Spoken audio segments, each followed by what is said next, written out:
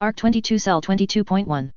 I remained where I was, hands folded on the back of my head, kneeling, while the PRT officers bellowed at me, almost incoherent, impossible to obey as they gave me contradictory orders. Down on the ground, stand up, throw any weapons to the side, do not touch anything. They were afraid to approach, too, apparently. Maybe word had gotten out about what happened to Arms Master when he'd gotten a hold of me at the fundraiser. They each stopped about 10 feet from me, forming a loose ring. I'd thought they might have hit me with one of their non-lethal weapons, but they didn't shoot. Maybe the audience was giving them second thoughts. Miss Militia broke the stalemate, such as it was. I could see her put one hand on Clockblocker's shoulder, giving him a gentle push. In his white costume, he advanced. He was inscribed with images of clocks in grey, some animated, little hands spinning at different speeds at his shoulder, the center of his chest, and the backs of his hands, places where the armor panels were broadest. He crossed the perimeter of guards, getting closer to me. When I didn't react, they seemed to take that as permission to move closer. The bellowing reached a crescendo, and one officer was apparently unhappy that I wasn't already lying prone on the ground. He planted a heavy boot between my shoulder blades, then thrust me into the ground. I only barely managed to turn my head to avoid cracking my chin on the floor, pulling my head back so I didn't smash it. I felt the air huff out of my chest, pain jolting through me. My chest wasn't large, was a ways from medium, even, but that didn't make it any better when it bore the brunt of the impact. The other guards were alternately herding the civilians out of the area or forming a wall to keep them from watching. Hey! Clockblocker said. That's enough. I got this. The shouting stopped. There was only the noise of the guards on the far ends of the room, giving orders to tourists and staff members, taking charge of the situation and escorting people out. I had to twist my head to look up at Clockblocker. For his part, he stared down at me, his expression hidden by the featureless white pain of his mask. This is a trick, he said. Yeah, I admitted. But not the way you're thinking. He didn't respond to that. Do you need me to take a different position? I asked. Once upon a time, I would have had something clever to say in response to that, he said, quiet. What? Never mind. Kneel, with your arms behind you. I moved slowly, so I wouldn't provoke any rash actions from the uniforms, climbing to my knees, then extending my arms behind me. He reached out and touched the top of my head. What felt like an instant later, my arms were weighed down. Clockblocker was behind me, his hand on the heavy metal restraints to keep them from slamming into my tailbone. Everyone else in the lobby had moved. The wards filled the area, along with the members of the Protectorate, new and old. Flechette was only a short distance away, while Miss Militia stood just beside Clockblocker. Even heroes that had presumably been on patrol were back, along with more PRT members than I'd counted in the building when I'd surrendered. Tag was there too, flanked by 2 PRT uniforms and one man who was wearing a suit, rather than a uniform. The deputy director. I'd lost control of my bugs while I'd been timed out. In many cases, it wasn't a problem. Still, I'd lost the ability to track most of those who were present, as mosquitoes, flies and ants went about their merry way. Stand, Miss Militia told me. I tried to stand, but found more restraints on my ankles. They were connected to the massive metal handcuffs I wore, which only made an awkward setup worse. Clockblocker, Miss Militia said. She reached under one of my arms. Clockblocker took her cue and did the same. Together, they hauled me to my feet. They stayed beside me, holding my arms, as they led me past all of the gathered heroes and PRT officers. All people I'd hurt, people I'd humiliated. I had no friends here. Director Tag was lighting up a cigarette, despite the prominent no-smoking signs nearby. As I passed, he gave me a hard stare, heavily lined eyes glaring beneath thick black eyebrows, his face otherwise expressionless. He pointed, and a PRT uniform joined our group. Miss Militia handed me off to Triumph, and he helped Clockblocker lead me through the corridor to the PRT elevator. The doors whisked shut, sealing the 4 of us inside. Damn, these handcuffs were uncomfortable. They had to be a design meant for the heavy hitters, for capes who could rend steel with their bare hands. Was it spite that made them use these cuffs? They weren't reading me my rights. Was there a reason? I might have asked, but I didn't want to show ignorance. Better to be confident, to act as if I knew exactly what was going on. Above us, Tag extinguished his cigarette, barely touched, fished in a nearby trash can for a soda can, and dropped the butt inside before disposing of it. I couldn't quite make out his words. Not enough bugs in position. Now. PRT. All of the capes mobilized, joining Tag and his immediate underlings in entering the stairwell. The PRT moved as well, but in a wholly different direction. They were taking defensive positions, leaders barking out orders. I couldn't be absolutely sure, given how little I knew about guns, but I was pretty sure the PRT was packing more in the way of lethal weapons than they had been on my last visit. The elevator stopped, so gently I might have missed it if my bugs didn't give me perspective on a larger scale. We stepped out into a brightly lit hallway. This is an E-type containment cell. Countermeasures include containment foam and these beauties, Triumph said. Beauties? He was pointing up. I followed the direction and looked. Spheres the size of beach balls, chrome, with small windows on the bottom. Familiar. Touch the door, make too much noise or use your power, and the room gets flooded with an electric charge, Triumph explained. Calculated so it's only a little less powerful than it'd need to be to do permanent damage. Push it any further and the room is flooded with containment foam. The same measures are packed into this whole hallway. Ah. They were the same devices that had been loaded into the drones that one of Dragon's suits had deployed. It's okay, I said. I don't plan on escaping. What are you planning? Clock Blocker asked. Don't engage her, Triumph said. He brought us to a stop by one metal door. There was a letter etched on the surface of the metal, a large E, and smaller codes and boxes beside it. M21, CC2, BAT4. He tapped his phone against the wall, and two sets of metal doors slid open. Very similar to the elevator. Same design? Thick walls, I noted. The walls that framed the door were 1.5 feet deep. It somehow made the small cell a little more claustrophobic. It was daunting as it was, 6 feet by 6 feet, with sheet metal laid out over the floor and walls, welded together where they joined, with openings cut in where necessary. There was a vent above me, pumping in a constant flow of fresh air, a little too cold, and another vent beneath the bed, blocked off by a grid of metal bars that extended between the bed and the floor. The bed itself featured a mattress no thicker than my hand, covered in plastic and laid out on an arrangement of metal strips that wove into one another. The toilet wasn't a toilet at all, but looked to be a urinal, horizontal and sunken into the ground, a shallow chrome basin with a drain and 3 thick buttons where it met the wall. On the opposite wall, a television was set into the wall, protected by a clear pane. I didn't see controls or anything resembling a remote. Above me, another one of those beach ball-sized orbs was embedded into the ceiling. Ominous. Everything was sealed and reinforced twice over. Everything but the vents, but they were too small to crawl through. Was this the kind of cell they put Lung in? With all the metal and the relatively meager amounts of cloth, I didn't imagine even his pyrokinesis would do much, unless he'd grown considerably. I turned around to look at my 3 escorts, and noted that Clock Blocker and Triumph had backed off. It was just the PRT uniform, now. I felt a moment's trepidation. Was this the point where the PRT officer beat me within an inch of my life, while everyone else turned a blind eye? Kit, and 1 bundle, the PRT told Clock Blocker. I was surprised to note that it was a woman's voice, behind the featureless helmet. The junior hero hurried off to the end of the hall opposite the elevator. She wrenched me around until my back was to her, then bent down to remove the leg restraints. Triumph stared at me, arms folded, while she did it, the threat implicit.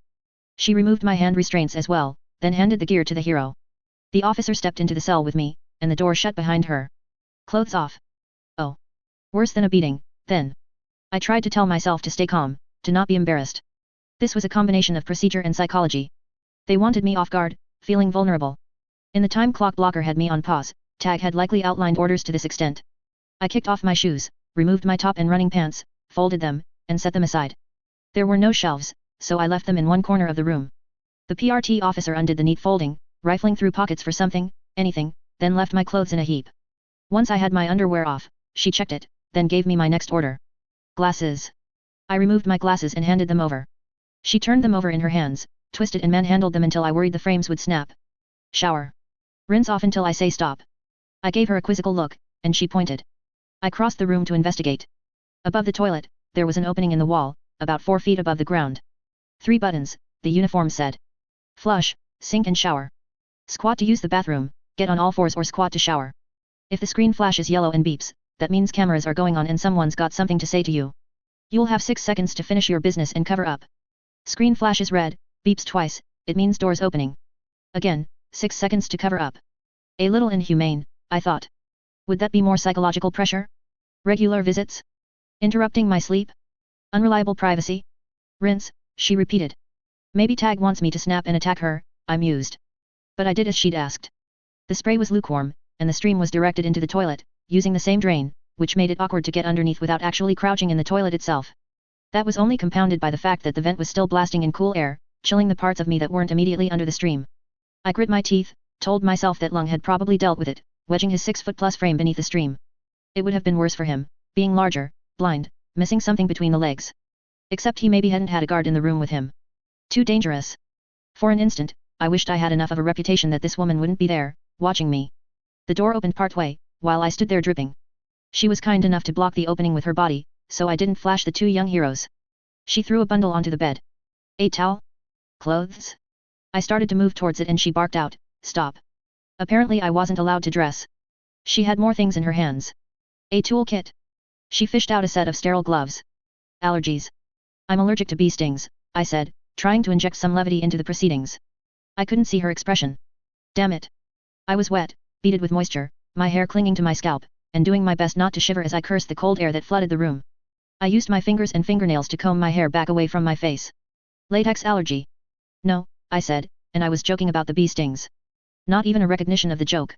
Are you on any medications? No. Birth control. No condoms, I thought.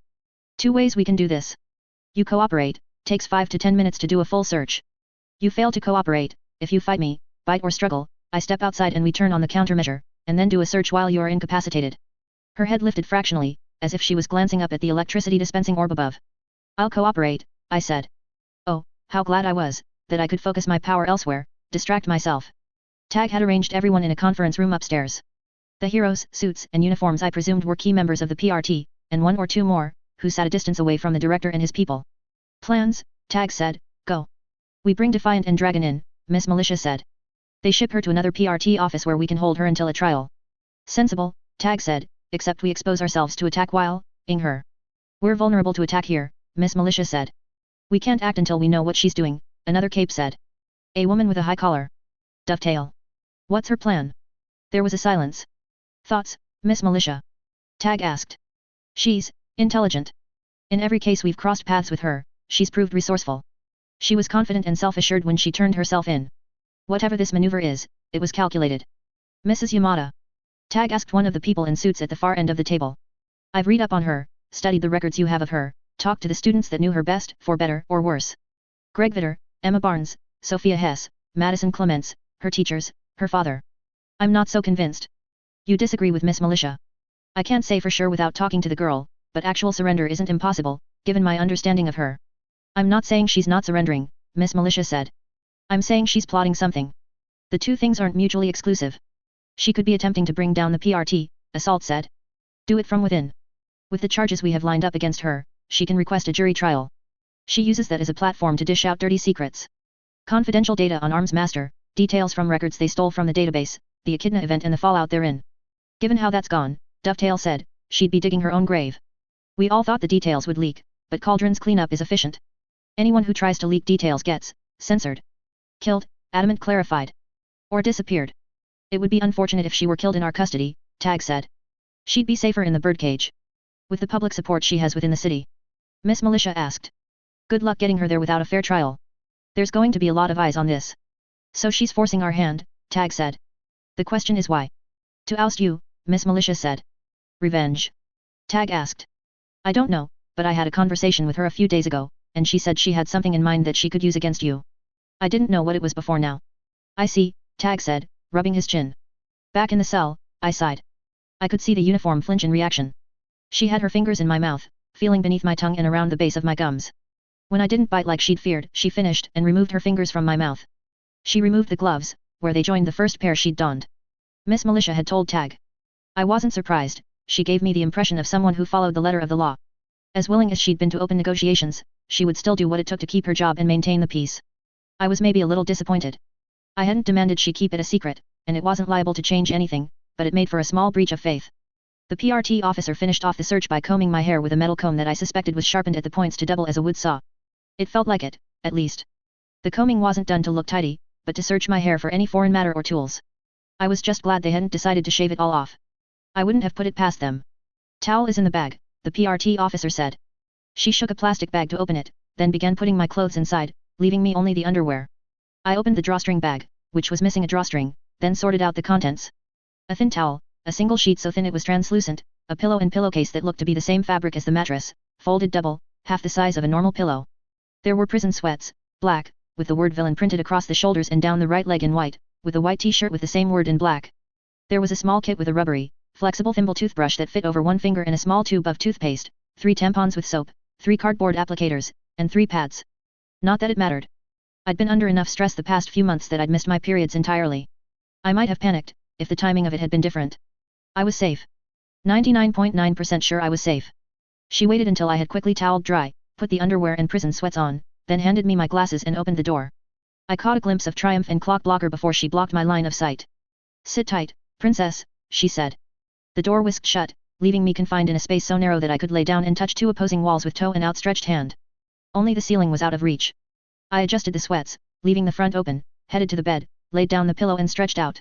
All good girl, Tag was saying. Is she here? On her way, the deputy director answered. Then I think it's time to settle on a game plan, the director said. I'm Skitter's target, or one of them. Sination. Coercion, Miss Militia said. I see. Her power extends to the remainder of this building, even now, am I right? Arthropodikinesis, arthropodavoyance, the deputy director said. She's on record as a Master 8, Thinker 1. The Thinker classification is key here, ex-director Piggott noted. Skitter can see through her bug's eyes. Can she lip read? Tag asked. No idea, the deputy director replied. I said it before, Miss Militia said. Her voice was a fraction quieter than before, but I couldn't read her tone with the bug's hearing. She's resourceful. I'd assume she took the time to learn, if it would expand her capabilities. Director Tag nodded slowly, then rubbed his chin again. The movement of his wrist against his armrest nearly killed the bug I had in between his dress shirt and jacket. Agreed.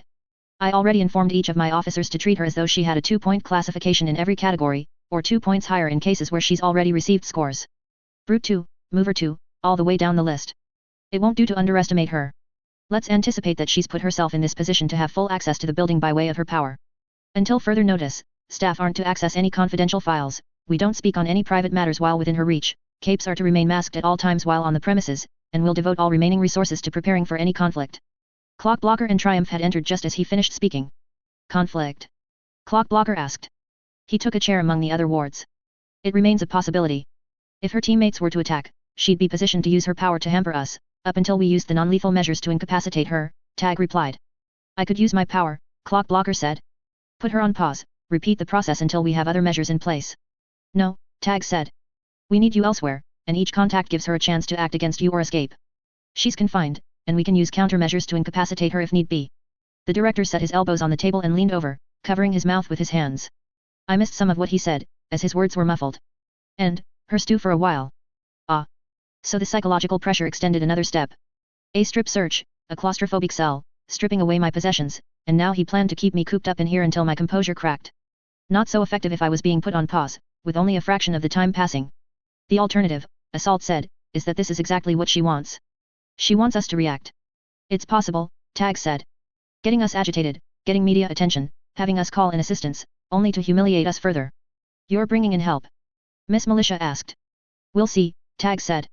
He touched his face as he spoke, and it muddled his words, in they, see to they. I recommended in dealing with her. It would be best if you didn't use your computer, with her, watching. No need. I remember what we discussed, Miss Militia said. I'll arrange it. Make any and all calls outside of her power's range. We will, Miss Militia said. If she's, fight a war over the city's heart, let's make the first move. We contact the media, control. They have access to, make sure the first thing the public hears is our side. Make sure we make some mention of Accord, and Hellhound's penchant for chewing up people who trespass on her territory. I'll see to it, the deputy director said. Odd, to be so utterly helpless while I watched my enemies maneuver against me. I wouldn't use my power here. I couldn't talk to them, or request anything. I shifted position, and the metal bands squeaked. I couldn't find a position to lie down, and wound up sitting. I toweled my hair ineffectually in an attempt to get it dry. An officer, out of uniform, appeared at the door to the conference room. Media already has the story. Vickery, with Channel 12. He's asking us for final comments before the story goes live. Is he on the phone right now? Yes sir. Tag stood, tell him I'll talk to him when I'm done here, and I'll make any wait worth his while. Yes sir. As the uniform left, Tag remained standing at the end of the table. Anticipate confrontation, but don't seek it out. Whatever they have planned, they'll want to rescue her. We can seal off the stairwell access with containment foam, Kidwin spoke up. Seize the elevator, to prevent access to the cells. If there's an attack, we shut down the elevator. In the worst case scenario, they can't get her out before reinforcements arrive from other cities. You can do it fast? Tag asked. Very, Kidwin said. See to it. Where do things stand with the defense system against the bugs? Not done, but I could wrap it up soonish with Seer's help, maybe. Seer? You'll cooperate? Yes, Seer replied. Of course. Then it's settled. Everyone else, double the number of patrols, form pairs at a bare minimum, focus on recon more than fighting. Track the undersiders, meet with contacts. Consider this a mid to high priority situation, keep that in mind if you've any favors to call in and you're weighing whether you should. Miss Militia? Ready the measures we discussed, and use the wards. We don't want them in a direct confrontation, and they can fend for themselves if ambushed. Yes sir. With that, the meeting was broken up. Tag headed to his office, the wards moved to the elevator to head down to their headquarters, below the cell that held me, and the protectorate headed out on patrols. My power's range was about 5 blocks. It should have been larger, going by the running theory that feeling trapped extended my reach, but I was in here by my own device. I couldn't necessarily force it. 5 blocks felt oppressively small, in the grand scheme of things. I was in a 6-foot by 6-foot cell with thick walls, nothing to read, no television to watch, and only dull metal and chrome to look at. The vague blur of my reflection in the walls was only a dark shadow, the occasional gleam of light of my glasses. Around me, the PRT office buzzed like an anthill I'd kicked. People were heading here and there on tasks and missions, reacting, preparing, anticipating some form of attack. The higher-ranking members of the PRT made calls to contacts, prepared, and set security measures in place. PRT uniforms got geared up, off-duty teams were called in and prepared, organized in defensive lines around the building. Miss Militia, for her part, sent Flechette on an errand, instructing her to make a phone call and return as soon as possible, and then started organizing the wards. I set bugs on the minute and hour hands of a clock. It was both a curse and a blessing, because it made me acutely aware of how slowly time was passing. Things are going crazy, Crucible said. This is big, Clock Blocker said. I'm just saying, you'd think things get calmer when the Kingpin Queenpin. Crime Lord, Clock Blocker said, it's easier. When the crime lord of the city turns themselves in. Vista spun around in her chair to face Crucible. She's probably planning something like getting put in jail, then breaking out and showing us there's no point in trying to catch her, because we can't keep her. And she'll do it with teeny-weeny bugs, make Tag look bad, maybe get him fired. Fits, Clock Blocker mused. But she can't know she'll escape. What if we did have Dragon and Defiant move her halfway across the country?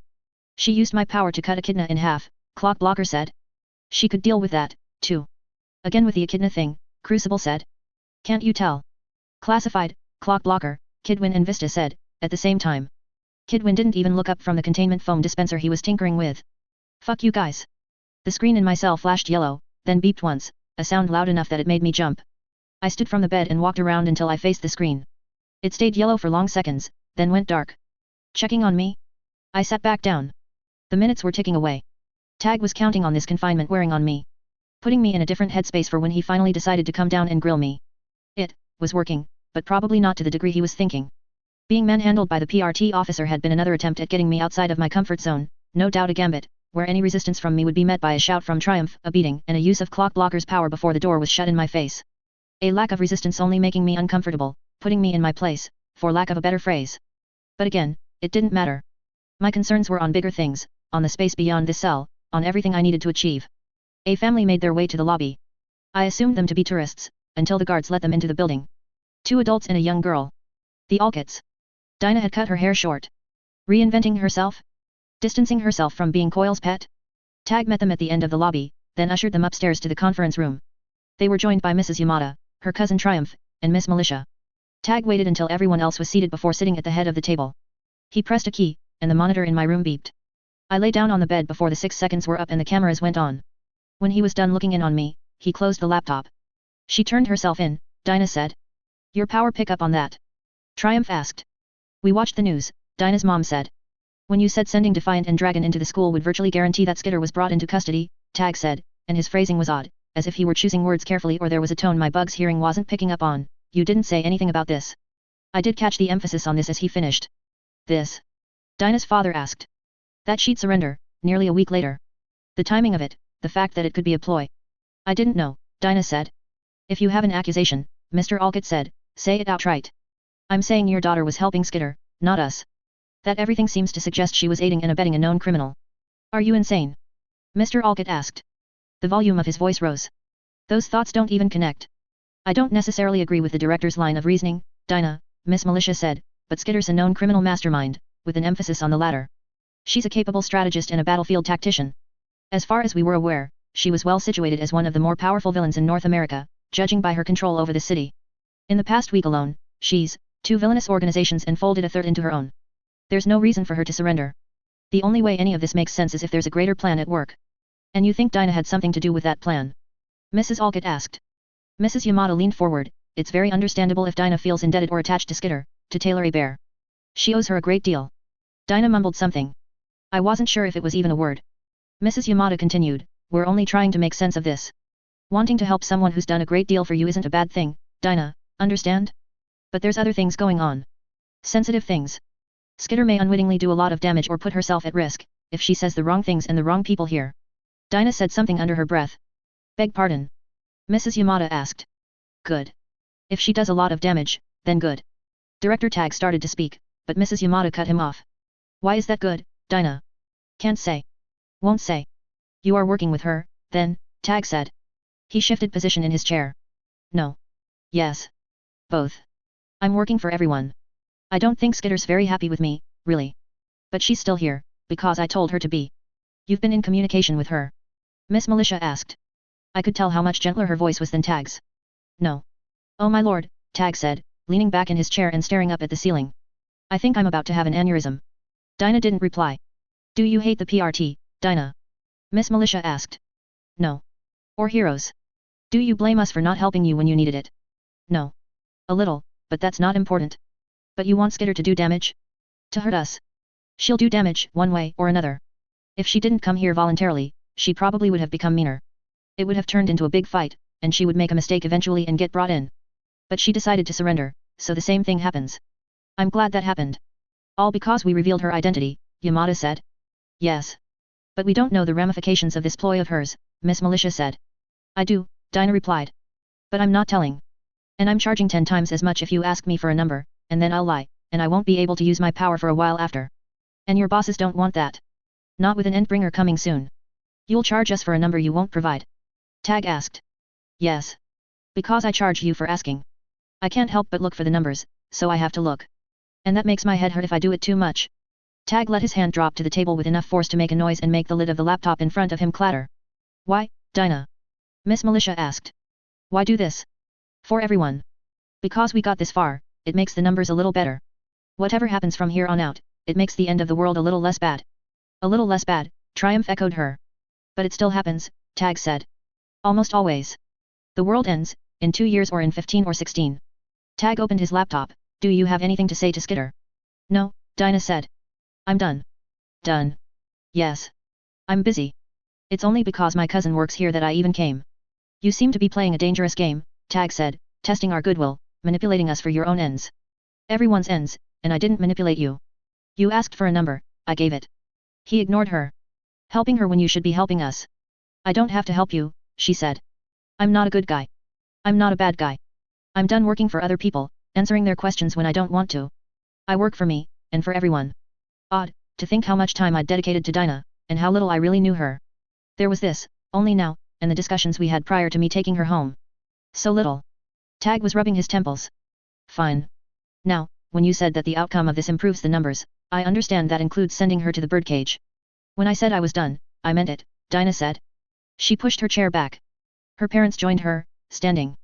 You want more answers, get in contact with my dad, he'll let you know my rates. They change every day. Not a wise business decision for a rogue starting out, Tag said, without rising from his chair. Offending an organization like the PRT, a young lady like you mouthing off. We could cooperate, instead. He was threatening her? I clenched a fist. Dinah looked back at him. I don't think you have any conception how valuable my answers are. I could answer one question a week for people in Asia and I'd be set for life. I don't care if I offend you. And you don't care about your savior, locked away in that cell? Tag asked. Dinah stopped in her tracks. Are you threatening Taylor? I don't know, the director said. You said she'll do damage in some form. Maybe we need to stop that from happening. And you said that no matter what happens, the outcome's more in our favor than it was before she surrendered. Why? Is it that important to remove her from Brockton Bay? To unseat her from her throne? I'm not answering any more questions. You'll answer what I ask you to answer, Tag said, because we need to go into this with our eyes open. We can't have Skitter damage us. Director, Mrs. Yamada said, this isn't constructive. The last thing she wants. The last thing I want is another arrogant dick face telling me what to do, Dinah said. You want answers, Director? Fine.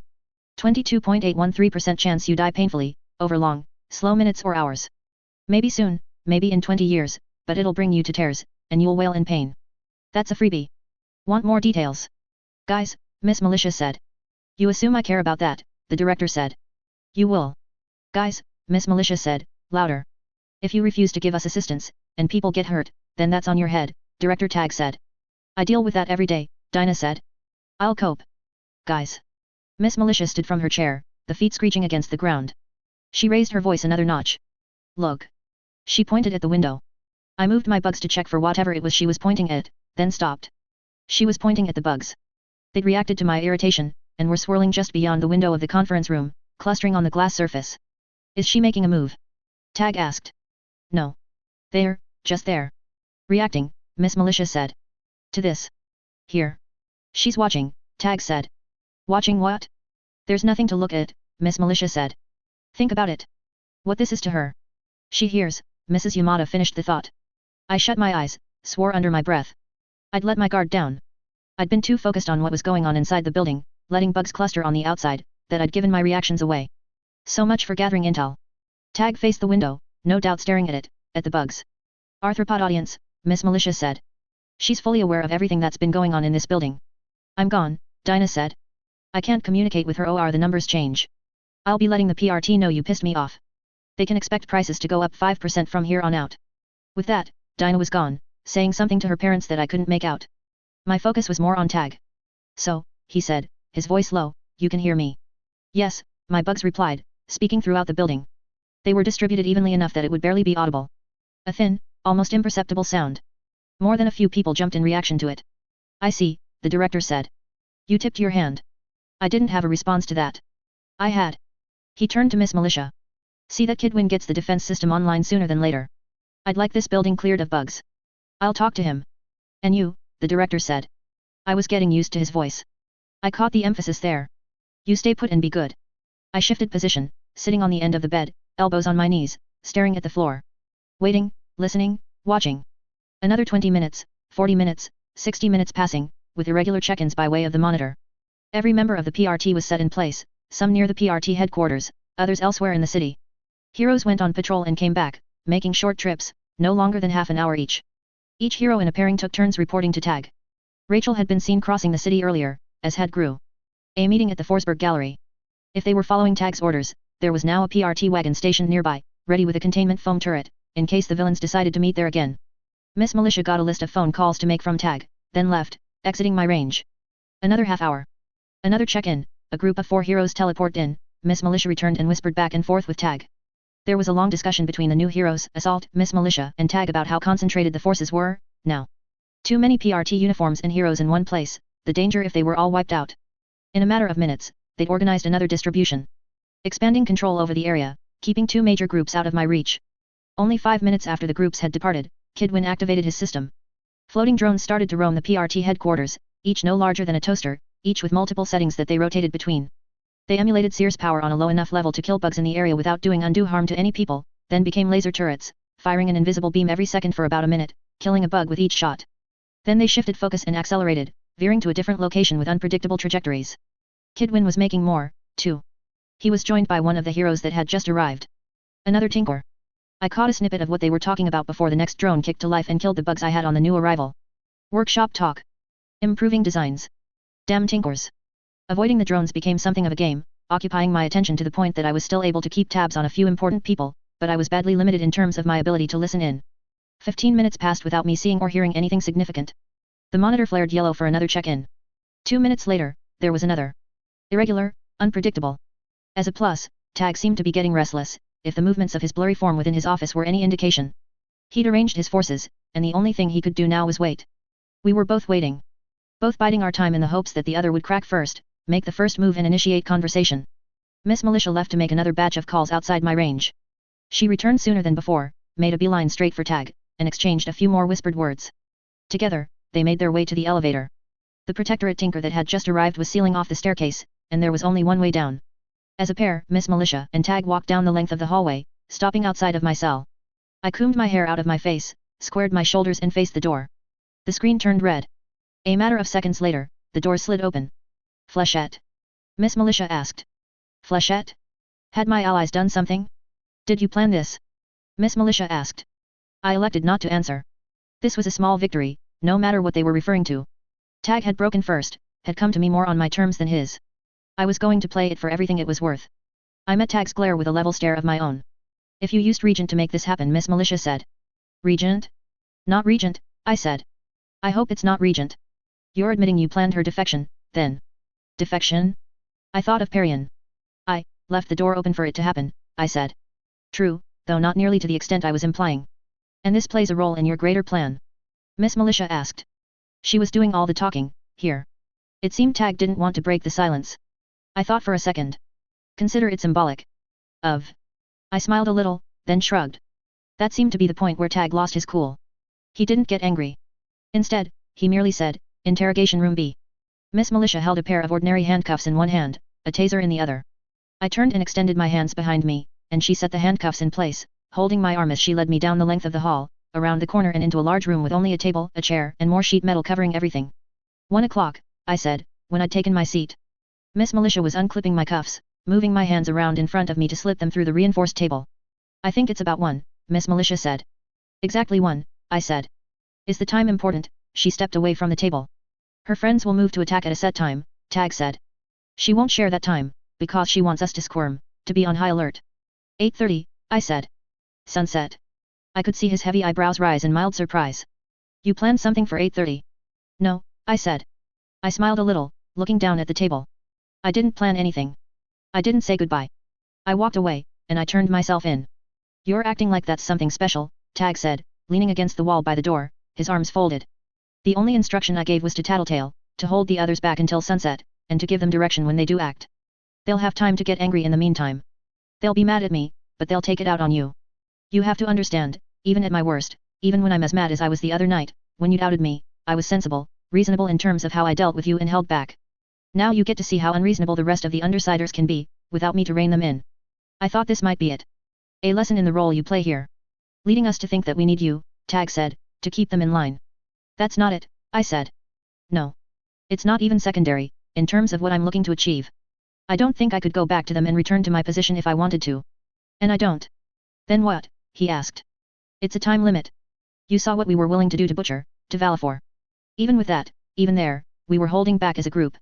Trust me when I say that I know my friends. If you stand between them and me, if you hurt me, they're going to go thermonuclear on you. On the PRT as a whole. Tattletale will make sure of it. She'll keep them on target, guide them, and maximize the damage. She'll do most of the damage. You said you weren't going to do any harm to the PRT, Miss Militia said. If things go that way, I said, it's because the PRT is hurting the PRT. Which wouldn't be an isolated incident. Cute, Tag said. I met his eyes. I'm just saying. It's really up to you guys. Send me to the birdcage, you lose everything. Things get ugly for the PRT at a critical point in time. I suffer, the Undersiders suffer, you suffer, the world suffers. I stopped, watching him for any sign of doubt, for a waver in his eyes, for a change in his expression or posture. His poker face was good. Miss Militia shifted position, but didn't speak. Or? Tag finally asked. Or you let me call my lawyer, and then you hear my demands, I said. Demands, he growled the word. Demands. I have several conditions you guys will have to meet before I capitulate. I'll bow my head, appear in public, plea bargain, do whatever you want. You get me, wholesale, no contest, and no complications. The PRT gets a victory at a point in time when, like I said, it's most vulnerable. I studied his expression, then looked at Miss Militia. It's your choice. You won't like my demands. They call for big changes. But the alternative is an all-out war. I think Miss Militia will agree with me here, if the PRT doesn't hear me out, it deserves what it gets. Cell 22.2. Miss Militia handed me a phone and uncuffed one hand from the table. I dialed the number I'd memorized and waited while she and Director Tag watched. Mr. Kaye, Esquire, the voice on the other line said. He sounded distracted, and the voice was slightly muffled. I could hear noise in the background, voices. It's time, I said. I'm at the PRT headquarters, second basement floor. Ms. Hebert. Excellent. I was just telling myself that I'd almost run out of things to see in your city, here, and was about to let myself start being concerned for your welfare if it got much later. I'm in your territory as we speak. My territory. Getting a sense of who you are as a person and a personality. There's a number of people here who are very concerned for your welfare. They don't quite believe me when I say I'm looking out for your interests. Okay, I said. Big guy? Beard. A young lady, dark-haired. I thought for a second. Tell her fly in a paper box. He didn't cover the mouthpiece of his phone as he spoke the phrase. There was a pause, then Mr. Kaye spoke into the phone once again, that did it. I don't really care, I thought. I just didn't want him getting in any trouble. How soon can you be here? A 5-minute drive. It's not a 5-minute drive from there to here. I'm a fast driver. No need to worry, but, maybe don't mention it to the law enforcement officials that are looking over your shoulder. Do you have any preferences for donuts? Coffee. There was a murmur on the other end. Someone's telling me you want tea, he asked. Just get here, I was about to say, then I reconsidered. I knew where he was, and I was tempted at the thought. Besides, I knew Tag was watching me. A BLT on toasted white and a sugar donut. And tea. They don't sell any tea here, but I'm sure we can contrive to get you some in a timely manner. I trust you haven't said anything to the glowering heroes. No. Excellent. Keep your mouth shut, now. I'll be there in 6. With that said, he hung up. A sandwich, donuts, and tea, Tag said. He had his arms folded. I smiled a little, but I didn't reply. Very casual, he mused. He took the phone, gripped my wrist in his hand and set the handcuff back into place. I shifted position, and the movement raked the chain of my cuffs against the ring that held them fixed to the table. It was hard to get comfortable. The table and chairs were bolted to the floor, and my hands were held in front of me. I got the impression the setup was meant for villains just a touch taller than I was. I couldn't quite lean against the chair back without the cuffs cutting into my wrists. I'm trying to figure you out, Tag said. I ignored him. My aims aren't very high. I'm not a psychologist, like Mrs. Yamada. I'm not experienced in the ins and outs of the traumas you capes go through or the damage that shit causes.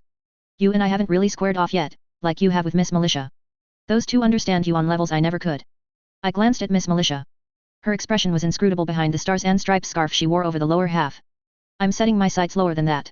I'm trying to figure out if you really think you have the upper hand, here, if you're arrogant enough to expect everything will go your way. Tag paused, studying me, as if looking for a response. Or if you intend to martyr yourself. Is that the idea? You go to the birdcage, but you make some demands first. I would have put my head on the table and tried to close my eyes for a minute, but the setup wasn't very accommodating. I didn't want to try to then realize I couldn't get comfortable. Maybe you don't really get what the birdcage is. See, I hate it. I was in Lausanne in 2002 through 03. Fought a whole mess of ugly people that couldn't be reasoned with, people who were hopeless, in the grand scheme of it. Victims, as much as anyone else. I found myself listening, despite myself. We shot them, the people who heard too much of the Simurgus song, who weren't just walking disaster areas, but who'd listened long enough that they lost something. Men, women, and children missing that moral center that people like Miss Militia and I have. Hell, even you've got morals. They didn't. I'm sure you heard about it, you're not that young. Suicide bombers, dirty bombs. Terrorism, if you will. 11-year-olds and old men making their way to Amsterdam or London and opening fire in a crowded area. Just like that. Tag slammed his hand down on the metal table, coinciding with that. I jumped a little, despite myself. He's just trying to rattle me. Once we realized what was happening, we had to act, contain the damage. Contain families. Had to act against people who went home from a day of trying to kill the rest of us and cooked a nice dinner, oblivious to just how fucked they were in the head. People who were otherwise good, who got warped on a fundamental level, left open to the preaching and the incitement of their angrier neighbors. 2 years of fighting before we got the word down from on high, that they couldn't rehabilitate the ones they'd captured, the ones who'd listened too long. The poor assholes would play nice until they saw an opportunity, then they'd take it, do as much damage as they could. 2 years fighting good people who'd been convinced they had to throw their lives away fighting an enemy that didn't exist. So we closed the perimeter, bombed them out, herded them and gunned them down. I glanced up, briefly meeting his eyes. The lines around them seemed just a little deeper. I wasn't sure if it was emotion, memories coming to the surface, or if it was just the lighting in this interrogation room. Which takes me back to my original point, Tag said. The birdcage. I hate it. Hate what it stands for, the affront to our freedoms. The farce of it. You know what that word means, little girl? Farce. I almost took the bait and responded, bit my tongue instead. Guess not. And Miss Militia said you were smart. When it comes to the monsters and the menaces who are more trouble than they're worth, I wish with all my heart that we had another option. Look me in the eyes, now. I want you to see I mean what I say. I met his eyes. I'd rather do what we did in Lausanne than use the birdcage. End result's the same. You're gone from this world. It's more merciful, understand? If it was legal, if I got the okay from on high, I'd make you kneel in the center of this very room and end you with one well-placed bullet. Better than you getting in a van and getting disappeared, dropped into a pit that some of the scariest, meanest capes around haven't figured out how to escape, a literal hell on earth. Disappeared. But as much as I hate the birdcage, I'll gladly use it if it gets menaces like you off the streets and out of the way of civilized Americans who are trying to live their lives. And my bosses know that. They know I'm just as stubborn as the worst of them, because I fought bastards like the sad souls in Lausanne, who didn't even know how to yield, and I outlasted them. I wasn't sure I could have responded if I'd been willing to open my mouth. I want you to think on that. As much as you see me as an asshole, maybe you look down on me because you think you're smarter than I am, but you think about what it means that I'd sooner shoot a misguided 16-year-old girl than send her to that place, and I'd sooner send you there than let you go free to keep perverting the system. My lawyer's here, I said. I could sense him, striding through the lobby to talk to a receptionist at the front desk. Mr. Kaye. He's upstairs. Someone will show him the way down here, Tag said. You and I, we can keep chatting here. I shut my mouth, frowning. Miss Militia wasn't acting, wasn't saying a thing. I wonder if you realize what you've really done. Pulling the shit you have in this city. Forget the PRT, forget me and the people I work for. Let's talk about the grander perspective. The precedent this shit sets. You know there's already been others who tried to do what you're doing. Take over. People have been trying to take over for a long time, I thought, but I didn't say it aloud. People are getting hurt, hurting others, trying to follow in your footsteps. You're a fucking pioneer, aren't you? Do you get that? That part of what we're doing, here, is not just stopping you, dealing with you undersiders, whatever your excuses might be. It's the effects that reach across this entire country. The world. I didn't reply. My focus was on Mr. Kaye, who was making his way downstairs in the elevator, accompanied by the same PRT soldier who had taken me to my cell. What's the name of the fellow who tried to take over that town in Alaska just a few days ago? You remember, Miss Militia. Heimel. Himmel. How many did his people kill? 3. 3 dead, Tag said. He pulled a chair away from the table, set one foot on it, so he was looming over me. Mr. Kaye appeared in the doorway. I'd looked him up prior to first contacting him, and I'd seen his photos online. I was caught off guard, nonetheless, on two very different fronts. Good afternoon, he said, putting his briefcase down before extending a hand to Miss Militia, smiling in a way that showed off his very white teeth. I'd assumed that his prim appearance in the pictures had been because he'd been anticipating having his photos taken, or because he'd been appearing in public. His black hair hadn't just been cut, it had been styled, his eyebrows shaped. He had long eyelashes, I noted, and a small cleft in his chin. He was an exceptionally handsome Latino guy, in a light grey suit with a white vest beneath, and a red tie. He had a folder and a paper bag under one arm, in addition to the briefcase he'd put down. His immaculate appearance was the first thing that caught me off guard, and it set a stark contrast with the corner of one nostril and one of his cheekbones, where, apparently, one of his clients had done some damage. It was a cut, but puckered around the edges where it had been burned, either with fire or some kind of acid. He extended a hand to the director, who glowered but shook it. He flashed another white smile at Tag. Quinn Kaye, I know who you are, Tag replied. Excellent. That should make the rest of this easier. I'd like some time alone with my client. I already have the bulk of the paperwork, but if you could give me anything that came up in the last short while, I'd appreciate it. I'll see what we have, Miss Militia said. She and Tag turned to leave.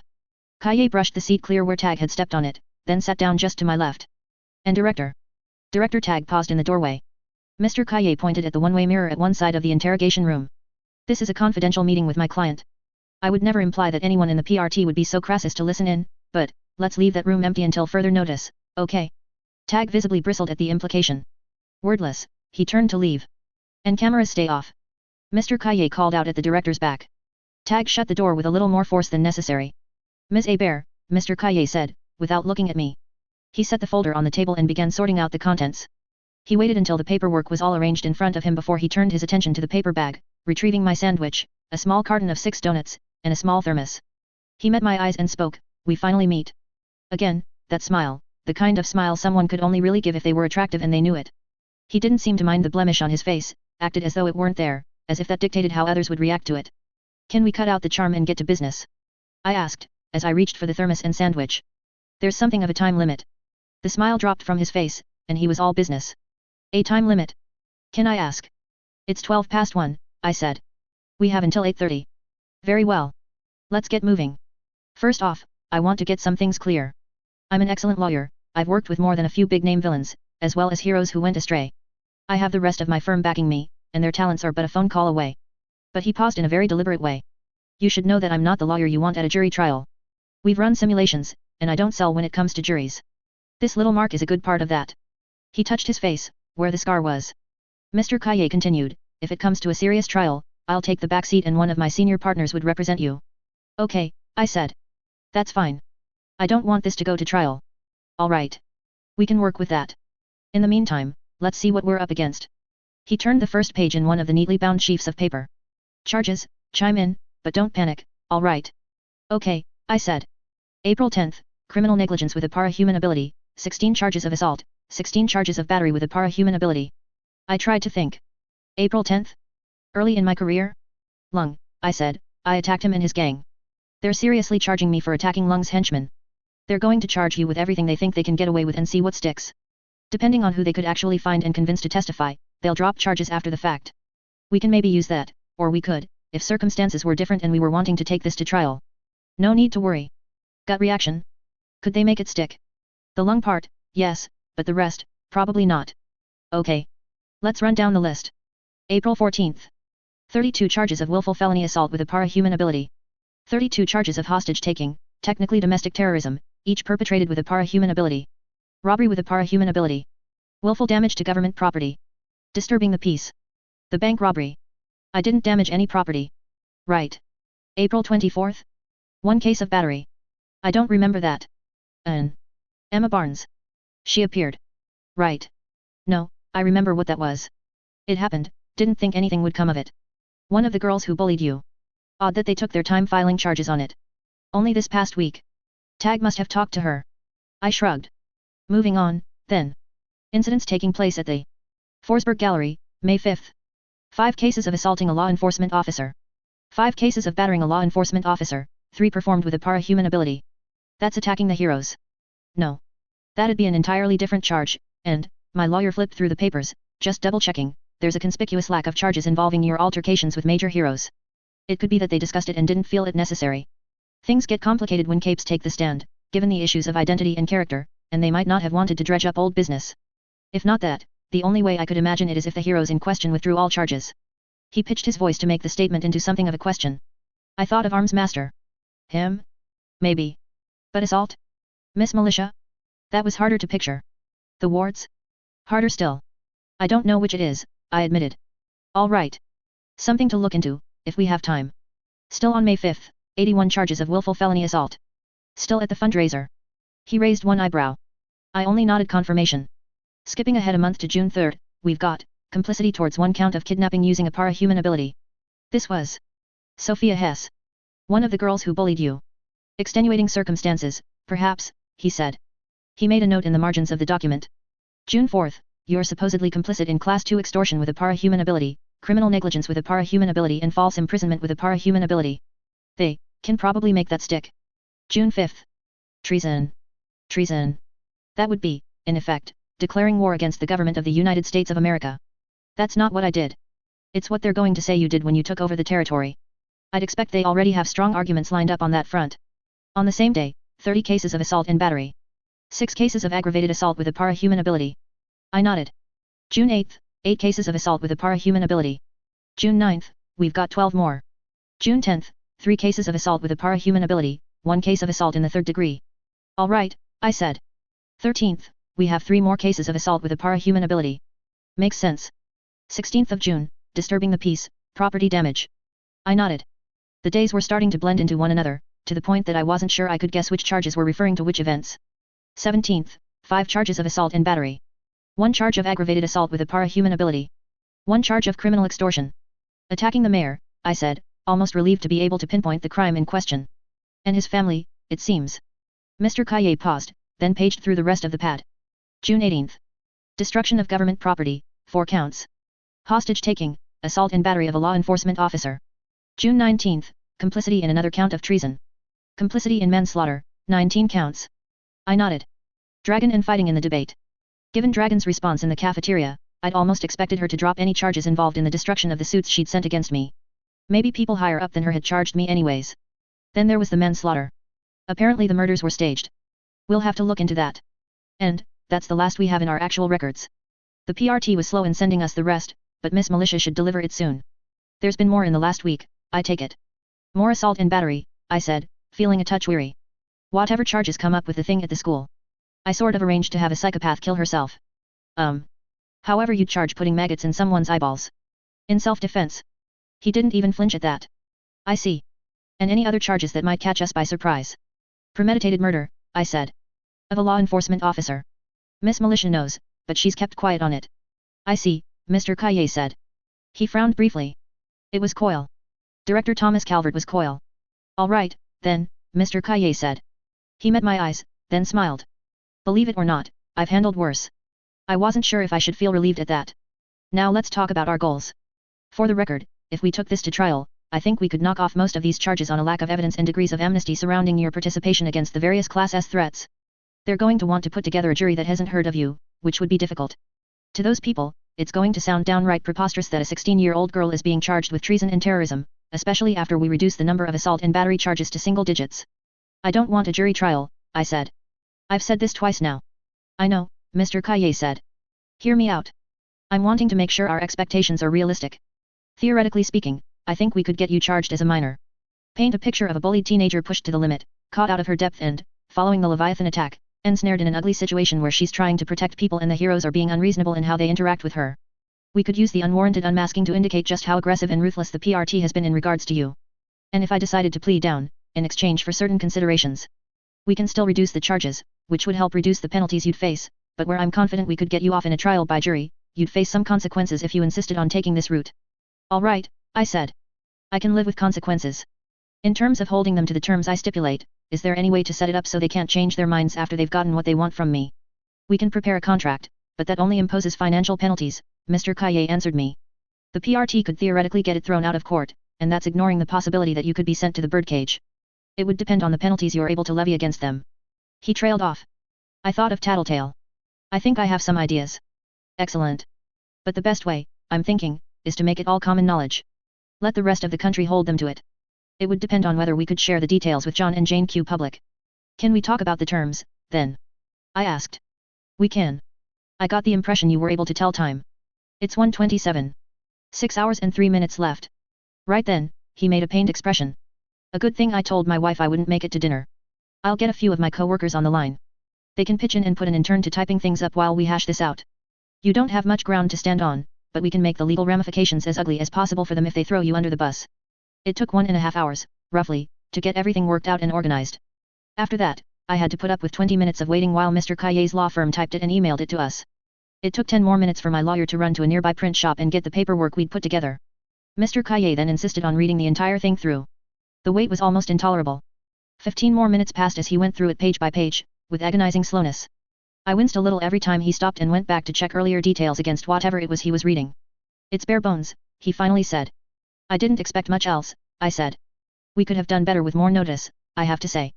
Too many variables to lay anything out ahead of time, I said. Very well. Let's bring them in. More minutes ticked away as we waited for the others to arrive. Director Tag, the Deputy Director, Miss Militia, Clock Blocker, and Mrs. Yamada, they were gathering in force. Tag took a seat opposite us, Miss Militia to his left, his second in command to his right. Let's hear it, he said. Mr. Kaye stood, then walked around the table, handing each person present a copy of the document. I was the only one who didn't have one in front of me. My client, Taylor A. Bear, is offering official surrender to the PRT, for a select handful of crimes. This surrender and an admission of guilt would be televised locally, nationally, and possibly internationally, dependent on which outlets were prepared to cooperate. In exchange, my client, Taylor A. Bear, known by the alias Skitter, requests some concessions from the Protectorate, PRT, and wards. Televised? Tag asked. It serves as insurance for my client, and it serves to signal the undersiders to stand down, should they be considering any sort of aggression for the capture of their leader and friend. Right, Tag said. Let's pretend she didn't plan for that. Go on. To begin with, the remaining members of the undersiders will be given leniency for past crimes. With the understanding that the undersiders are serving to police the city's underworld where the Protectorate is unable, the group would cease to be the target of any aggression or harassment on the part of the PRT, Protectorate, or wards. This fact would not be disclosed to the public, but would serve as a truce to allow both sides to carry out their respective duties in the service of Brockton Bay. You're kidding me, Clock Blocker said. You want us to play nice, Tag said. I watched Miss Militia. We'd already discussed this point. I'd gauged her response. Now I was putting it out there in simple, clear terms, making it official. I couldn't be sure if she'd hold to her word or if it would collapse under the bureaucracy. I'd tested her once, and she'd informed Tag of what I was planning.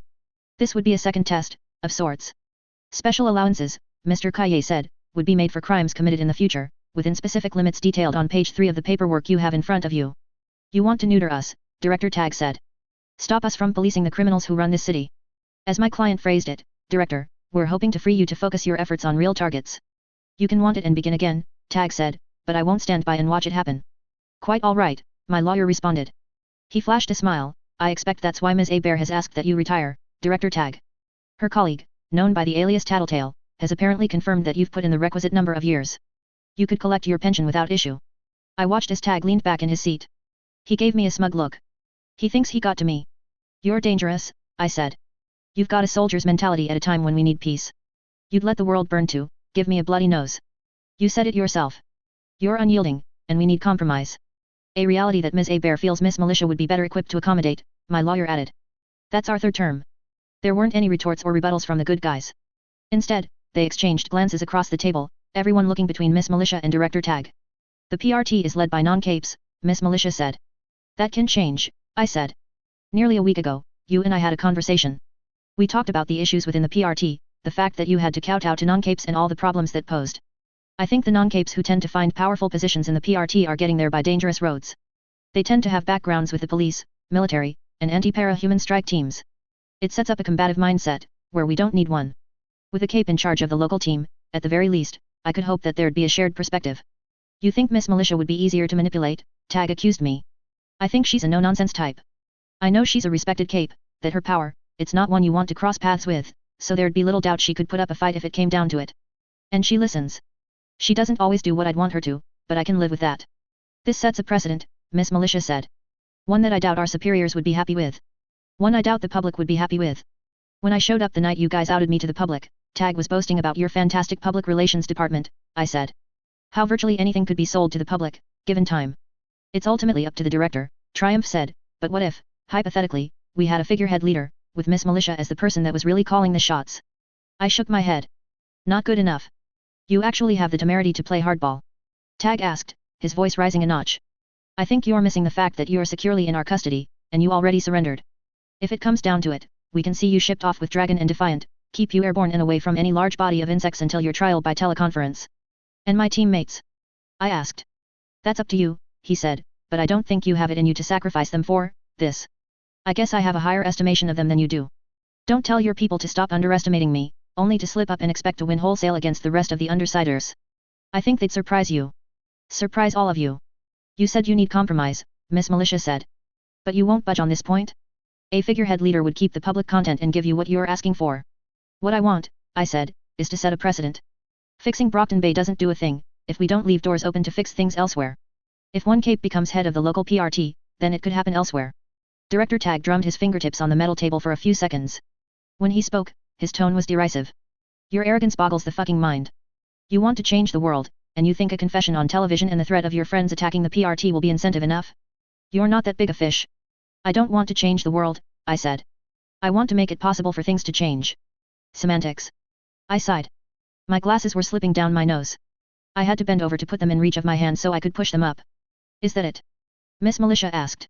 One more thing, Mr. Kaye said. My client has a request. All eyes turned to me. I straightened. I recognize that I'm asking for some big things. I'm hoping that the scale of some of what I'm asking for is tempered by the fact that this is all constructive. It puts us in a better place and leaves us prepared to face down the real threats, the impending apocalypse, the endbringers, the forces who'd want to move into the city and abuse the portal. I'm going to ask for one more thing in that vein. Don't send me to the birdcage. Don't send me to juvie, or hang me for treason. It's not constructive. What would you have us do? Mrs. Yamada spoke up. Use me. I get that it wouldn't work, having me join the wards. Too much baggage. But, the end of the world hinges on Jack / doing something within the next 2 years. You absolved Arms Master of his crimes and sent him out to hunt them down. Do the same with me. I can cover a lot of ground in a search, I have experience fighting them, and if you needed it, nobody would even have to know I was doing it. I'd be one more body on the ground, relatively discreet, and maybe that gives us all a slightly better chance of keeping Dinah's prediction from coming to pass. I wasn't even done talking when I saw the looks, felt a sinking in my gut as the various people in charge exchanged glances. Tag smiled a little. Miss Militia looked concerned. The only person who looked as confused as I felt was Clock Blocker. What? I asked. Your intel is out of date, Tag said. His heavily lined eyes were staring at me, studying me. What? I asked. You already stopped them. No, he said, and the word was a growl. He didn't elaborate further. Taylor, Miss Militia rescued me. Do you know where the Slaughterhouse 9 went after leaving Brockton Bay? A series of small towns, then Boston, I said. Yes, she said. And they struck one target after Boston. Toy Box. I remembered seeing the name on Tattletale's bulletin board. Who or where is Toy Box? What's Toy Box, you mean, the director said. What's Toy Box? I asked. May I? Miss Militia asked Tag. He gave her a curt nod, and she took hold of the laptop in front of him. It took her a few moments to log in and open the page. She unplugged the cord from the laptop and handed it to Mrs. Yamada, who handed it to my lawyer. He set it so we could both see it. Mr. Kaye clicked the touchpad to page through the various images and documents. Toy Box is a black market organization, Miss Militia said. Tinkers who operate solo find life rather difficult, due to a lack of resources and the fact that gangs and government organizations are very, very persistent when it comes to recruiting them. Faced with the prospect of spending their lives on the run, trying to avoid being forcibly recruited into one organization or another, most turn to the protectorate or the wards. For those few who don't, Toy Box was a refuge of sorts. Tinkers would join, share technology, stay in the enclave as long as they needed to build up a reputation and whatever tools they needed, they would share 33% of any proceeds with the rest of the group, helping to keep others afloat. Toy Box sustained itself with barter, by moving frequently, operating between the scope of heroes and villains, and by selling less than legal goods to criminal groups. I could see the images, grainy black and white photos of various tinkers huddled together, or standing behind tables loaded down with ray guns and the like. There was a chronology of sorts, to the point that I could see the group evolve, some leaving as others joined, the enclave shifting from a group as small as 4 members to as many as 15. The Slaughterhouse 9 attacked them at the end of June, Miss Militia said. In doing so, they appropriated all of the Tinker technology and all of the Tinkers that were staying with the group. See page 36 and on. Mr. Kaye paged forward until the images showed up. Pyrotechnical. A Tinker focusing on flame manipulation, special effects, guns. Cranial. A Tinker specializing in neurology. Brain scans, draining thoughts, recording thoughts. Big rig. A Tinker who built drones that built things in turn, particularly buildings. Bobble. A girl who specialized in glassworking and glassworking tools, including tools that could turn inorganic matter into glass. Dodge. A boy, 12, who made access devices for pocket dimensions. Toy soldier. A power suit user with a suit the size of a small building. Glossé. A tinker specializing in cryogenics and stasis. The 9 have access to all of their work. I felt an inarticulate feeling of horror creep over me. I couldn't imagine anything particular, but anything that enhanced the capabilities and options that Slaughterhouse 9 had at their disposal. And access to the work of Blasto, a cloning specialist they assaulted and kidnapped in Boston, Miss Militia said. I sat back and the chain of my cuffs went taut, my arms stretched out in front of me. This doesn't change things. If anything, you need all of the help you can get. This is serious. It's complicated, Miss Militia said. Seems pretty damn simple, I said. No, she said, shaking her head. Because they're gone. They stopped. I shut my mouth, staring. The Slaughterhouse 9 attacked Toybox, taking the group's devices for themselves, and they disappeared. We suspect they used Dodge's devices to exit into a pocket dimension, and by the time we'd found a way to follow, they'd exited elsewhere. They're dimension hopping. Dodge's devices only exit from Bet to pocket worlds he creates with his devices, back to Bet. We believe they exited somewhere on Bet, possibly in another state, then used another device to hide. Which would be where they are now. Without knowing where they entered that particular pocket, we can't hope to find them, Miss Militia said. We know their patterns. They tend to cut a swathe of destruction across North America, and it's rare for even a handful of days to pass without them taking any action at all. Between the PRT's past experience with the group, our thinkers, and the fact that they haven't made an appearance in nearly 10 days, we believe we've worked out what they're doing. I stared at the laptop. It was still on the last page. Glossé. Cryogenics, I said. Stasis, Miss Militia agreed. The pressure grew too intense, with Defiant and Dragon's pursuit, they weren't recovering from losses fast enough. They've gone into hiding, and we think they plan to wait. Wait, I thought. How long? Clock Blocker asked. We can't know for sure, Miss Militia replied. But if they've put themselves in a cryogenic sleep, they could wake and resume their normal activities days, weeks, months, or years from now. Depending on the resources they have available, they might well emerge with clones of their current members at their side. Tattletale should have told me, I thought, even as I knew why she hadn't. Her power had been out of commission. She'd been out of commission. We'd known the 9 attacked the toy box, but we'd missed what that meant in the grand scheme of things. Through a combination of Tattletale's ailment and 100 other small distractions, we'd missed out on the reason Defiant and Dragon had been able to abandon their hunt for the 9 and visit Arcadia. Does Jack know? I asked. I mean, I know he knows he's supposed to end the world, but does he know he sets it in motion within 2 years? Miss Militia shook her head. We don't think so. Which means that, unless there's something specific they want to wake up for, we can't even begin to guess when he'll have his team wake up. Silence hung in the air for long seconds. Now you know. These are your demands. Tag spoke up. We'll need to discuss things and revise our terms with this new information in mind, Mr. Kaye said, glancing at me. I nodded once. Better do some heavy revision, Director Tag said. And do it fast, because it's not that long until sundown, and I won't be accepting any of your terms as they stand. You said it yourself, nobody wants this fight. I frowned, watching each of them making their way out of the interrogation room. Tag joined Miss Militia's side, and I couldn't help but notice the way she adopted a guarded position, folding her arms as he approached. It gave me a flicker of hope. Until the bugs I'd planted inside the fold of Tag's collar caught a fragment of something he was saying. Her father. Cell 22.3. The door slammed shut as the last of the heroes departed. They joined the PRT uniforms and wards who had gathered just in front of the elevator, leaving me and my lawyer to talk in private. It should have been quieter, but things got more disruptive. The moment the door was shut, a handful of seconds passed, and then everyone started talking. Mr. Kaye saying something to me, Director Tag talking to his deputy and Miss Militia, Clock Blocker talking with his teammates. This is more or less what we expected, Mr. Kaye was saying. Call him. And let me know when he arrives. Director Tag, talking about my dad. She wanted to defect, Clock Blocker told the waiting wards. Join Defiant and Dragon, go hunt the Slaughterhouse 9. You created pressure with the deadline, he's trying to turn it around on you, Mr. Kaye said. I know he's trying to turn it around on me, I said.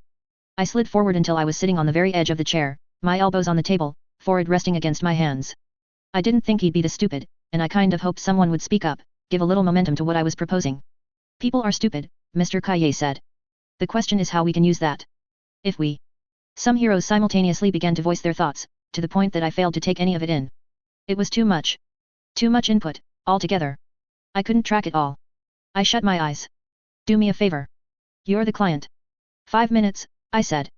5 minutes to think, with some quiet. Would pen scratches bother you? I shook my head. Mr. Kaye didn't reply to that. Instead, he started writing on a pad of yellow, lined paper, apparently unconcerned that I'd just brushed him off. A hot button for her, Mrs. Yamato was telling the director. It's a pattern, with the timeline we established. Something happens to her father, and she escalates. Yes, the director replied. But let's not talk about that here. Not while she could be listening. We give Kidwin's drones a chance to check us over before talking about any of that. Hunting the slaughterhouse 9.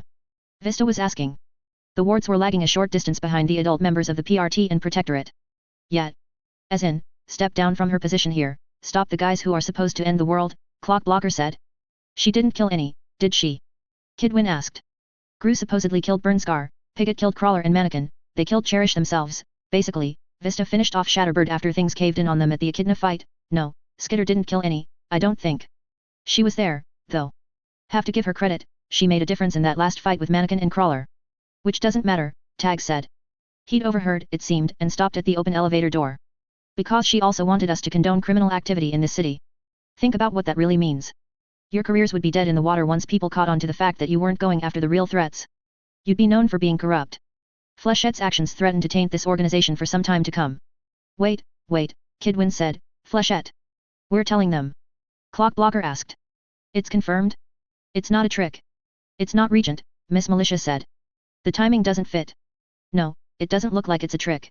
She sent us an email and the details include only things she knows. It feels right. There was a pause. What happened? Crucible asked. Flechette is stepping down from the wards program.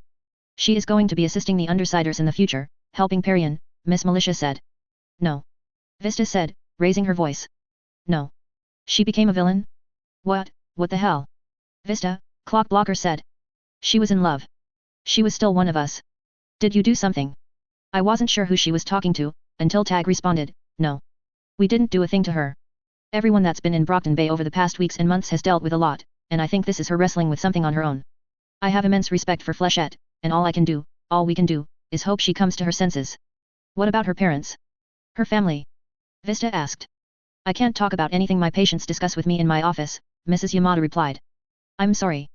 She came from a broken home, Miss Militia supplied the information instead. She bounced between her mother, her father, and the surrogate mother who had attempted to renege on the deal they'd made and keep her. With the number of times she changed between them and moved, I can't imagine she has strong ties to the idea of home. Even within the wards. New York has 5 small teams, and she moved between them as she changed residences. She didn't say anything about that. It didn't matter in the here and now. Her focus, her path, was school, her career with the wards. She didn't have much in the way of roots, but she had direction. I think that the events following the Echidna crisis left her more devastated than she let on. Can I call her? Vista asked. I don't know if that would be wise, Miss Militia said. Do, Tag said. Remind her what she's leaving behind, tell her how you feel, then let her be. Too much pressure and she's liable to be stubborn. Give her time to think, and you may sway her. Okay, Vista said. When you're done, join the others in discussing battle plans. I'd rather not wait for Skitter's forces to strike. If it comes down to it, we mobilize first. We'll be fighting Flechette, Vista said. Tag nodded. Very possible. If you don't feel confident you can do it in good conscience, then I won't make you. In the meantime, I'm requisitioning capes from nearby areas. If it comes down to it, I want to be ready for a fight. And if they don't give us the chance? Miss Militia asked. I missed Tag's response. It was monosyllabic. If the Undersiders try to avoid direct engagement and attempt to come at us from another angle? Media? Revealing telling details? Financially? Through our families? Oh shit, Clock Blocker said. They wouldn't, would they? Crucible asked. They would, Kidwin said.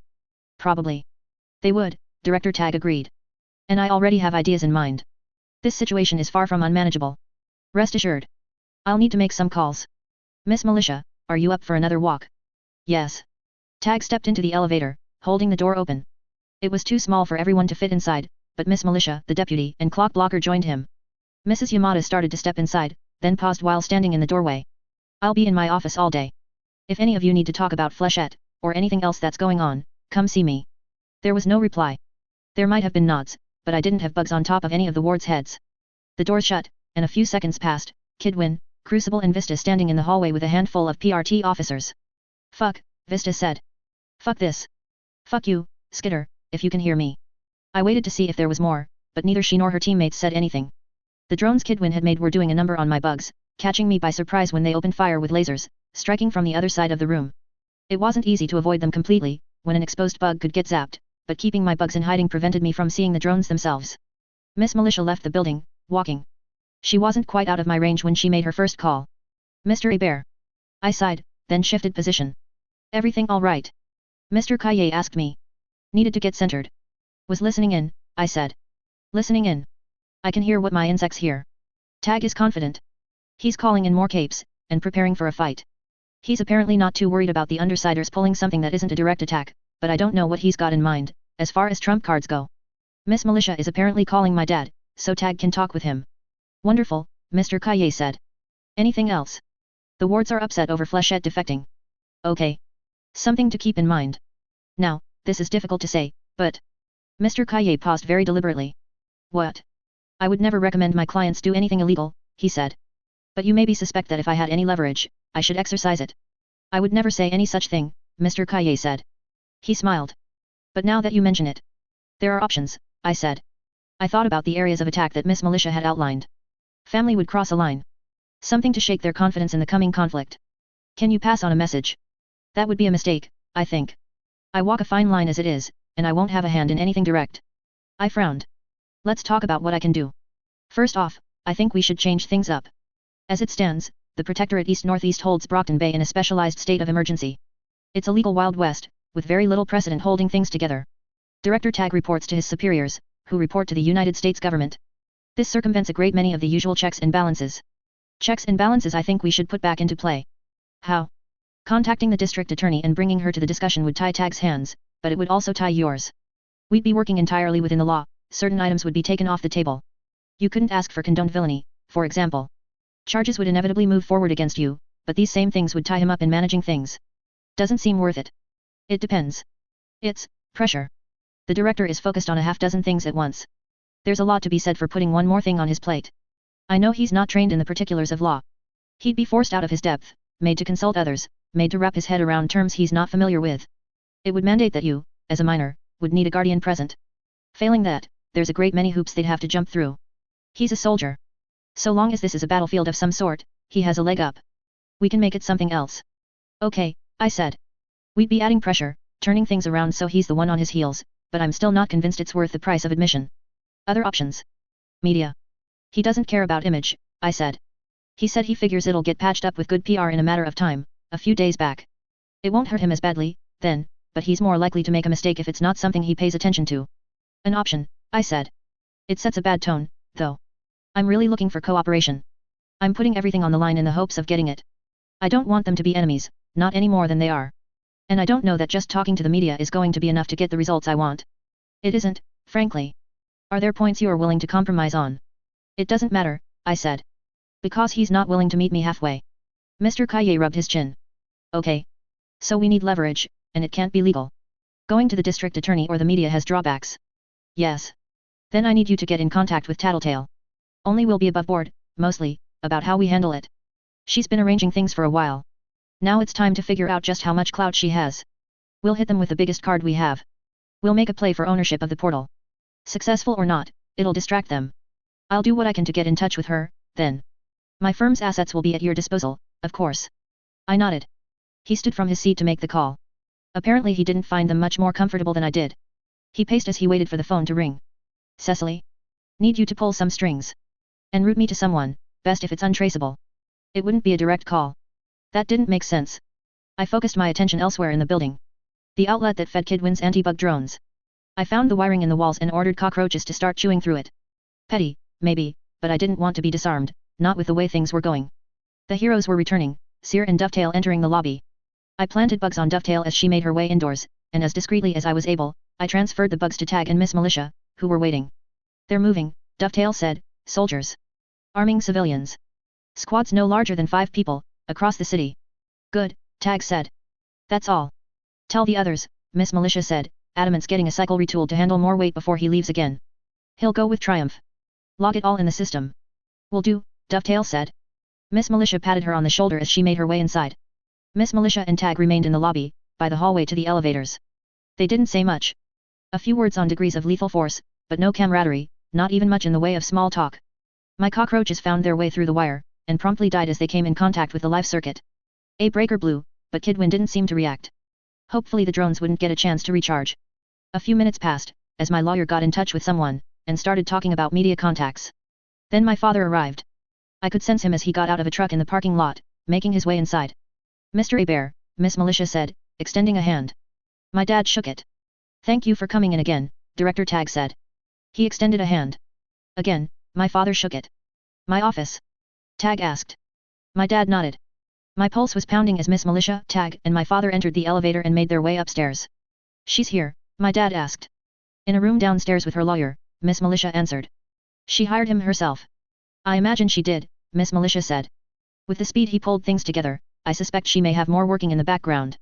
Crime does pay, if she's paying their salaries. They're apparently top of the line, as para-human defense attorneys go. I can't believe this is all real. It is, Miss Militia said. It's very real. And very real blood will be shed tonight, Tag said, if we can't rein her in. Rein me in. They exited the elevator and made their way to Tag's office. These, Tag leaned forward, and my bugs could hear something move. Are the charges as they stand? I didn't sense it, but my bugs could hear papers rustle.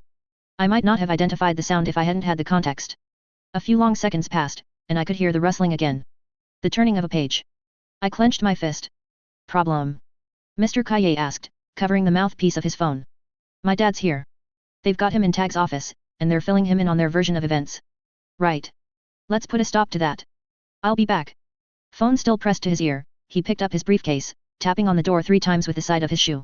A PRT uniform unlocked and opened the door, and my lawyer strode out. It shut behind him. Upstairs, my dad turned another page. He was reading through it all. All the details I'd gone over with my lawyer, only without my feedback, without my voice to point out the places where they were going a little overboard, naming charges they could throw at me, without checking whether they could stick. Not that the difference was that big, comparing what I'd actually done to what they were accusing me of. I heard the sound of him flipping through the last few pages before he dropped the pad on the table. Okay.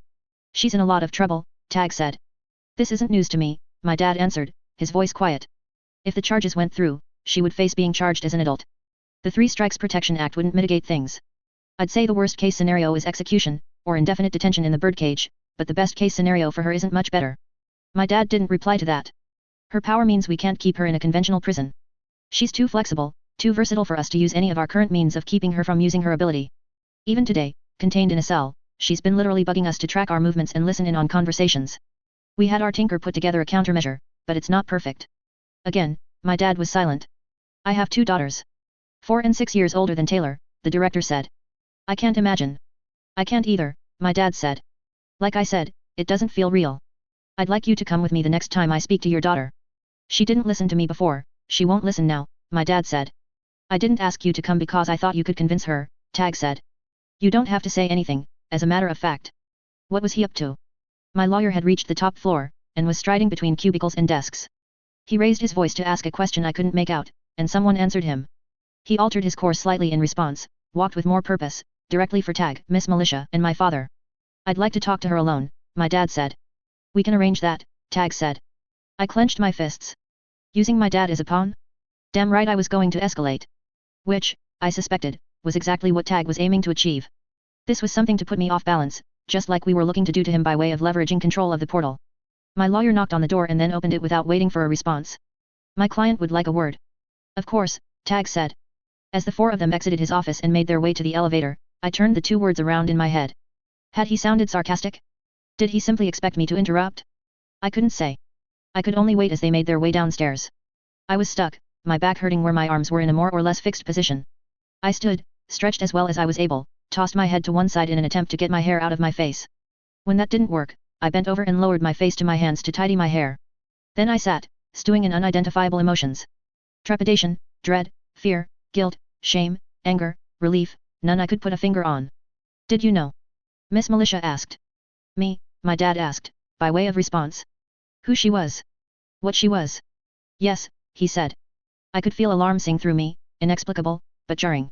Then he seemed to change his mind, no. And the emotion that hit me at that was just as strong as that misplaced sense of alarm. Damn Tag. Damn him for bringing my dad into this. The 4 of them stopped outside of the cell. Miss Militia used her phone to unlock it, and Tag gestured for my dad to enter. I saw him hesitate as he stepped into the room, dark sheet metal, a reflective pane of one-way glass, the metal table bolted to the floor, my handcuffs, locked to the table in turn. Me, with my hair in some disarray, a touch damp from the shower and ineffectual toweling, from sweat, in my black uniform with the word villain marked clearly across it. I could see it, his expression changing, the disbelief he'd professed to becoming something else entirely. His feelings were as mixed as mine. I could tell just by looking at him, by imagining what he'd been through, the person standing by, dealing with the aftermath of everything I'd done. His frustration, his confusion, pain, and embarrassment. His loneliness, disappointment, his fear. And, somehow, as though it were too much to bottle in, it seemed to boil over in the form of one singular emotion. I could see his jaw shift as he clenched his teeth, met my eyes and looked away. The sudden agitation that seemed to grip him, as he opened and closed his fists. Tag and Miss Militia had reached the interior of the room on the other side of the one-way mirror, while Mr. Kaye stood in the hallway, speaking on the phone. I stood from the chair as my dad approached, his body language making it all too clear what he was about to do. Miss Militia took one look and reacted, turning around to hurry back out of the room, to intervene. Tag said something, 2 words I couldn't be bothered to decipher, and she stopped in her tracks. My dad raised his hand, palm open, and I closed my eyes, lifting my chin to take the hit. It didn't come. My dad wrapped his arms around my shoulders instead. I squeaked, and I couldn't say whether it was because he was squeezing me too tight or if it was because of an overflow of emotion similar to the one he'd just displayed. I stood there, unable to return the hug with the way I was cuffed to the table, unable to speak around the lump in my throat. When minutes passed and we hadn't exchanged a single word, Tag and Miss Militia stepped out of the observation room, signaling Mr. Kaye. Let's talk, Tag said. I broke away from my dad. Blinked where there were tears in the corners of my eyes. I didn't care if Tag saw. I'm waiting on a response from my colleagues, Mr. Kaye said. There's no reason to speak further, unless you're capitulating. No, Tag answered. But I'd like to go over the main points. This was why he wanted my dad here, I thought. You've informed me that your teammates, many of whom are known murderers, are going to declare war against the PRT in 3 hours and 20 minutes, without word from you. My dad took a seat to my left, watching me carefully. Yes, I said. You've described them as unpredictable. They're undeniably dangerous. You think they'll hurt people. They'll pull out all the stops, to get you back, and to hurt us. The good guys. Yes, I said, not taking my eyes off Tag. But I don't think you're a good guy, Director. I don't think you're a good person either, Tag said, and the court of public opinion is likely to agree with me before they agree with you. Let's not resort to name-calling this early in the discussion, Mr. Kaye said. Right, Tag said, it wastes time, and you have very little. Neither of us want this to happen, Director, I said. Neither of us have time, and neither of us want a war. Except maybe you do. Maybe you think you'd win, and it'd be a bump in the PRT's ratings. No, he said, I think, like any altercation, both sides would lose something. But let's talk about your terms. You want amnesty for your criminal friends. I was acutely aware of my dad watching me. Yes, I said. You want to depose me, raising Miss Militia to my place, and in the doing, force the PRT to relinquish all ideas of humans governing para-humans, to help keep those with incredible power in check. Yes. And you wanted me to allow you to become an official vigilante, leaving your group behind while you work to hunt down psychopaths with powers. I've explained why that can't happen. I'm not sure if you intend to change your demands, or... I'll go to the birdcage if I have to, I said. Because the rest of it, I believe in it enough to make the sacrifice. Taylor, my dad said. The first words he'd said to me since the breakfast we'd had together, on the day I'd been outed. Why? Because we're losing. We're so focused on the little things, on petty squabbles and factions and vendettas, that we're losing against the real dangers. The Class S threats. The fact that the world's going to end in a year and 11 months. Did you hear about that? He shook his head. I read the letter you left me, at Annette's grave. Realized it was probably what you were trying to write, the night you left. Before you changed your mind. The night I left, so long ago. When I'd first met Coyle. A lot of what I did, it was to stop the man who really wanted to take over the city. Who would have been far worse than any of us undersiders. And I did that because he had a little girl captive. Dinah Alcott. She could see the future, and she says the world ends in 2 years. My dad shook his head, no. Yes. The heroes know it. It's a big part of why the PRT is falling apart. You've heard about that on the news. Some. But I haven't paid much attention since I found out that that I'm a supervillain, I said. He flinched visibly at that. Interesting, Tag cut in. That you call yourself that. You say you've had justifications for what you've done, but you call yourself a villain. I wanted to hit him, for cutting into my conversation with my dad, for polluting my attempts to explain things. I told him. I've done bad things. Left a trail of devastation in your wake. Yes, I said. And I'm willing to pay the price. I'll go to the birdcage, a place you described as a literal hell on earth. A place where people just as scary as the ones I've spent the last few months fighting stay. A place where some of those very people are currently imprisoned. Lung, Bakuda, Trickster. They probably want to inflict fates worse than death on me. But I'll do it. Because I really truly believe the world needs the PRT, or a PRT, one without lunatics like you in charge, and maybe bringing me in helps keep a handful more capes in the roster, keeps my friends secure where they are, so they can help. I was heated, my words angry. Your friends, he said. My friends. That's the rapist, Jean-Paul? Alec? A murderer. Regent. He was the son of a supervillain, screwed from the get-go, and yet, maybe some shady stuff went down, way back then. I think he's, not in love, but he's close to imp. Somewhere between love and friendship, maybe. Imp. She's the one who makes it a game, to psychologically and mentally torture gang members who step foot in her territory, until they have mental breakdowns. Yes, I said, through grit teeth. It's more complicated than that, she's been through a lot, but yes. And I heard directly from people who were grateful to her for scaring off the real rapists and murderers. He didn't pay me any mind. Who else is there? Hellhound. She prefers bitch, I said. But she's Rachel to me. Who had her monster dogs chew up innocents who'd gotten in her way. It was a bad time for her. Weren't you just excusing Flechette, because we've all been through some shit? I know Rachel as the person who takes care of wayward souls, grown men and children who are lost in a way even we can't fathom, with the things we've been through. And Gru? Do tell me how you see him. I liked him, I said. If I'd stayed with them, maybe he and I would have tried to make it work. Romance. I met my dad's eyes. His forehead was creased with worry. My power was buzzing around the periphery of my consciousness. I found refuge in the bugs, paid attention to their movements as they avoided the remaining drones, found my center, so to speak. Calm. He wants me upset. Romance, I said. He was my rock, when I needed a rock. And I was his, when he snapped, Tag cut in. It wasn't like that. He was the stable one, until he wasn't stable, Tag said. Until he killed Burnscar. Yet I suspect he's the one in charge, now that you've left. Yes, I said. And with the dozens, hundreds of people I've tried to take care of or whose lives I've saved, I trust Gru to look after them and keep the peace. I wouldn't give him that responsibility, with all the time and effort I've invested in them, if I didn't trust him. Very generous, Tag told me. And tattletale. Where do I even start? With the fact that she was my best friend. That she's maybe our best bet at understanding what's going on? Understanding the Endbringers and what they're doing? Understanding powers? Finding the 9 before they bring about the end of the world? Understanding how the world ends? All of this, from the girl who used her power to convince her brother to kill himself, before fleeing, spending years on the streets, stealing wallets and using the account numbers to take whole fortunes. All wrong, I said. And who planted the seeds that led to Panacea breaking down and mutilating her sister? Those seeds were planted a long time before we talked to Panacea, I said. This was what Tag had wanted. He'd devastated my defenses, bringing my dad into this. Nonetheless, Tag said, leaning back. So, Danny A. Bear, what do you think about your daughter's friends? My dad glanced at me, then looked at the director. I know less about them than either of you. That's not important, the director said. I just want you to answer one question for me. Assume we're both right. Me and your daughter. Assume that they're everything we described them as. Do you really want them in control of the city's underworld? Again, my dad looked at me. No need to double-check with your daughter. I'm wanting your honest opinion, as a man on the streets, from someone who has to live in this city without any real say over what happens in the cape-on-cape fights and politics. Do you really want them in charge? No, my dad said. I did my best not to show it, but the word was like a punch in the gut. I'm sorry, Taylor, but... Are they really that much worse than the ABB? Than Empire 88? With them, my dad trailed off. With them, we could pretend things weren't bad. I said, but they were worse. You know they were worse. The people you worked with, the addicts, the people without money. Does it matter? Tag asked. You don't have your dad's support, what makes you think you'd get anyone else's? I grit my teeth. No, my father said.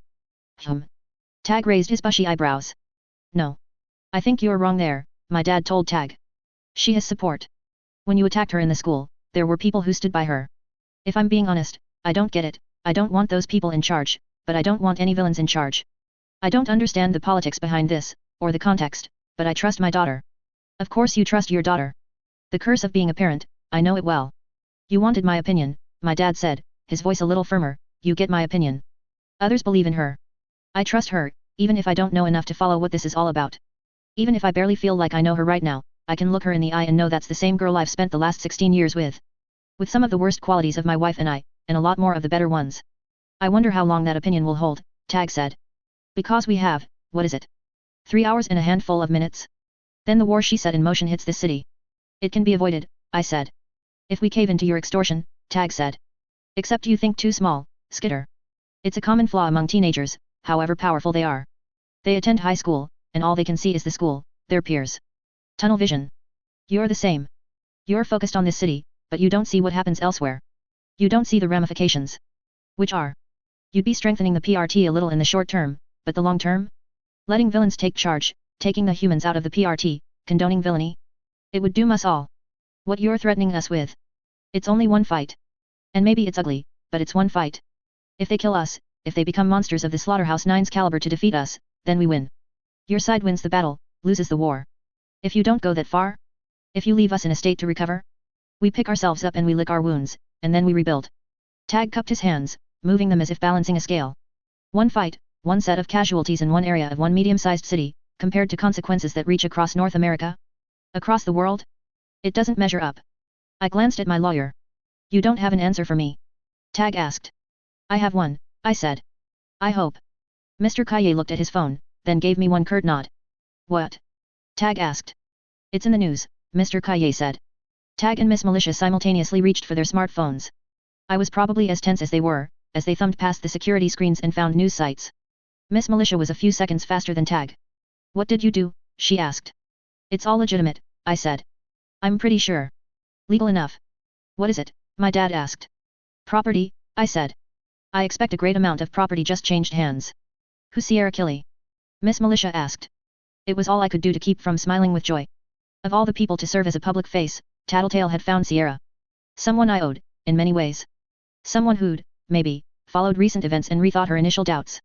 No idea, I said, maintaining my poker face. I don't understand, my dad said. Quite simple, Mr. Kaye told him.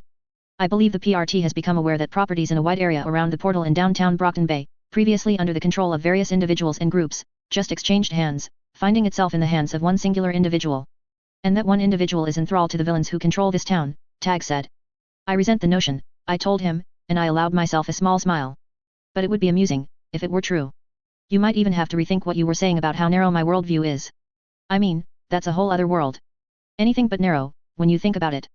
You're not as clever as you think you are, he said. Probably not, I said. You're playing out your hand. And you're bringing my family into this. Remember how our little feud started? You crossed the line. You made the call to out me, because you wanted me in custody. Congratulations, you got me in custody. You broke the unwritten rules, because you think that you don't have to obey them, since you aren't a cape. Except you're forgetting why they exist in the first place. The rules keep the game afloat. They keep everything afloat, at the core of it. We all know the PRT is a sinking ship.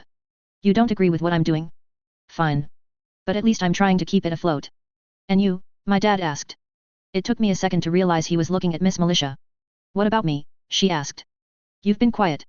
Are you here just in case my daughter turns violent? No. She's not violent. Not in that sense. You don't have anything to say. As grateful as I am for the right to free speech, Miss Militia said, I'm grateful for the right to silence as well. Then you don't agree with your director. I didn't say that. What I'm saying is that there's no right answer here, and I'm glad I don't have to be the one to make the decision. Isn't that cowardly? I asked. No. It's human, to not want to make the hard choices, she said. She raised one boot off the ground and placed it on the corner of her chair. And it's good strategy to conserve your strength. We're not fighting, I said. We're not going to get tired. Physically, she asked. No. Emotionally? Mentally? Yes. You're anticipating the fight, I said. You don't think there'll be a consensus in time? She shook her head, then used one hand to fix her hair, tucking it behind one ear. No. I don't think there will be a fight. I hope there'll be a consensus, but it's not necessary. Your ploys with the portal, controlling the territory around it, it's clever, it'll take a lot of time before we can pass legislation or conduct a thorough enough investigation to justifiably seize it. But I'm not worried about that, either, nor am I concerned about the damage Tattletale could do in other areas. Then why do you need to conserve your strength? I asked. Because we're dealing with the devil, Miss Militia said. I'm angry at you, Taylor, and half of that is because you put us in this situation, a set of circumstances where we're liable to lose either way. Because I agree with the conclusions you came to, how the PRT is needed, the need for compromise, and because I can't condone how you approached those conclusions. She shifted position, and the black-green energy of her flickered from her right hip to her right hand, appearing in her hand, amorphous and shapeless, as if searching for a form to take. When she didn't grasp it, it darted to her left hip, and the metal of a cutlass clinked against her seat. But I really hate you because we had to call her, Miss Militia intoned. Her? Tag looked at his phone. Assuming she's on time, it'll be less than 10 minutes. Her, my dad asked. You've played your part, Tag responded.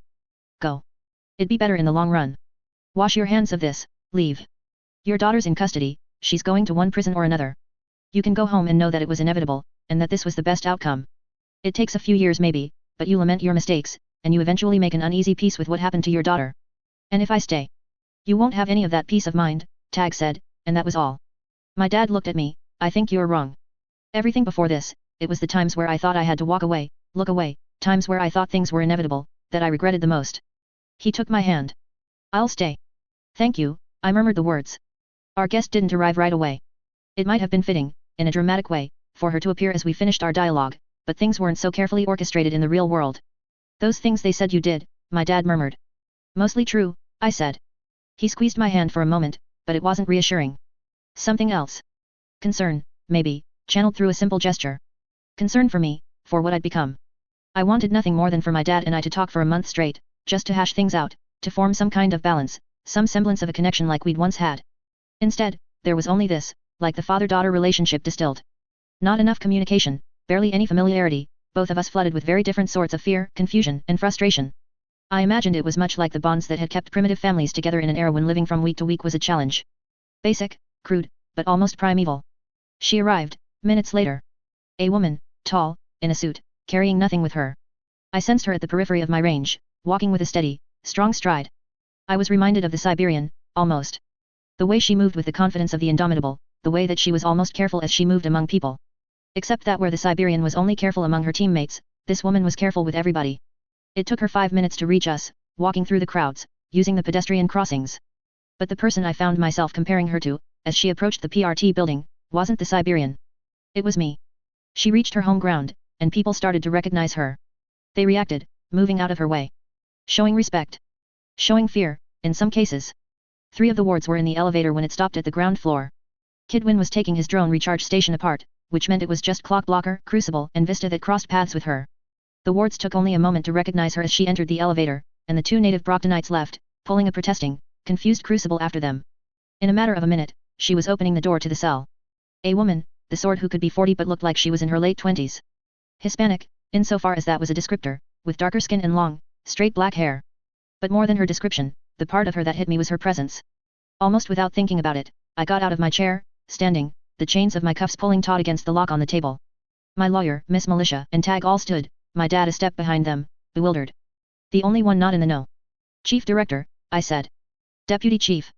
I've stepped down from my position, but I still have to train my replacement, she said, her gaze piercing through me. I couldn't even tell that one of her eyes was a prosthetic. And seeing to some leftover crises. Hello, Ms. Hebert. She extended a hand. As though driven to accept the handshake by a peculiar gravity, I extended my own hand and shook it. Her firm grip could have pulverized me. I might have been less intimidated if I were trapped in a small pen with an angry bull elephant. And Mr. Danny Hebert, she said. She shook my father's hand. Tag stood from the chair at the table and moved over one left, leaving the seat for his superior.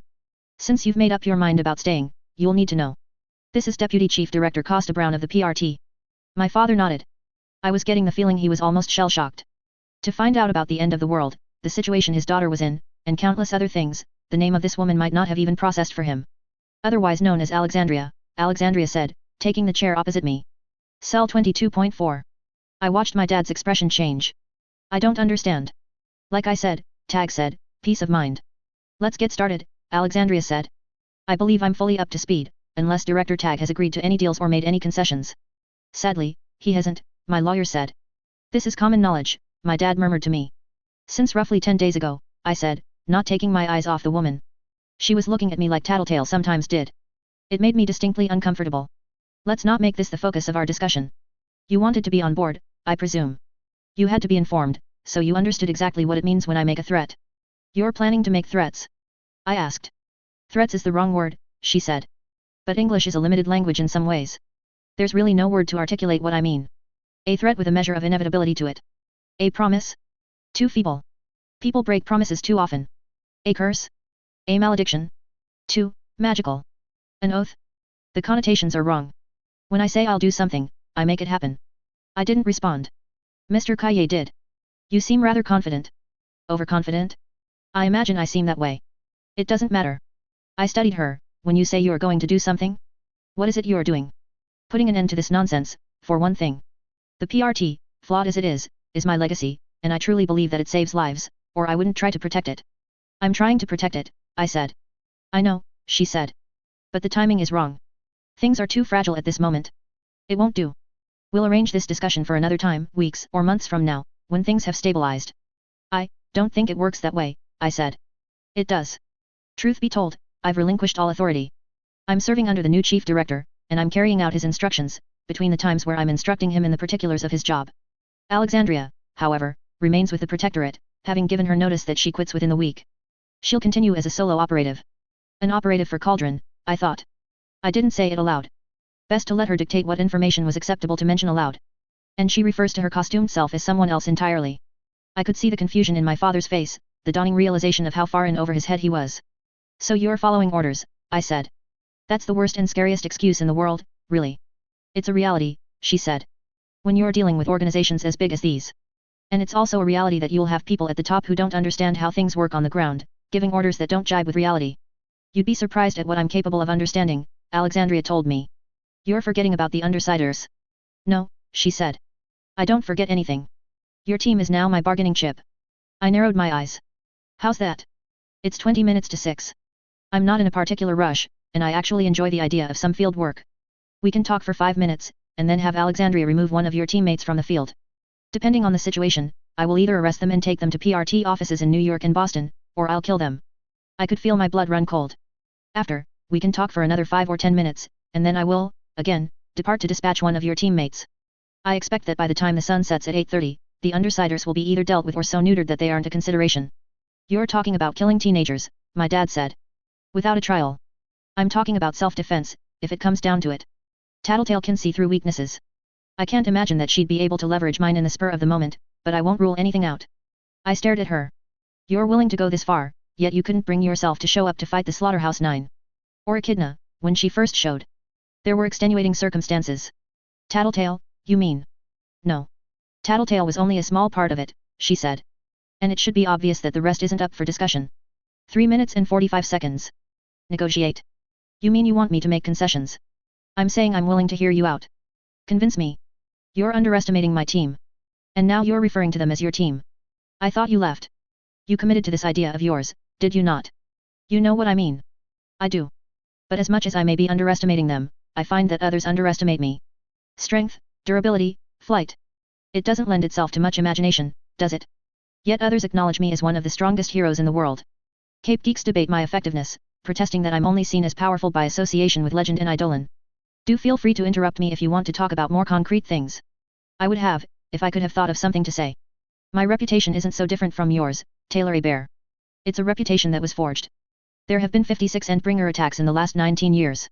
I have personally participated in 49 of them, and in each fight I've attended, I've been in the thick of the fighting, personally trading blows with the abominations. The creatures know me. They know how to fight me, and I know how to fight them. Yet I'm still here. Strength, invulnerability, flight. Those are my core powers, but my other power is greater. Other power, my dad asked. I remember. When you started off, you explained the reason for your name. A reference to the burned Library of Alexandria.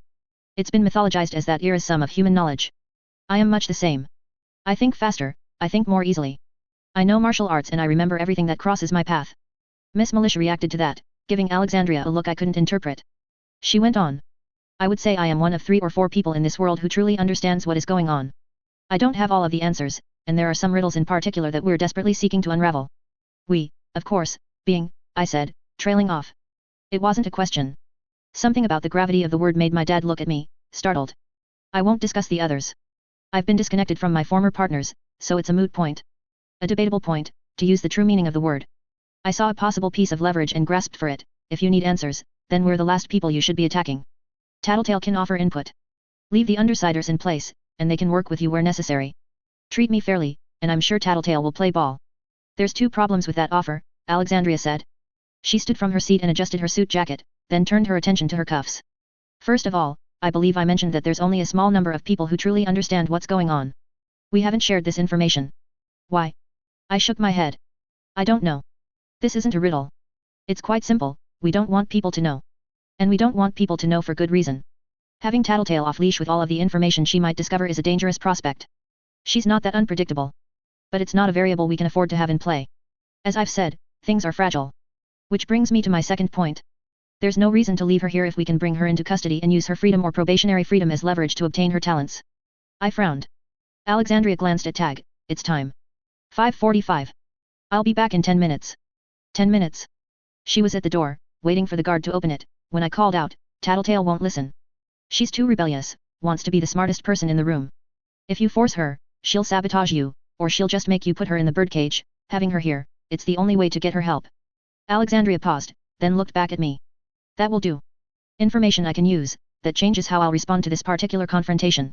I don't agree, but we can discuss that after. I'll target one of the others in the meantime. The metal door slammed shut. Miss Militia stood. I need some fresh air.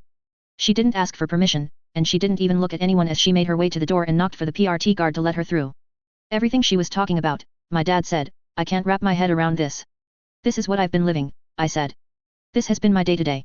My friends and I, facing terminal risk, facing down monsters like her, like Alexandria. She's one of the heroes. Yeah, I said, meeting my dad's eyes. It hadn't been so long ago that I'd been able to cling to that basic idea. The image, as I'd heard it phrased, of the heroes, of the triumvirate.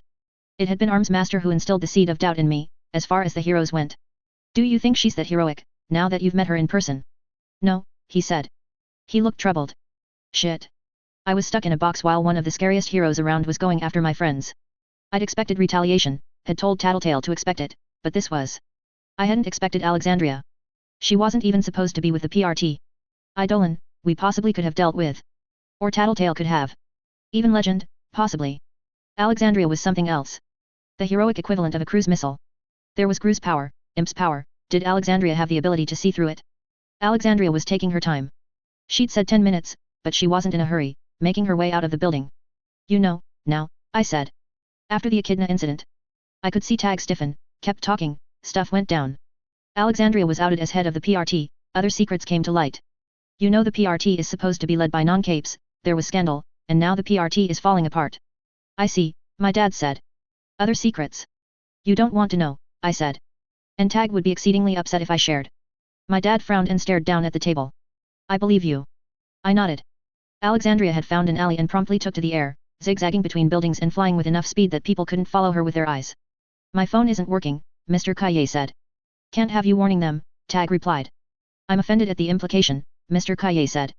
Can't have her warning them either, Tag replied. Warning them. I needed a way to contact my team. Cells wouldn't work. A landline? An unoccupied office. Tag's office would do. My bugs made their way there. Too small to affect anything, to press a key on the computer, even if I could see the screen. Too small to transmit a message of any sort. I needed a larger bug. There were larger beetles and cockroaches outside. Everything else had been wiped out by Kidwin's drones.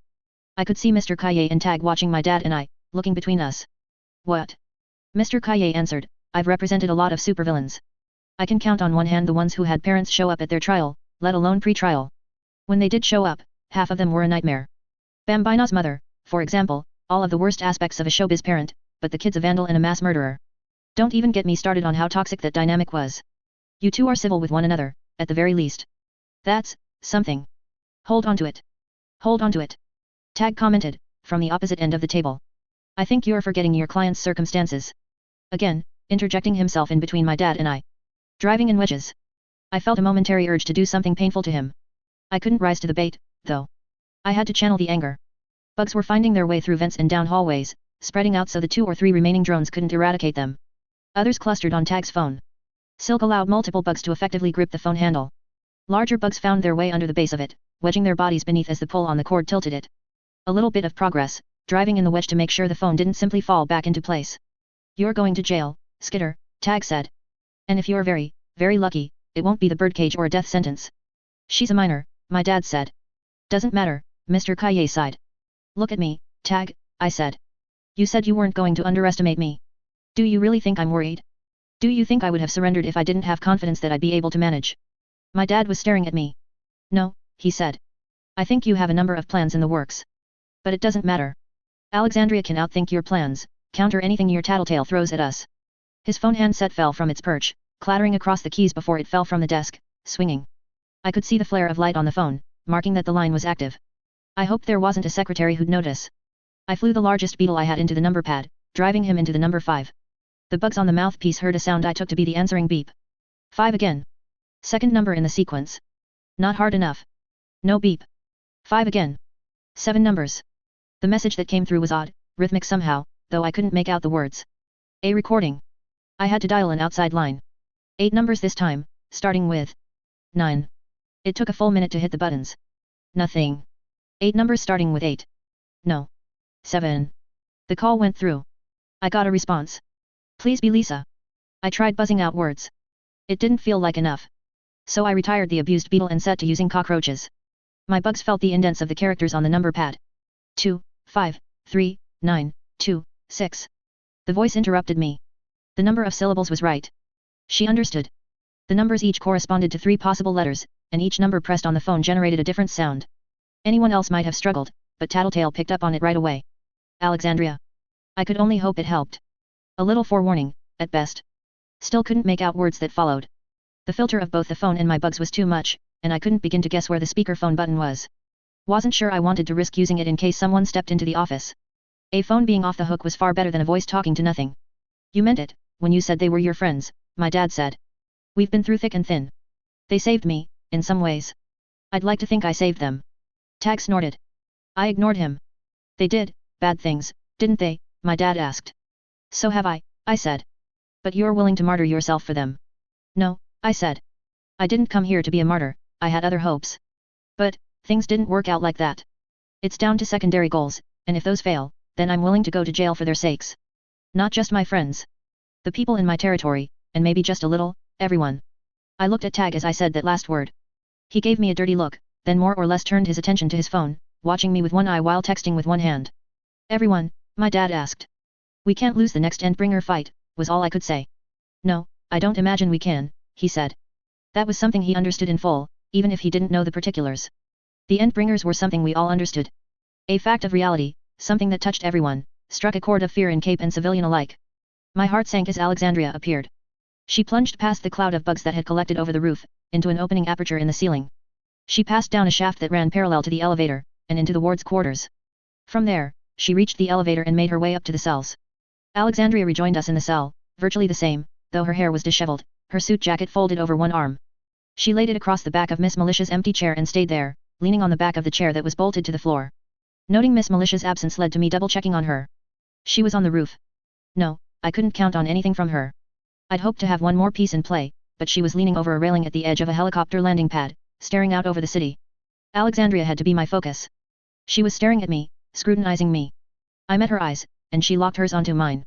I'd thought Tattletale had figured it out, she paused, but no. You told them. You have an open line of communication with them. I shrugged, thinking of Tag's phone, with the handset still dangling over the edge of the desk. Wished I could hear her response. What had happened to my teammates? Let's take 5 minutes more to talk. Then I'll take care of another of the undersiders. Another. A PRT van will be along shortly. I wanted to keep to my time commitment, so I sent a truck. Why should I say anything? I asked her. Because as long as we're talking, I'm not out there, taking your team to pieces, and you have a shot at passing them information. It gives them time to recuperate and strategize. 5 minutes gives them time to make a getaway, or contact help. I imagine you arranged for backup. Hired mercenaries to help break you out if this went badly enough that you faced jail without getting anything you wanted or needed. I set my jaw. I know the general value of the properties you acquired, the proposed value of it. Your team would spend it. $92 million, spent on hired soldiers, hired para-humans. That's only your liquid assets. I didn't reply. I set to typing the next message on Tag's phone. KNOWSABOUTMERCS. She straightened, removing her hands from the back of the chair. If you're not going to say anything, I might as well go now. You're rather partial to Gru, aren't you? Or should I take Tattletale out of the picture? We can talk, I told her. Excellent, she said. She stepped around the corner of the table and sat in her chair, opposite me. Do you need anything? Water? Coffee? Soda? I shook my head. Mr. Kaye? Mr. Hebert? 2 refusals. She removed her phone from her jacket pocket. Forgive me for using this in the midst of our discussion. Chevalier is likely to become the head of the Protectorate once the Triumvirate has departed, and he's insisting that I keep tabs with him, what with the scandal and all. I'd show you, but that would be a breach of confidence. She smiled, as though at a private joke. The smile didn't matter to me. It was the way her eyes didn't leave me. You're cold reading me, I said. Cold reading? My dad asked. Tattletale does it too. Mixes details she knows with ones she doesn't, with very careful wording and a bit of an edge with her thinker powers. Alexandria said. She typed expertly on her phone, almost absently. I know you've probably got someone in the lobby or outside, receiving coded messages. I know about the mercenaries. More mercenaries than I implied. I expect Tattletale called in favors. Probably not the irregulars, but I didn't read that. Simple logic. They wouldn't work for you. I know that you are still feeling confident, but not entirely so. If you were very close to breaking or very, very confident, you would have accepted my offer of a drink. And I know that your bugs can't see computer screens. Was she bluffing on that last part? Did it matter if she was? I could refuse, play some kind of trick, and she'd see right through it. I could make some noise about my client's rights being trampled, a lack of consent to that kind of analysis, Mr. Kaye said. But you know the law doesn't apply here. We're in a gray area, up until the moment we decide to press charges and set this into motion, or you decide to force the issue. But neither of us want that. For now, this is, somewhere between her being in our custody and us having a friendly chat. My lawyer glanced at me. I frowned. Yet. So long as she doesn't start grilling me. As you wish, Mr. Kaye said. My head turned as I sensed the truck arriving. Bugs clustered to it as it found a spot at the side of the building, PRT uniforms moving their target on a stretcher. My bugs shifted position, tracking what they were moving. The white mask, the curls, the shirt, with the tightly woven fabric beneath, a spider silk shirt.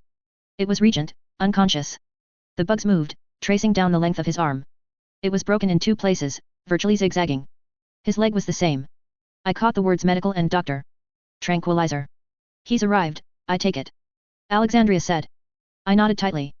The paradigm has changed, Alexandria said. In 2 minutes and 30 seconds, I go and dispatch another of your teammates. I'll hear concessions, offers or relevant information, and I'll adjust my methods and the severity of my attack where appropriate. This is extortion, my dad said. She makes the process easier for us, we make it easier on her and her friends. I frowned. That's still extortion. 2 minutes and 8 seconds, she said, not even bothering to deny it.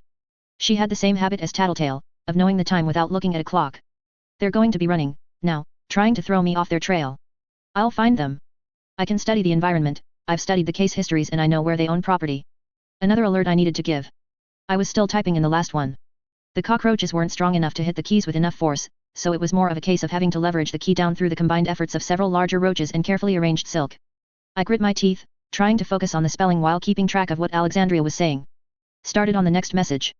XKNOWSPROPERTIES. You're backing me into a corner, I said. Backing them into a corner. Someone's bound to snap. Most likely, she said, and there wasn't a trace of concern in her expression. It was almost eerie, how little she seemed to care. Was that her passenger at work, or was she simply good enough at what she did, comfortable enough in her invincibility, that she'd grown able to shrug off the insignificant things? I shook my head. I'm not making concessions. The terms I gave still stand. If you want to discuss the reasons behind. She was already getting out of her chair. Behind why I made the demands I made, we can.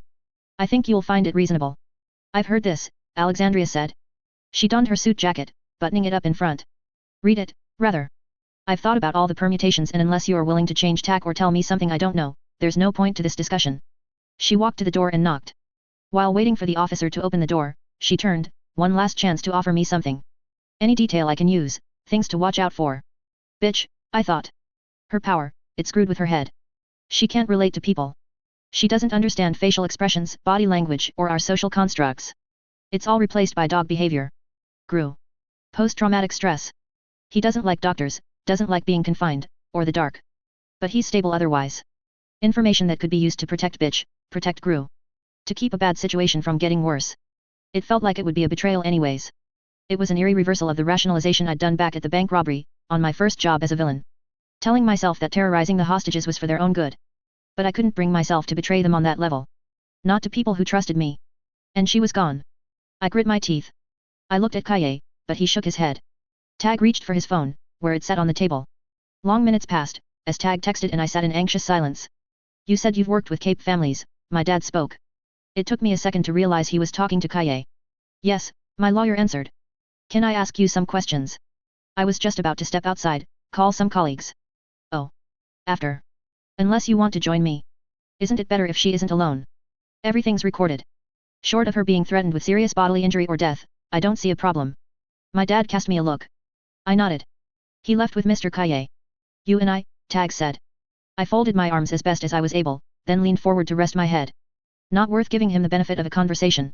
The table shook, and I briefly looked up, only to see Tag setting his feet on the metal surface. He took his time getting comfortable, and kicked the table several times in the process. When I set my head down, he started humming.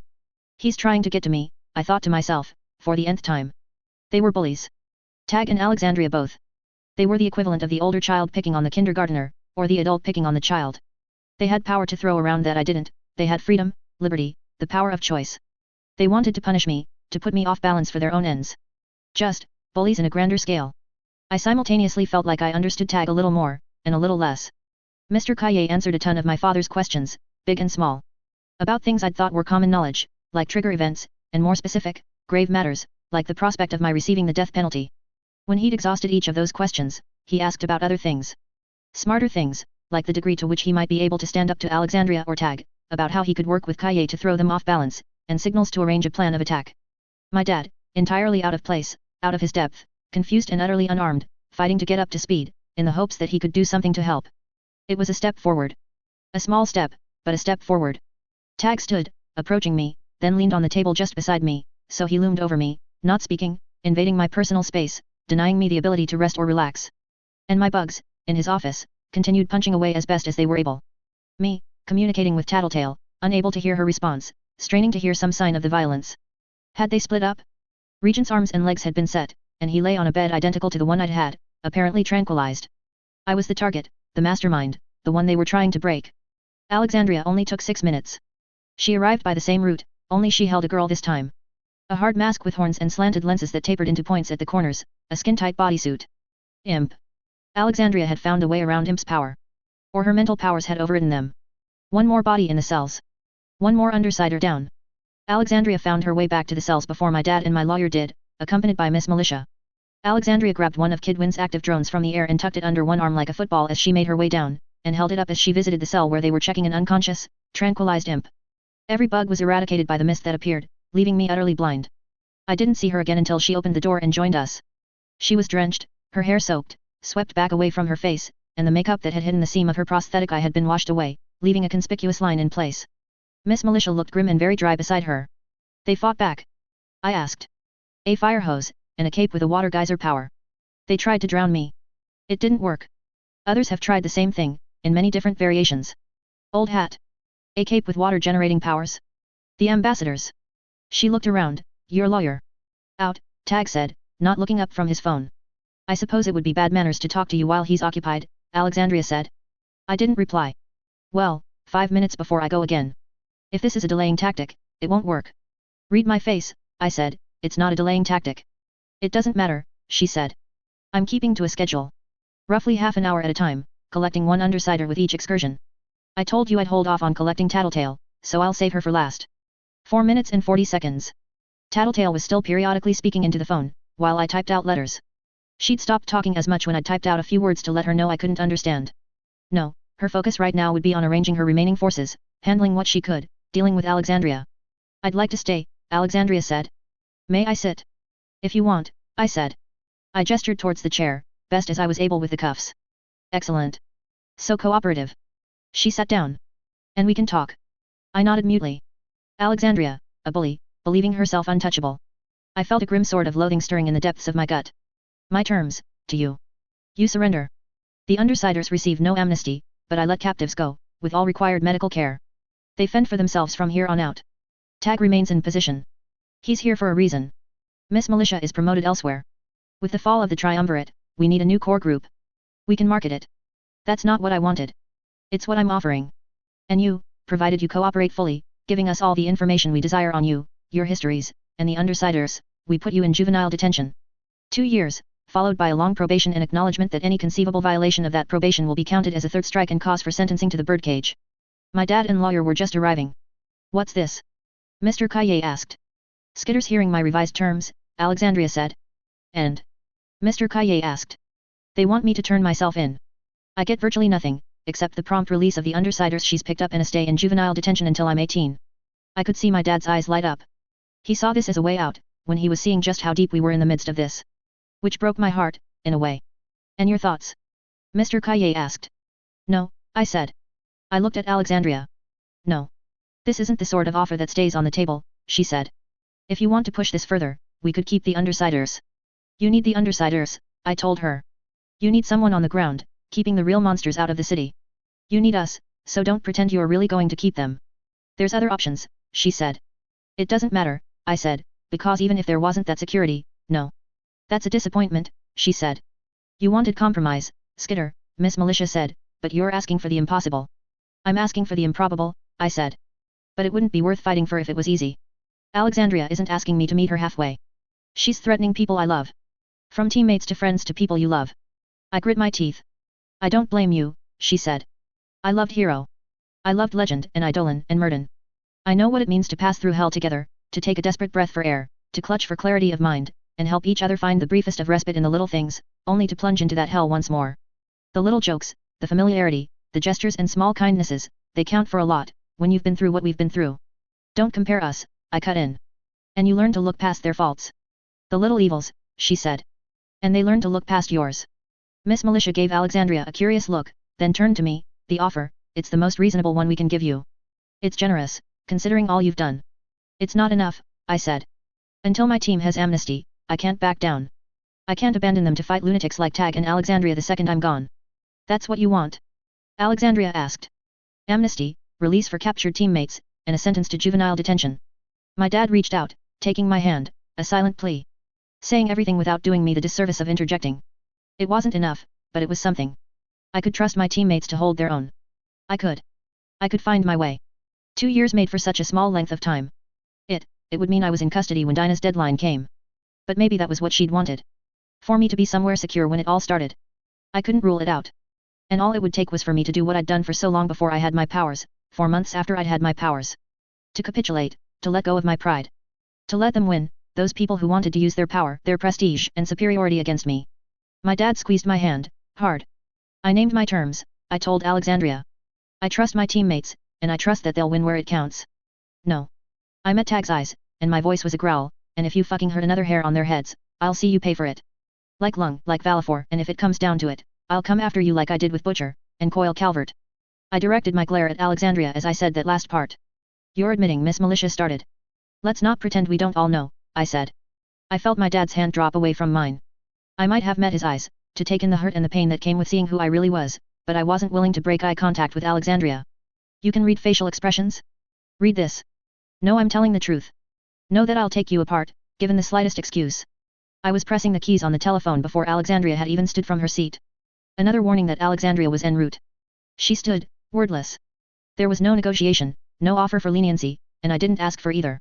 I could only hope. In a matter of minutes, she was gone, flying away. A third mission. A third hunt. Bugs found their way through vents to Regent, but Imp's cell was sealed tight, no doubt due to the stranger class precautions that had led to the note being pasted on her cell door, notifying the PRT of the special precautions. It didn't matter. Regent was still unconscious, and Imp was likely to be as well. Gru, Rachel, Tattletale, and Perian. Flechette too, if it came down to it. Flechette, could she hurt Alexandria? It didn't matter. I didn't have answers, couldn't get them. I could only wait, keeping my bugs out of the way of the drones that Kidwin had finally recharged. You had a way out, Miss Militia said. You said you understand me, I told her. That you had insight into who I was as a person, now that you knew my history. If that's true, you understand why I had to say no. For your sake. Because of what you've been through. And because of them. They'd never forgive me if I betrayed everything they helped me become, because I didn't think they could fend for themselves. And me, my dad asked. I know it's asking a lot. I failed you where it counted. Dad. And maybe it's selfish, to want my daughter, when you're talking about things on this scale, he said, pausing as if he was going to follow that with an argument. But no argument followed. And I couldn't give him a good response. 8 minutes passed. I could count the progression of time on the clock hands, when I dared let a bug pass through open spaces. 9 minutes in, I could see Tag suddenly tense, lines in his neck standing out as he read the newest message on his phone. He glanced at me, but he didn't say anything and I didn't ask. The PRT van arrived before Alexandria did, this time. The PRT officers took their time before they finally emerged. Restless, I shifted position. My forearms were digging into the table where the cuffs held my arms in front of me. Leaning forward made my back hurt. They opened the back of the van, and there were no precautions this time. Their weapons were holstered, and they didn't stand in any particular formation. The only thing in the back was a single body bag. Back pain forgotten, I went as stiff as Tag. I drew more bugs in to get a better picture of the scene. They took a different route this time, using their phones to make their way through the various doors and checkpoints. They entered the attached building. A small hospital, or a special office with medical facilities. It didn't matter. And they made their way to the morgue. The size of the bag, it couldn't be Lizard Tail. He was too large. Was the wrong size and shape to be one of the dogs. That left only 3 real possibilities. A PRT officer, Rachel, or Brian. I closed my eyes, clenched my hands. Then one of the PRT officers who was escorting the body said something, and others laughed in response. It was one of those rare moments I could discern tone, and it wasn't a kind one. That was enough for me to know it wasn't one of them. It wasn't a civilian. Metal clicked as they unlocked the heavy clasps and locks that were likely meant to prevent any para-humans from getting up from the dead. They unzipped the bag, and lifted the body onto the drawer. The drawer slid into the recess, the lid was closed and locked. I didn't want to know which of them it was. I couldn't. Whether it was Brian or Rachel, it didn't matter. Neither of them would get up from the dead. They weren't so lucky. I stared down at my hands, and I felt myself go cold, my thoughts crystal clear, singular. Taylor, my dad murmured, so quiet I could barely hear him. Yes. I sounded so calm, like an entirely different person was speaking. You're shaking, he whispered. Oh, I said. I couldn't really think of anything else to say. He was right. My fingers were trembling. I looked at Tag, to see if he'd heard or if he'd noticed. No indication, but his hand was close to his gun. The text he'd read, he knew. He probably wasn't aware he was doing it, but he was ready for a fight to erupt any second. Miss Militia's hand wasn't, but I could read attention in her, as she exchanged words with Kaye. But then, I suspected she could draw faster than Tag in virtually any circumstance. Or maybe she wasn't as ready or willing to deal out violence as Tag was. Then I had to lower my eyes, to hide the tears that were welling. Needed just a few moments. Just a few more seconds. Alexandria arrived the same way she had after her last 2 excursions, through the hole in the roof. With the speed she moved, she didn't risk being spotted. Even photography wasn't in the cards. With the speed she moved, she didn't seem to notice the bugs that followed after her as the aperture began to close behind her. She got as far as the ward's HQ before she stopped and the bugs had a chance to catch up to her. As though I'd thrown a javelin, they speared right for her nose and open mouth, the fastest moving bugs I had at my disposal, and spiders. She was invincible, the flesh inside her throat untouchable. The flap that kept food out of her lungs kept the bugs at bay. At first, they bound themselves together, spiders fixing themselves and others to the inside of her throat with adhesive. As strong as she was, air didn't move past the mass of bugs that filled her mouth, as they fought to move into positions where they could block her throat. She coughed in an instinctive attempt to dislodge them. Even with super strength, even with a diaphragm like hers, the coughs didn't remove every bug, and the greedy gasp of air allowed those who remained to find their way inside, filling her lungs. They were just as impervious inside, but the bugs arranged themselves side by side, forming a layer that blocked the flow of oxygen to the membranes of the lung itself. Spiders drew out silk, filling gaps. If she could choke, if Leviathan saw submerging her in water as a viable tactic, if Tattletale saw fit to try to do the same, then I could drown her in insects. The wards were watching, realizing what was going on. Clock Blocker ran, pressing a button for the alarm. And in front of me, Tag moved, drawing his gun. His voice was a roar, she knows. A thread caught it before he could point it at me, and it fell to the ground. With each entry that had been made into the interrogation room, barring the one where she'd used the drone in Imp's cell, I'd brought more bugs inside. Spiders, hornets, black widows, brown recluses and more. I'd warned him. He jumped as he felt the bites. Shouted as hornets found the soft tissues of his eyes, his tongue, and eardrums. Black widows and brown recluses found crevices. Miss Militia moved too, but the silk I'd used only bound her hand, didn't serve to stop her. Taylor, my dad's voice sounded so far away. I'd promised myself I wouldn't let the bullies win again, I thought. That I'd stop the monsters. But the thoughts sounded disconnected, false. No, this was revenge. Something simpler than any of that. Miss Militia raised a gun, pointing it at me, where I had my head bowed, hands still chained in front of me. My dad was shaking me, but I wasn't a hard target to hurt. And my bugs weren't hurting her. Weren't touching my dad, or Mr. Kaye, who was backed up into a corner, trying to make as much distance from me as he could. She didn't shoot. Her gun clattered to the ground. Taylor, she called out, as if she could reach me that way. I'm not going to shoot, but you have to stop.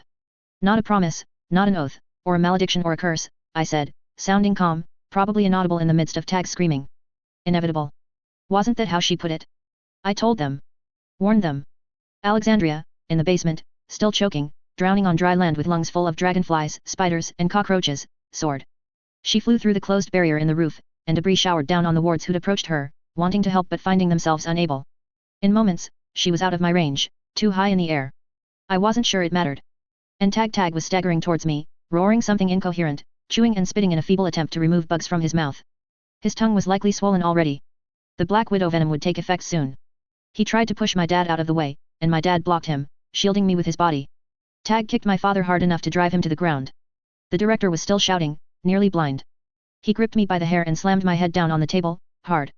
I saw stars, felt tears welling out freely, as if the dam had finally broken.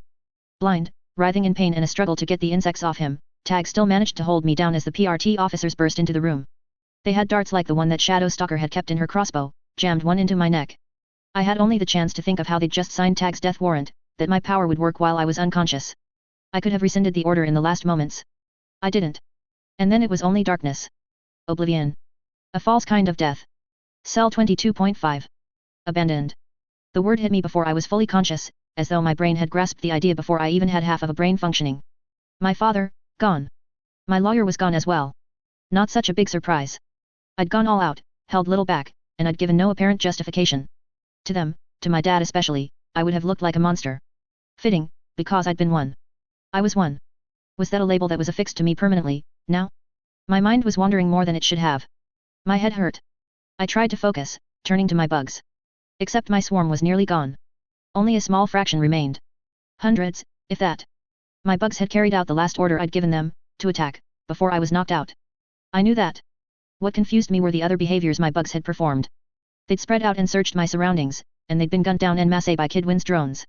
I could sort of understand that, especially if they were actively searching for the last targets I'd given them. That, and I could picture myself unconsciously wanting to check for incoming threats and assess the battlefield before the tranquilizer took hold. Odd, fucking inconvenient, but understandable. But the fact that bugs had spent the time I was out to weave lengths of silk cord? That was unusual, something out of place. It was something I'd taken to having my bugs handle in the background at any given moment, but why would I carry it out in my sleep? I was pretty sure I hadn't given that order, which left only 3 real possibilities. Either my unconscious mind had willed it while I slept, or my passenger had. Unnerving. More unnerving was the third possibility that there wasn't a real distinction between my unconscious mind and the passenger. I sat up, contorted in pain as I felt bruises and cuts making themselves known, and then groaned as my expression shifted and I felt the damage above and around my eye. There was a wound, my skin had split, and the tightness coupled with the crusty wet sensation suggested drying blood. My glasses were screwed up too. Tag had knocked one lens out of the frame when he'd slammed my face into the table. My vision was oddly dreamlike, blurry through my right eye, too crisp through my left. I moved my hands to move the glasses, and felt the heavy-duty cuffs encasing them. The sort of handcuffs reserved for low-level brutes, that covered my hands entirely, each hand welded to the other. I was in the PRT offices. I was back in my cell. As far as I could tell, the building was empty. My power reached 5 blocks, and nothing. There were no people. Computers were active, television screens were glowing with shifting images, and cars sat in the middle of the road outside, but the people were gone. Evacuation? When my power hadn't stopped, the PRT would have ordered people to clear out of the area. Maybe they weren't sure if my power would keep going if they shot me. I stood and rolled my shoulders, feeling things pop, grind and sing with pain in response to the movement. I'd had my hands fixed in front of me for the better part of the day, with only a brief respite in my cell while I'd showered. Showering, it made me think of being in my lair after the first night I'd been with Brian. I pushed it out of my mind, and Rachel appeared instead, stepping to fill the blank in my mind's eye. As if I were suddenly channeling her, I struck at the door with the restraints that encased my hands. Metal struck metal, the strike barely denting the brushed stainless steel of the door's surface. A rapid, high-pitched beeping sounded from above me. I looked up at the orb just in time to see it lighting up. I threw myself to the ground, felt the shock jolt through me. If I'd been sore before, the jolt cranked it up to 10. I felt my mind go white, heat coiling through the interior of my body, as though it were dancing around my internal organs and bones. The strength went out of me, my cuffs were too heavy, and I didn't have the ability to hold them up. I fell, as though the restraints were an anchor pulling me down. I could feel my muscles twitching in a way that seemed like it was intentionally making the sorest parts of me move. Do not disturb the peace of your cell. This deterrence measure was calculated at 20% of your overall capacity. The next response will be at twice the strength. Thank you, the automated voice informed me. For long minutes, I lay there, spasming and searching the building with surviving bugs, because doing anything else was impossible or futile. Needed out. How had they unlocked my cell in the interrogation room? They'd had phones. PRT issue, probably, and had tapped the phone against the wall. Phones, there were no PRT officers in the building. In the morgue, there was a body bag. Bugs clung to it. Brian? Rachel? Someone else? I sent Bugs over to explore it. One centipede to latch the zipper, other Bugs to haul it back. It was Tag, dead. I'd killed a man, and I had done it with my power, which somehow felt more intimate than the gun that killed Coyle. My power made the Bugs an extension of myself, and I'd used them to murder the man. It was little different from wrapping my hands around his throat and squeezing, or biting him in the throat and tearing deep enough that he couldn't survive. I couldn't bring myself to feel anything meaningful about it. I wanted to. I wanted to think of his daughters, apparently college students overseas, and his apparently loving wife, and the fact that I'd just taken a member of their family from them, much as my mom had been taken from me. I wanted to feel terrible, to cry, but I couldn't bring myself to. I felt bad, but not as bad as I should have. No. I could only see the bully, the monster, the threat he posed to the city or the world. To my team. Or was that the threat he had posed? Was it too late to save them? I couldn't check the time without sacrificing Bugs to the patrolling drones. However long I'd been out, the remainder of the Undersiders could be embroiled in an all-out war. Tag, I thought. Have to focus. His phone was in his jacket pocket, his keyring in his pants pocket. Getting the items to me would be harder. There were closed doors, vents, the elevator and the blocked elevator shaft. The morgue was in a separate building, joined to the PRT office at one corner. Worse, the numerous skirmishes in, outside, and around the building had led to there being a great deal of renovation and rebuilding. New things were that much harder to get Bugs through. There were no open grates, no gaps in air conditioning ducts or anything in that vein. There had to be a way. I was down to a few hundred Bugs. Barely enough to matter. I wasn't about to brute force my way through anything. I thought of the hole Alexandria had put in the roof during her hurried exit. It was the most indirect way, getting bugs from the basement of one building outside, to the roof, and back down to the basement of the next building, but it was a path. If there were barriers I wasn't sensing, I'd handle them. Working together, bugs began dragging the keys and smartphone down the hall to the mortician's office. Windows, squat, looked out at the parking lot, no doubt intended more to bring natural light into the office than for the sake of the view. I knew before approaching them that the windows were open, there was fresh air flowing into the hallway, and my bugs could sense the shifting air currents. A screen blocked the way. Not a serious issue. The bugs started chewing through the individual wires, while the bugs with the phone and keyring began binding the items in silk, connecting them to a line. Minutes passed while the bugs made their way up to the hole in the roof, down the shaft to the ward's headquarters one floor below me, and to the elevator. The stairwell was blocked off, the elevator, the buttons. I had the largest bug ram it. Nothing. Feeble at best. The wiring. Could I hotwire it like someone hotwired a car? Getting into the walls wasn't as hard as it should have been. Rachel had done a little damage when she'd attacked with the dogs a week ago. Even though they'd shored it up and sealed the exterior from the interior, there were gaps that I could use to get inside from the building's interior, much as I'd done when disconnecting the outlet for Kidwin's drone recharging station. The actual connection, the damn thing seemed to be reinforced, with thick wires and a button mechanism that was too heavy to move from within. The bugs themselves couldn't form a live connection between the button and the contact. A workaround. I used cockroaches to carefully strip away insulation, 2 centipedes positioning themselves so their mandibles were above 2 respective pieces of wire, their tail ends entwined with one another. Then they let themselves drop. Their bodies bridged the gap between the wire behind the contact and the wiring by the button. The centipedes died in an instant, and the door opened. I dragged the smartphone and keys in, being careful to use bugs to bridge the gap so the phone and the keys wouldn't fall through, and then let the elevator carry the bugs to the floor above. The doors opened automatically as the elevator arrived, and I brought the items out the same way. The bugs began the slow process of bringing the phone to a point high enough on the wall. I spent the time recovering, flexing my muscles until I was sure they moved right. I had to draw out more silk to have a line strong enough, and set to reeling it in, anchoring end at the corner of the door frame, pushing up with the bugs and looping any slack around the corner of metal. It wasn't halfway up when the heroes arrived to collect their prisoner. A vibration through the building as a heavy vehicle landed on the helicopter pad on the roof. 4-legged, with turbines in the place of wings, and a necklace head. A man stepped out. Defiant. Dragon arrived as Defiant reached the elevator door on the rooftop. My bugs inside continued the glacial process of raising the phone to the necessary height, while the ones outside clustered on Defiant and Dragon. They knew I was here. There was no reason to be subtle. The only thing I had to be careful of was keeping Defiant from killing the swarm with one of his bug zapping tricks. His focus was on his phone and the door, instead. He was typing something. A password? If one was required to access the phone, I was screwed. If it was access specific. I memorized the sequence. Now I had the problem of using it on the touch screen of the smartphone. If it was pressure sensitive, then I could use it. If it was heat sensitive. Bugs approached the fluorescent light bulbs in the hallway outside, warming themselves until their wings and legs threatened to burn up. The pair of heroes was halfway to the elevator on the top floor when the phone reached the correct height. Bugs I'd warmed on the bulbs moved to the keyboard, copying the same sequence of movements I'd tracked with the bugs on Defiant's glove and phone. The door slid open. I dropped to my hands and knees to get the phone in my teeth, stooped down so the bugs with the keys could latch onto my gauntlet restraints, then speed hobbled for the elevator, chains at my ankles clanking. I hit the button a second before Defiant hit the one on the top floor. The doors opened immediately. They hadn't reacted yet. The delay before the elevator moved hadn't registered with them.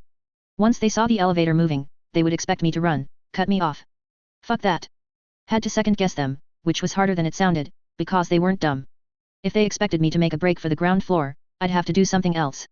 I leaned back against the wall and used my bare toe to hit the button for the first and third floors. That done, I turned my attention to the keys. The phone went into one pocket, moved by a swarm of bugs and the slope of my arm. When that was done, smaller bugs searched the keyhole at the base of my restraints to gauge the width. Other bugs marked the keys that fit the same size, yet others holding the ring against my restraints so I could use my teeth to pick through them, sliding them around the ring when they weren't appropriate. Cockroaches wedged themselves in between keys to speed the process along. Defiant and Dragon were moving. Dragon opened a window and moved outside, while Defiant headed into the stairwell. They wanted to cut me off on the ground floor. They could communicate without talking. Some kind of system built into their masks. It made this harder.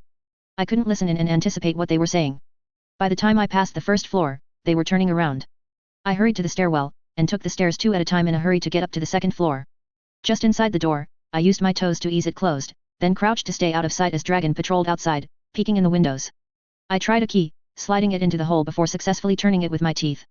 My lips came in contact with the cockroaches I was using to guide the metal into place. I didn't care. Disease, filth, disgust, they all came in a distant second to other priorities. I felt numb, and it wasn't the electrocution. They'd taken away someone important to me, pushed me. My dad was gone, my lawyer, my team wasn't here. I wasn't sure I wanted to know why they hadn't come to the rescue, or why the mercenaries we'd hired hadn't been called in. I had an ugly feeling in my gut that something was wrong. Something beyond what had just happened here, beyond the possibility that someone I loved, romantically or platonically, was gone.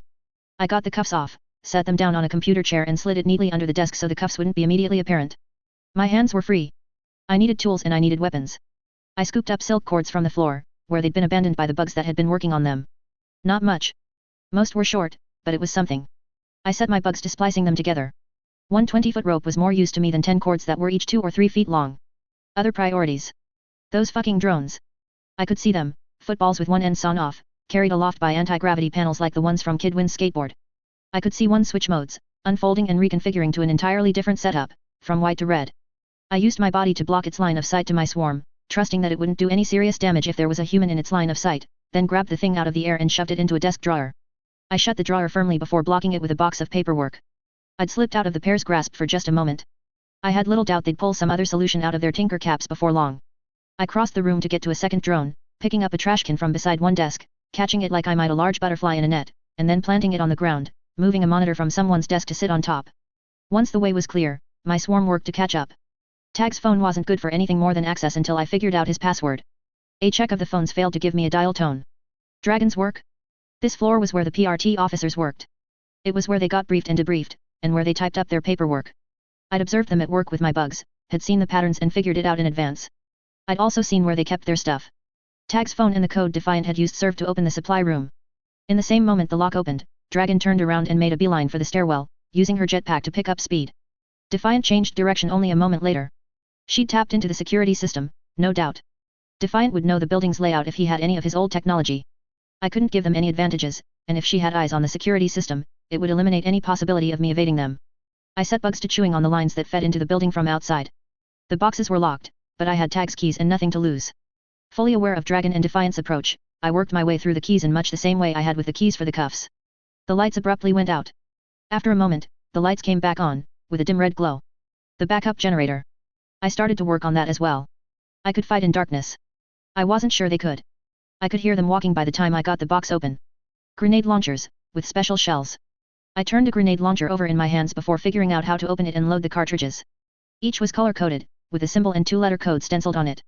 A green cartridge with a face, eyes squinting, mouth open with tongue extended, TG beneath. A red cartridge with the letters IG and a flame. A blue cartridge with a stick man stuck in goop, CF no doubt standing for containment foam. A yellow cartridge with a lightning bolt and EM beneath. I loaded the last, aiming out the open door of the storage area, and pulled the trigger. Nothing. A bar of black on the back of the grip lit up with letters, running vertically from above my thumb to the bottom of the grip. Non-confirmed. They'd either learned since we attacked the fundraiser, or they took stricter measures with their more dangerous weaponry. I investigated, but there didn't seem to be a place to input any code. The footsteps drew closer, heavy. I could sense Defiant with my swarm, only a short distance away, looking into the briefing room to see if he could spot me. Fingerprints, I thought. Except there wasn't a flat panel to press the finger against. The grip was textured, and nothing about the barrel suggested it was meant to read anything. The gloves. I used the same key that had opened the box to access the locker with the armor the PRT officers wore. I found a glove and began pulling it on. Defiant appeared in the doorway. He aimed the butt of his spear at me, and the display on the gun dissipated. He lunged, and the butt of his spear caught me just below the collarbone. With that alone, he pushed me into the lockers with enough force that they rocked against my back, rendering me pinned. I let the grenade launcher fall to the ground. Dragon appeared behind him, setting one hand on his arm as she passed through the door. He eased back on the pressure. I glared at them, but they didn't speak, and Defiant didn't move to release me. Were they talking with one another? Fine, I said. You got me. I had to. Defiant was shaking his head. He tapped his mask. Bugs flowed over the outside of his armor, and he didn't seem to mind. There were no openings, no apertures, no air holes or gaps I could work a bug into. He was playing the same game Mannequin had, to counteract my power. Fuck it. I wouldn't be able to sting him. Dragon either, apparently. He couldn't talk. I wasn't positive he could even hear. He shifted his grip, then grabbed my upper left arm. Dragon took hold of the right. They half walked, half carried me towards the stairwells and elevator. I walked more to keep them from putting more strain on my already sore shoulders than out of any need. Their grip left me little doubt they could have held me off the ground if they wanted. Defiant stopped mid-stride, then glanced at Dragon and me.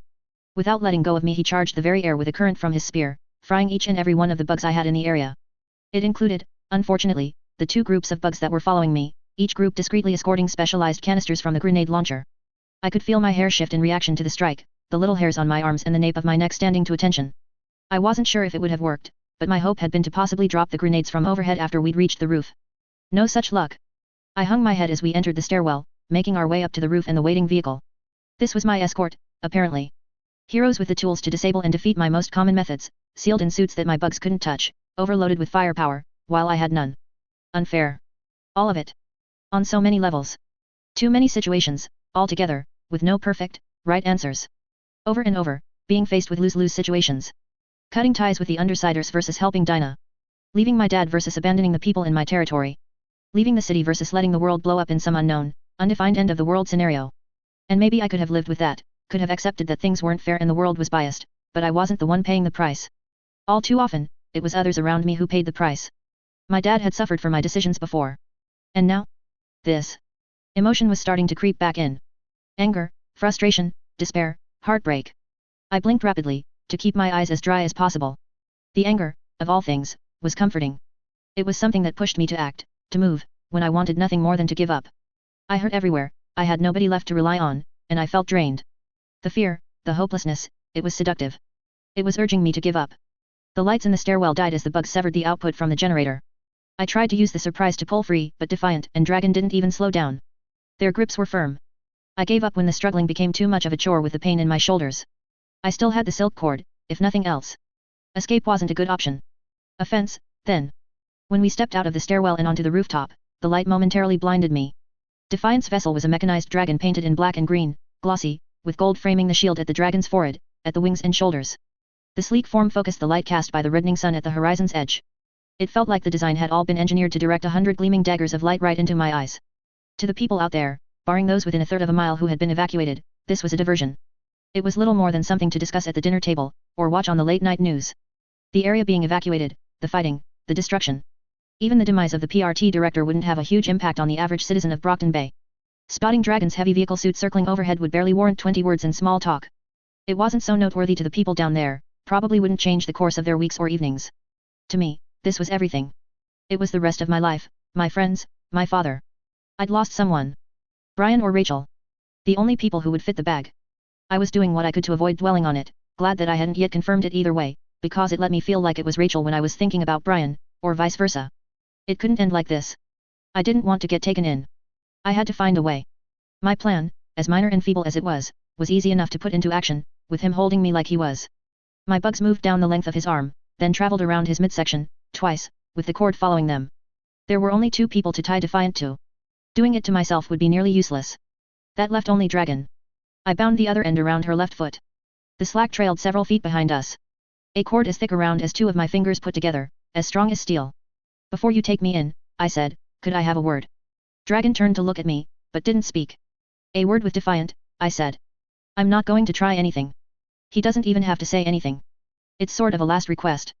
Defiant's mask opened with a barely perceptible noise. A last request, he made it a statement rather than a question. We can talk in the Pendragon. There's no need. I spent the day in a cell, I wanted some fresh air. Sue me for thinking you actually meant something when you apologized, that you were sorry for not being fair to me back then. I sounded more petulant and bitter than I liked. He glanced at Dragon, and the silence suggested there was a dialogue happening. It's rude to whisper, I said. Again, more petty than I wanted to be. She can't speak out loud, Defiant said. It's complicated to explain. She's under certain restrictions, many related to the PRT, and we'd agreed we didn't want to win like that, back at the school. The only way for Dragon to stop was if I stepped in and made her stop, and she was hurt in the process. The recovery is slow. Only if he made her stop? Because the PRT would be harsher with her, with whatever leverage they had over her. I thought. Was that something I could use? What did they have on her that they didn't have on the hero on probation? Thank you, I said, to Dragon. For doing that. She gave me a curt nod in response. I've been trying to grow as a person, with Dragon's help, Defiant said. I'm willing to listen, but it'll have to be fast. Okay, I said. I glanced at Dragon.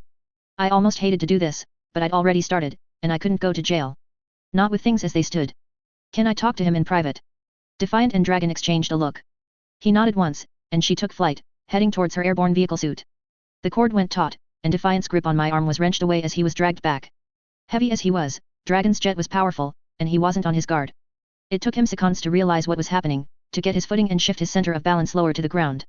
I was already moving, chasing him. There was no point to trying to escape if they were right on my heels. He came to a stop at the edge of the roof, but I was already arriving, taking advantage of his lack of balance to throw myself into his upper body. Not the first time I fought a dragon man on a rooftop, I thought, as I felt Defiant move in response, all of his sturdiness and armor, nothing with a strong push at the right moment. One to mark the start of my career in costume, the other to mark the end? If he'd had a mind to, he could have grabbed me and taken me down with him. Maybe Arms Master would have. But Defiant twisted as he tilted backwards, drawing his folded-up spear and striking out in the same motion. It bit into the concrete of the rooftop's edge, the head expanding for a more secure grip. I kicked the spear, as if I could dislodge it, but only succeeded in hurting my foot. Dragon caught me a moment later, pushing me away. She offered Defiant a hand, and he used both her grip and the spear to right himself, pulling himself back from the edge.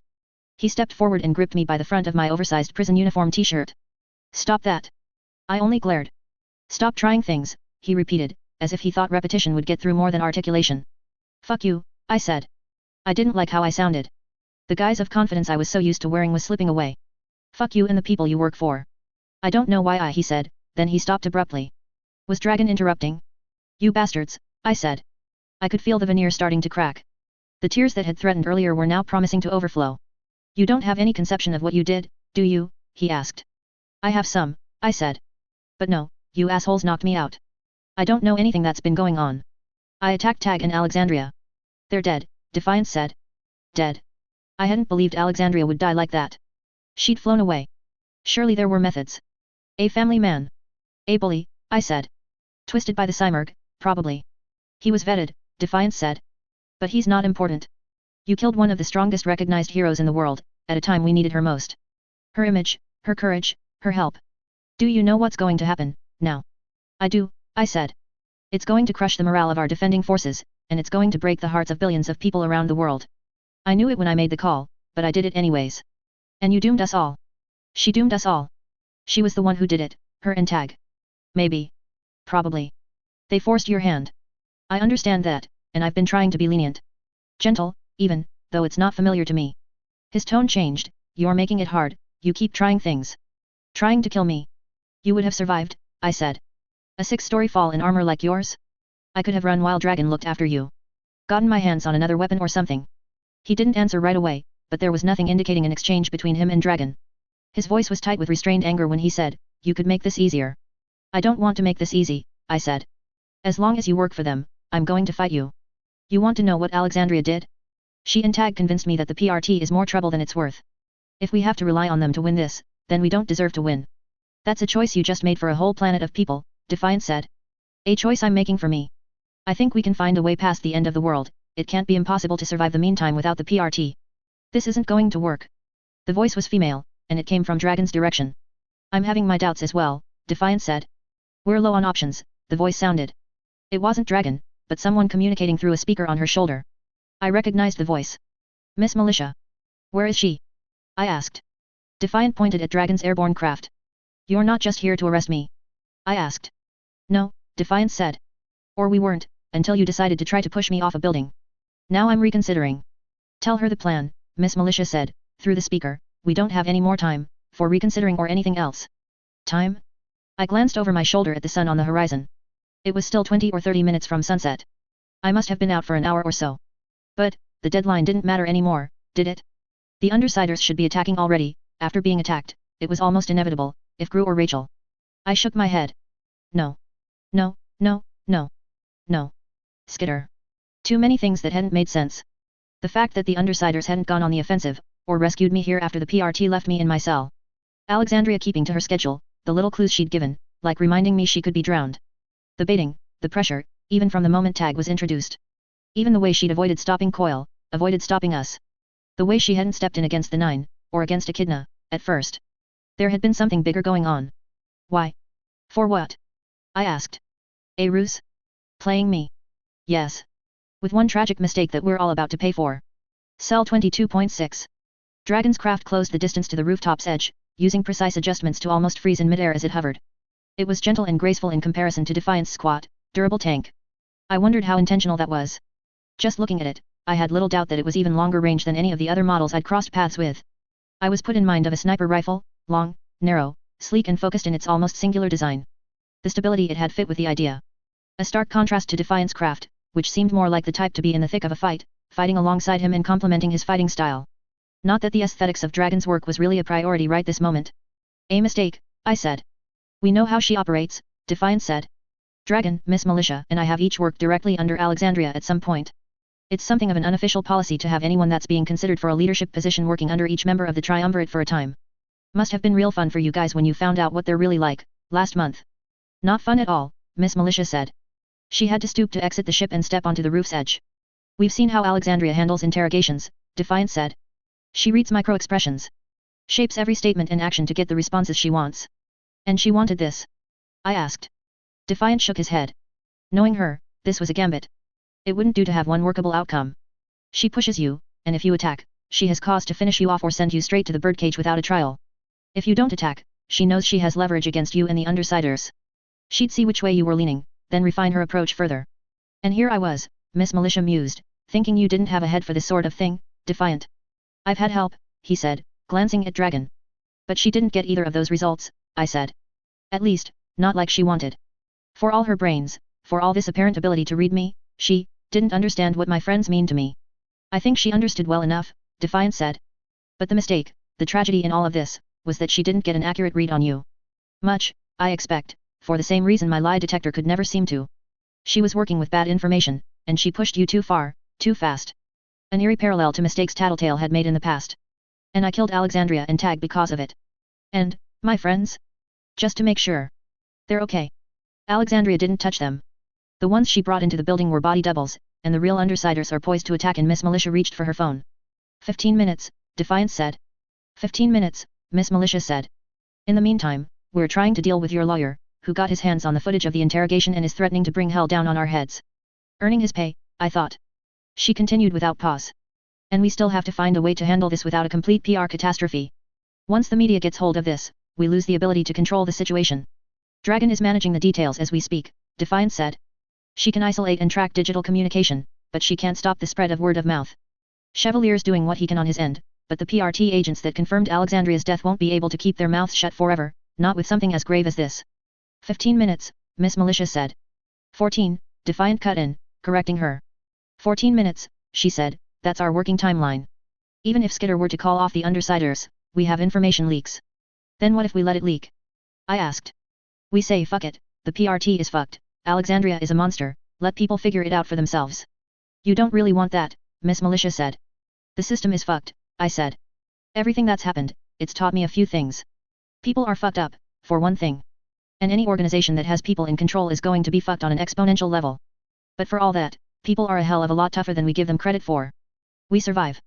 We innovate. So yeah, I'm seriously thinking along those lines. I wouldn't mind seeing the PRT burn, damn it, because I think we'll make it regardless. Why? Miss Militia asked. What changed your mind from the moment you decided to surrender? Your friends weren't at risk, you already knew something about Tag and Alexandria. I told her. You were part of it. I didn't do anything. Exactly. You can't blame me for standing out of the way. You had a plan, Alexandria told me she had a plan, and nobody shared anything substantial with me. I couldn't take a step without risking that I'd get in someone's way. I frowned. You're hurt, you're angry, you're still reeling from what you thought happened, Miss Militia said. Fine. That's fair. But we don't have time to work through that.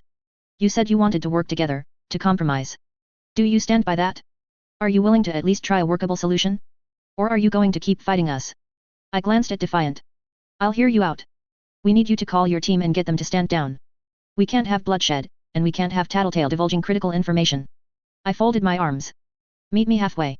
12 minutes, Defiance said. This isn't the time to be hard-nosed. You don't want this fight any more than we do. If this happens, your team will be at a very real risk of death or arrest.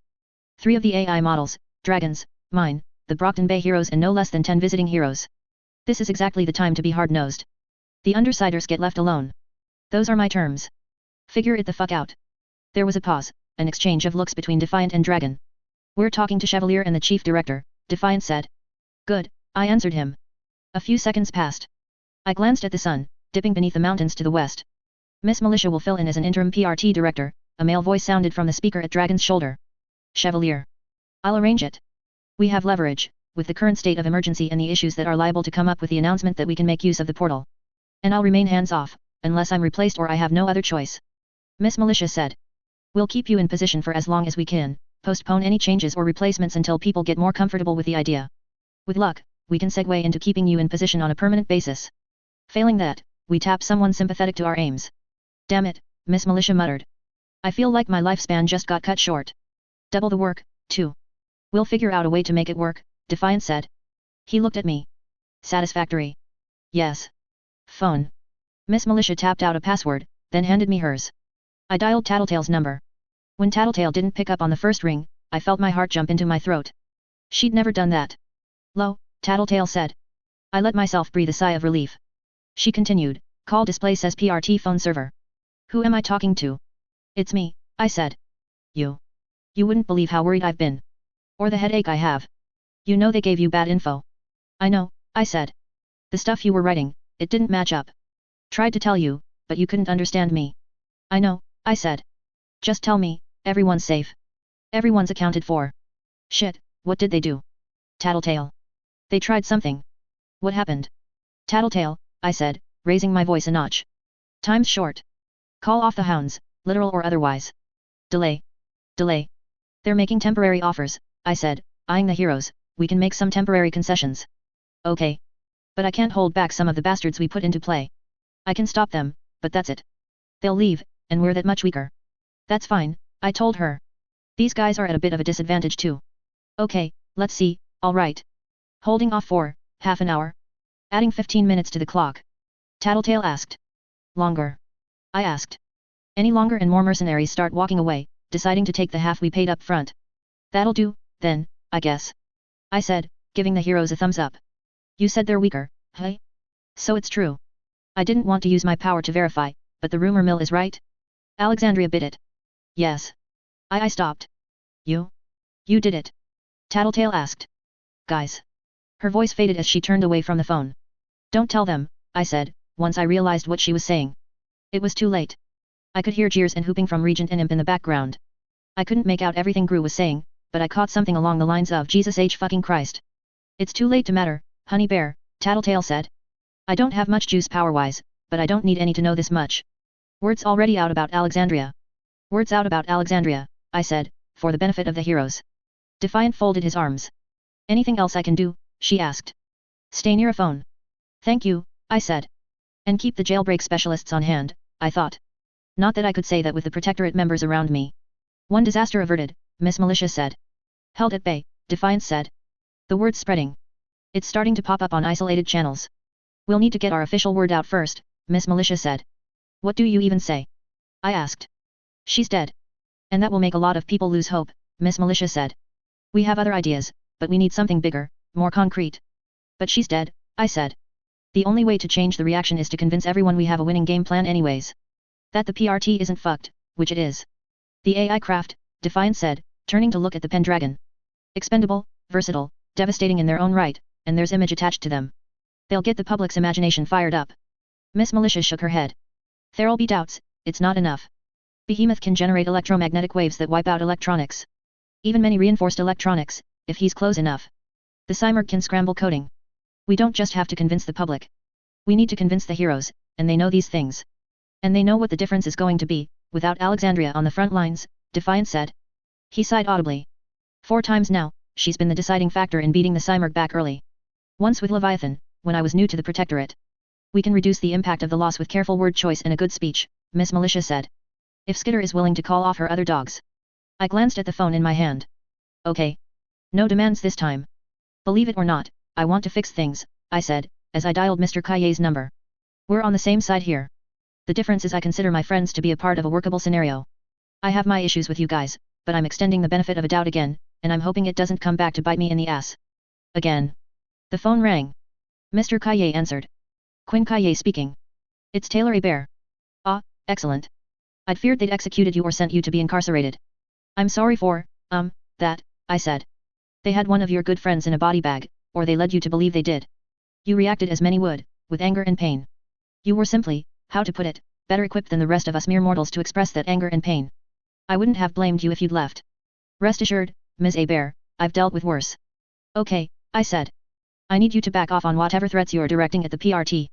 No can do, I'm afraid." "Why the hell not?" "Because, right at this moment, you're in the custody of the heroes. They've given you a phone, no doubt, and they've caught you at an emotionally vulnerable moment. For your benefit, I can't assume you're of sound mind or that you aren't being coerced. How do we change your mind?" "I wouldn't mind an invitation to the discussion." "We're sending a vehicle your way," I said. "Where are you?" "The lovely little shop with the donuts I visited this morning." Okay, I said, putting my hand over the mouthpiece, he says. I stopped. The armored suit Miss Militia had left was already moving, heading directly for my territory. She'd been listening in. Never mind. Let's talk about our game plan, Miss Militia said. We've got the peripheral stuff in the works. You're bringing the suits in. Yes, Defiance said. She is.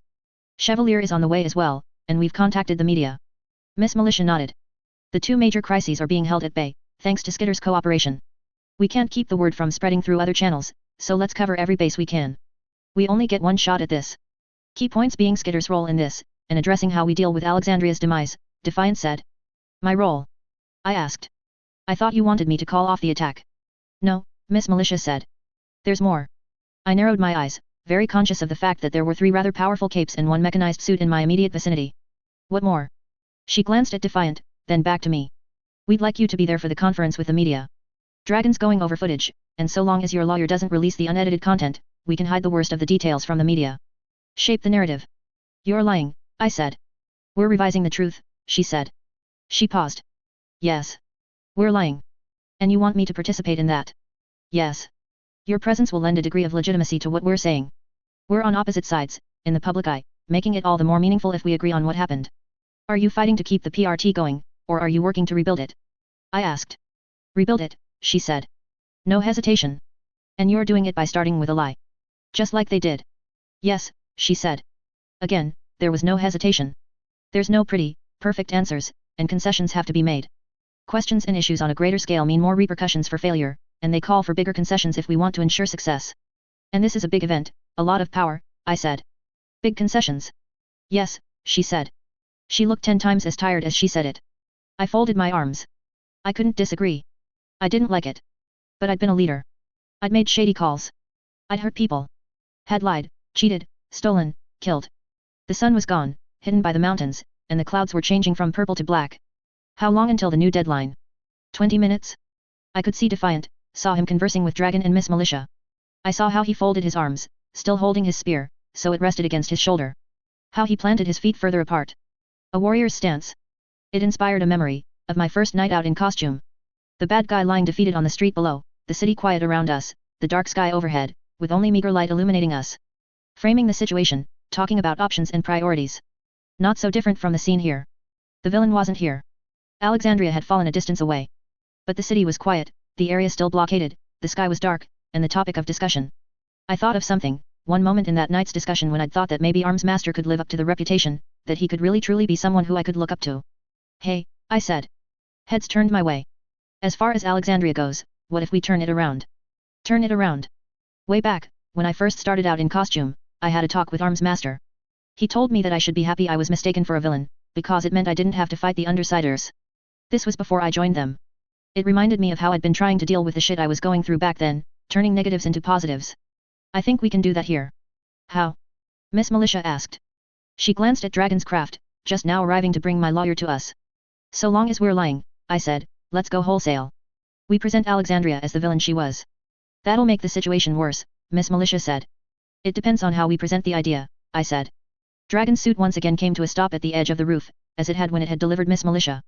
It turned sideways, and the body opened, revealing my lawyer, looking more stressed than I'd seen him, in the midst of a rather compact cockpit. Mr. Kaye accepted Miss Militia's offered hand in stepping down to the rooftop, and seemed to relax the instant his feet touched solid ground. Who, he said. Never let it be said that my job isn't an adventure. You're well, Ms. Hebert. I am. You haven't made any deals. Nothing permanent. Good. Dragon touched my shoulder. When I turned her way, she set her fingers in my hand, pulling me after her with the light contact of 2 of her fingertips. Gentle, easy to avoid, but clear enough. I followed as she led me to her hovering dragon craft, Mr. Kaye a step behind me. Mr. Kaye had longer legs than I did, but he was the one who hesitated at the gap before stepping into the open cockpit. Once I was on board, Dragon reached over to the wall and opened a shallow drawer, no more than 3 inches deep. The drawer opened with a noise like something from a science fiction movie. I stared at the contents. How? I asked, and all of the confidence was gone from my voice. Wait, never mind. You're your tinkers, damn it. Mr. Kaye stepped up beside me, placing one hand on my shoulder in an uncharacteristic need for some support. He looked down. I take it we've reached something of a consensus here. I have no idea, I said. Yes, Defiance said, from the rooftop. Then it seems I need to draw up some paperwork, Mr. Kaye said. For formality's sake, if nothing else. Do it in 5 minutes, Miss Militia said, from Defiant's side. We're out of time. The media's here. 5. Mr. Kaye seemed momentarily pained. Paper, fast. Dragon handed him a sleek keyboard, pointing to a screen. He started typing. I'll credit you this, Ms. Hebert, my lawyer said, as he typed away, tabbing to different windows to draw up pages he could copy-paste from. You manage a great deal of grief and chaos in very short spans of time. Chevalier had arrived, and stepped into the cockpit. Gold and silver armor, his cannon blade resting against one shoulder. He briefly clasped hands with Defiant. I stopped tidying my hair long enough to take the stylus from Dragon, scribbling my signature on the offered pad. Others were already present, Miss Militia's in Defiance. The chief director's signature appeared as the document was signed from a remote location. You're ready? Chevalier asked me. I shook my head. No. But you're willing. Yeah, I said. I rubbed my arms, then zipped up my prison-issue sweatshirt. Has to be done, doesn't it? It's not pretty, he said. There's a lot of ugliness in this. But yes. This gives us the best chance. I nodded. I still had Miss Militia's phone. I dialed Tattletale. Yo. Turn on the TV, I said. And call them off. Unless something goes horribly wrong, this is it. You're sure? Yeah, I said. No, I thought. I hung up. All together, we stepped out of the cockpit and walked around the craft. The wards were here. Clock Blocker, Vista, Kidwin and Crucible, standing on guard. Rounding the corner, we approached the open street where the crowd of reporters waited. Television cameras shifted to focus on the reporters announcing our arrival, or to follow us as we walked. Tripod-mounted lights cast shafts of light across the road, all converging on one point, the makeshift stage, the flat ledge of the Dragon suit's wing, 5 feet off the ground. Voices bubbled around us, a million questions, almost a singular noise. Chevalier stepped forward, and they simultaneously drew quiet. He had a presence, a kind of nobility that garnered respect. Today, not 2 hours ago, Alexandria was killed. I could barely see the reporters past the massive lights that were shedding light on the stage, on us. They were solemn, focused on every single word.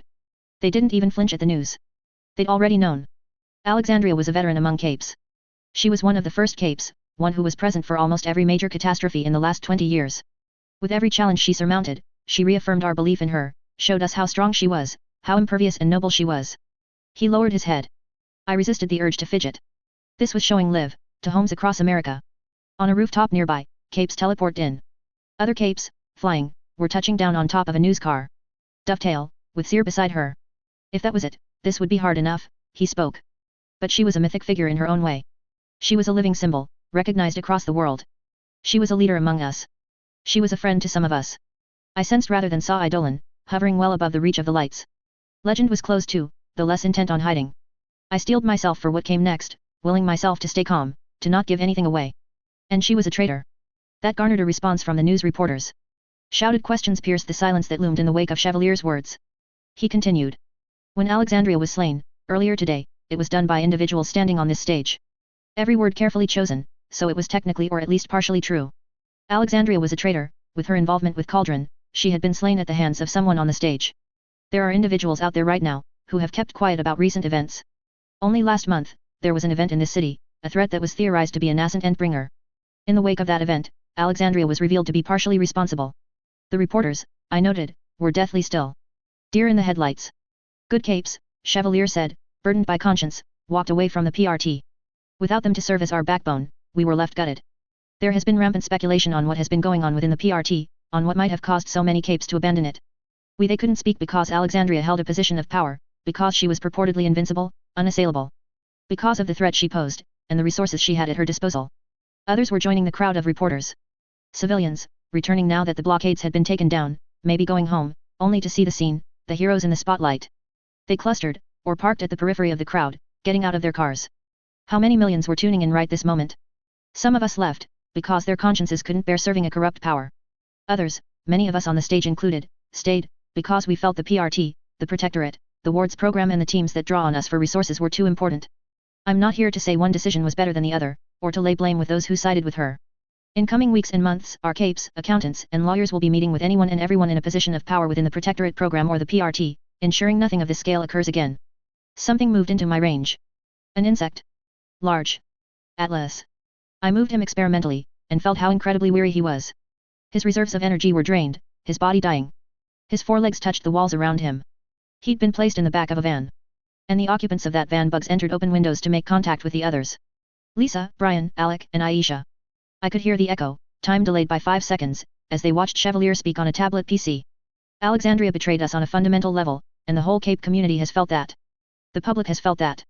I urge people not to blame her. She had no less than 18 fights against the Cymurg. We had been led to believe her powers rendered her immune, but she was clever enough to hide and alter the evidence. She was a victim, and it's a testament to her character that she fought off the Cymurg's influence for as long as she did. And there's the first egregious lie, I thought. With luck, nobody would believe anyone that was callous enough to point it out. Nobody would want to believe them. It was an ugly thought, that Alexandria could be twisted to act against our interests just because of who she was. She'd worked with Cauldron, had experimented on humans, all in the interest of, what? Creating powers? Selling them? I swallowed hard. I knew what came next. It was due to a concerted effort this evening that we were able to stop Alexandria before more damage could be done. Chevalier reached out, put a hand on my shoulder. He drew me closer to him, until I stood in front of him and he had both hands resting on my shoulders. Many will recognize Taylor Bear, revealed to be Skitter in a controversial confrontation at the school just a week ago, a confrontation Alexandria ordered.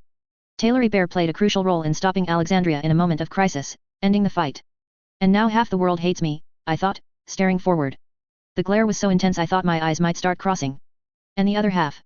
I don't know what the other half thinks. I'd agreed to share credit for the kill, but only because there had been a consensus that people wouldn't believe it if I took sole responsibility. Chevalier wasn't speaking. I saw a red light go on at the corner of my collar. The microphone Dragon had clipped there was live. The signals would be received by all equipped, official cameras. Something the PRT had arranged for convenience's sake some time ago. I had a chance to speak in my own defense, in front of countless tens or hundreds of millions of eyes, and the words were dying in my throat. My thoughts were grinding to a standstill. What was I supposed to say? We'd barely had any time to prepare. We hadn't had time to prepare. There were whole lines I was supposed to give. Ideas I was supposed to express, striking the right tone, and I'd gone blank. I couldn't defend myself like this, even with rehearsed lines. Chevalier rescued me. He spoke, his voice clear. This isn't a happy day. It was a reminder of what my line was supposed to be. I'm not proud, I'm not happy that it came to this. It's not a happy day, but it's a good day, he said, skipping ahead 2 or so minutes. It marks change, and it marks a step forward. A chance to fight Endbringers and other threats without sabotage, without worrying who stands beside us, or whether our leadership is compromised. Dragon's ships descended from the sky above. My hair and the hood of my sweatshirt flapped as the vessels landed to either side of us. 11 vessels. The ones we'd destroyed had been rebuilt, updated. Others, old dragon suits, had apparently been set up with AI to fly on their own. They gleamed, various shades of chrome and gunmetal, with trim in different metals and colors for decoration and highlighting. She had more made, I thought. A chance to fight Endbringers without as many casualties, Chevalier said. And hope. We've investigated the portal to another world, and confirmed that there are resources and even shelter, a possibility of escape in a time of emergency. I stared at the van where the Undersiders were. And new allies, as unlikely as they might be. His hands dropped from my shoulders. I reached up to the zipper of my sweatshirt. I pulled it down, then shrugged out of it. Chevalier took the piece of clothing in one hand. I bent over and stepped out of the loose-fitting prison sweats as well. Defiant handed me my new mask, and I pulled it on. Electric blue lenses, the opposite of the yellow I'd worn before. They helped with the glare, though they weren't so good against it as my old lenses. Light grey fabric where I'd had black. Armor panels in the same dark grey as before, albeit with cleaner lines, less bulk, and less in the way of edges. I had no points at the tips of my gloves, and both the mantle around my shoulders and the cloth that hung around my belt were marked with an electric blue border, with my gang emblem in miniature at each corner, flipped upside down so they faced skyward, altered to match my new color scheme. I admitted to reprehensible things, I said. I won't challenge that, or pretend I didn't say or do those things. By all rights, I should go to jail. I may serve a sentence, if the courts will it. I won't challenge that. I paused. For a terrifying moment, I thought I'd forget what to say again. Then I fixed my eyes on the windshield of the van, at the far end of the crowd. It struck me that I hadn't suffered stage fright. It had been something else entirely. I hadn't wanted to speak, because there would be no going back. When I finally spoke, I didn't follow the cues I'd been given. My eyes didn't leave the spot where the Undersiders were watching from. I seized a territory in Brockton Bay. I led the local villains, and we defeated all comers. I was secure in my position. I had wealth, friendship, love, and respect. People depended on me. It was everything I'd ever wanted, if not quite the way I'd initially imagined it. I could have stayed and been comfortable. Except there are bigger things. More important things. The eyes and cameras on me made me feel like I was deep in the ocean, a crushing weight pressing down on me. I believe in the idea of a new PRT that Chevalier is talking about. I believe in it enough that I was willing to turn myself in and take action to bring it to fruition. That I was willing to leave everything I had behind. If I have to serve time in jail first, then so be it. If I face the birdcage. I hope I don't. But at least I could tell myself that seeing the supervillain step up might convince others to come back. Change the minds of heroes who gave up on the PRT for one reason or another. A lump welled in my throat. I knew I didn't have many more words left before I wouldn't be able to speak. This is what I want to do, above all else, I said, and I said it to the Undersiders. Given the chance, I'll serve the people. As I fought Leviathan, the Slaughterhouse 9 and other evils, I'll fight to the last gasp to protect all of you. When a howling in the distance interrupted me. Moments later, others took up the cry. 10 dogs, then 20. Others took up the cry around the city, from various shelters and homes. 100, 200 dogs, and the wolf cub that had started them off. When and if I do take up the job, I finished, speaking around the growing lump in my throat, you can call me Weaver. Chevalier set a hand on my shoulder. That'll be all, the hero said. We'll have another statement and a conference to answer questions early tomorrow, when we know more for sure. The reporters were already calling out questions. Is this the first time you've recruited a villain? How did Alexandria die? What crimes did she commit, exactly? More questions, until it was a jumble. He led me away, one hand steady and firm on my shoulder, and Miss Militia, Defiant, Dragon and my lawyer fell into step behind us. I cast one last glance at the van, then entered Dragon's ship. You stumbled, Defiant said. Improvised. But that was good. I didn't respond. You know you can't stay here. There's a conflict of. Dragon reached out and pressed an index finger against the mouth of his mask. Then she folded her arms around me. She was cold to the touch, hard and unyielding, but she still managed a motherly embrace.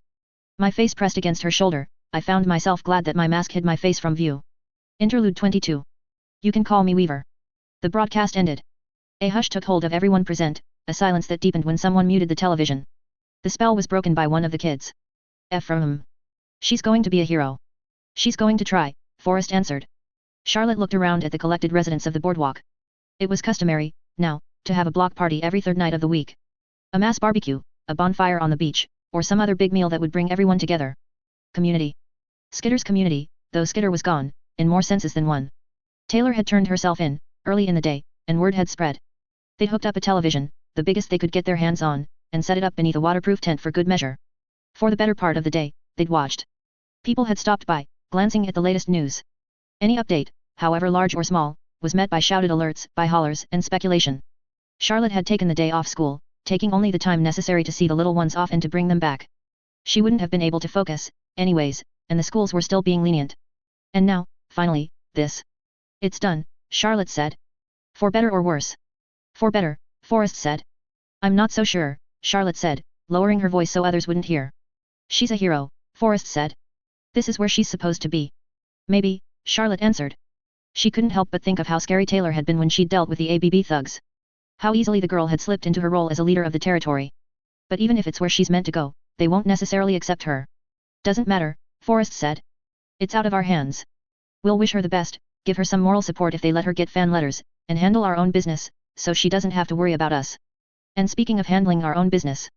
Forrest directed a pointed look at the kids who were sitting around Charlotte. Right, she said. I'll be along to see to the lads, Forrest said. Just have to clean up first. Charlotte nodded. Bedtime for the littlest ones. She rose from the bench. Show's over, come on, it's time to go to bed. There were groans and grumbles here and there. Charlotte knew who it was without looking. She identified Mason, set a hand on top of his head, and pulled him closer to her as she walked back to their place. Be good. Mason mimicked the exact same groan he'd given a moment ago. So dumb, Kathy was saying. She was one of the older children, looking after Jessie and Aidan. I never had to go to bed this early before. It's easier, Charlotte said. And we can all use an earlier bedtime. It leaves us in better shape to face tomorrow, don't you think? I wasn't talking to you, Kathy said. Kathy and Mason were the most likely to fight, to challenge her. When she was hurrying to get them out to the bus stop for school, it was Mason who would decide he'd suddenly forgotten how to tie his shoes, or who would drag his feet to force her to seize his hand and pull him along. He needed that attention in moments of crisis, however small. Kathy was the opposite. Charlotte hadn't uncovered the details, but the girl had been burned by someone in authority, and rebelled against it as a matter of habit. Kathy wanted to be independent, but she was too young. You were complaining about something I said. Kathy glared at her. I could stay up, watch TV for another hour or two, and then go to bed. I'd be quiet. And what if you were too tired to look after Aidan and Jessie? Kathy scowled, but she didn't reply. Jessie wet the bed most nights. She never came to Charlotte to let her know. More than once, Charlotte had found the girl sleeping on the floor when morning came. Aidan had nightmares that left him screaming and wailing well after he'd woken up, refusing to listen to her. More than once, he'd actually had the nightmares while sleepwalking. It was hard to deal with, frankly. She'd taken to setting her alarm for 1, 3, and 5 o'clock in the morning, rising from bed and checking in to make sure the kids were all right, that Jessie's bed was dry. It was embarrassing to admit, but there had been 4 occasions when she'd been terrified as she had run into Aidan, standing in the bathroom or sitting at the table in the kitchen. Each time, he'd been gripped by whatever terrors it was that found him at nighttime. Half the time he fought her, the other half the time he just screamed, blood-curdling. Kathy, a little more than half Charlotte's age, took it in stride, almost thrived on looking after the younger ones. She had endless patience with Jesse's nighttime accidents, and virtually every time Aiden's screams woke her, Kathy was already at his side, speaking calmly, waiting until he'd relaxed enough that she could hug and cuddle him. They made their way inside, and Charlotte was sure to close the shutter just beyond the front door. Aidan watched carefully as she fed the chain through the ring at the base of the door and the small gap in the floor. She locked it, then tugged it for good measure, demonstrating how secure it was. Safe, she said. Wordless, his forehead creased with the sort of worry he shouldn't have for another 15 years, Aidan turned and walked away. Girls in the bath first, snacks after, Charlotte said. Boys, cookies and milk before your bath. The O'Daly clan had collected their kids, most of their kids, finally. It left the number more manageable. Kathy, Mai, and Jessie made their way to the bathroom. Aidan, Ephraim, Ethan, and Mason found stools at the kitchen counter while Ben, the oldest of the boys, got the cookies, glasses, and milk out. Charlotte checked on the girls to make sure that they were getting along okay, then shut the bathroom door and got her laptop out. Welcome to the Para-Humans online message boards. You are currently logged in, Char. You are viewing threads on subscribed boards. Last 12. Topics only. Black Diamond Sticky Topic, Alexandria Discussion, July 14th, goes here. Black Diamond Topic, Alexandria Dead. Black Diamond Topic, Chevalier's new PRT vs Endbringer. Black Diamond Topic, What the fuck happened? Black Diamond Topic, Skitter. Black Diamond Topic, The Endbringers, Thread XXXIV. Black Diamond Topic, Dragon Suits, Continued Escalation of Cape Militarization. Black Diamond Topic, Weaver. Black Diamond Topic, Undersiders. Black Diamond Topic, Alexandria Died. Black Diamond Topic, Issues with Recruiting Villains. Black Diamond Topic, Portal confirmed OK by Chev July 14, 2011. She's famous, Charlotte said aloud. Because she was on TV, this from Aidan. Because she was a bad guy, and she turned around and decided to be good, Charlotte said. And because she helped beat Alexandria. It's controversial stuff, and I think people are going to be arguing about it for a long time. She's not a bad guy, Ben said, taking a seat beside the other boys. Was too, Ephraim said. She was scary and mean, Ben said, but she's not bad. They're the same thing. It doesn't matter, Charlotte says. She got us pizza, Ben said. That's all that matters to me. That's sound enough reasoning, Charlotte said, smiling a little. She left the laptop to visit the bathroom, calling through the door. 5 minutes, then out. She could hear another grumble from Kathy. They'd do better if left to their own devices.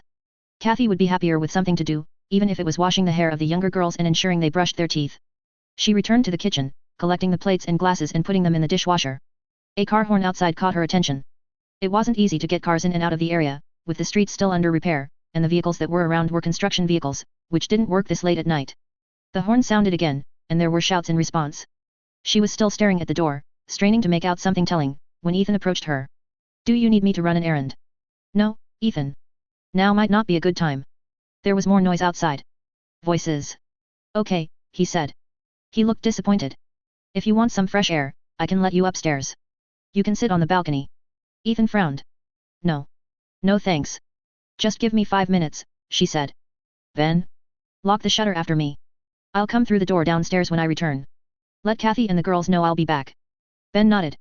She didn't raise the shutter all the way, stooping beneath and holding it partially closed. Ben wasn't strong enough to lower it on his own, and the outside didn't have any real handholds. With Ben's help, she still managed to press her hands against the broad strip of metal and push it to ground level. There was a sound of the chain rattling through the gaps. People were active, gathering in clusters and crowds. The focus of attention? A news van. The news crew was surrounded. Word out, the reporter was saying. People are going to make a lot of ugly assumptions. Just go, someone shouted. Turn the camera off and leave. The reporter, a tall, blonde man with a broad jaw, only smiled. I'd almost think you guys had something to hide. We want to be left alone, Charlotte said. Not going to happen, the reporter said. This is blowing up. People are going to want to investigate every last scrap of dirt. Even if I left, others would come. We'll tell them the same thing we told you, she said. She saw Forrest approaching, making his way through the crowd. That we had school and work all day, that everyone here is working on rebuilding, and we're tired, we're not interested in the scandal of the moment. Working hard, the reporter asked. What if I offered, say, $200, to whoever gave me the most information? We'd tell you to fuck off, Forrest cut in, before anyone could take the deal. World wants to know. What is she really like? The reporter asked. $200, your face on camera. If you love her, don't you want people across America to hear something good? Best support you can give. If you hated her, well, the opposite's true, isn't it? You twist our words around, Forrest said. Edit it to take the choicest bits. That'd be dishonest. It's not the way we work at Channel 12. No, Forrest said. I think that you are primarily interested in what gets viewers and ratings. Maybe you'd stick around for 2 hours, interview everyone you could, and then take the most controversial and extreme statements. Only way we don't play into your hands is if nobody opens their mouth. He raised his voice a little at that final statement. That's so, the reporter asked. $300. That's, what, 2 or 3 days' pay, with the kind of wage you earn here. Forrest didn't respond. Okay, the reporter said. Well, there's nothing stopping us from sitting around, is there? And if someone decides that they'd like to earn a little cash, they'd have to be pretty stupid, Forrest said. Property values are set to soar here, and the way things are organized, just about everyone here is slated to earn a property or a share of a property somewhere down the road. And you're saying that has nothing to do with the fact that you all worked for a supervillain. I'm not saying anything one way or the other, Forrest said. Except that the numbers don't add up. $300 now, or get a share of a place that could be worth millions, a few years down the road. People are enterprising, the reporter said. He smiled. And I can be discreet. The public needs to know who's protecting them. He turned, returning to the passenger side door of the van, then paused. We'll be parked on the beach. We can blur out your faces if we need to. It took them a minute to get their camera packed away and leave. Sure enough, they made their way to the beach. Charlotte could see the headlights illuminating the sand. Then they went out, and the van was effectively invisible. Guards, Forrest said. Take shifts. We're not giving them anything. You're wanting to protect Skitter, someone asked, from the crowd. I worked for her, Forrest said. Most of you know that. In a way, I still think I work for her, even if she isn't here anymore. A lot of us owe her. She brought us as much trouble as she stopped, the person said.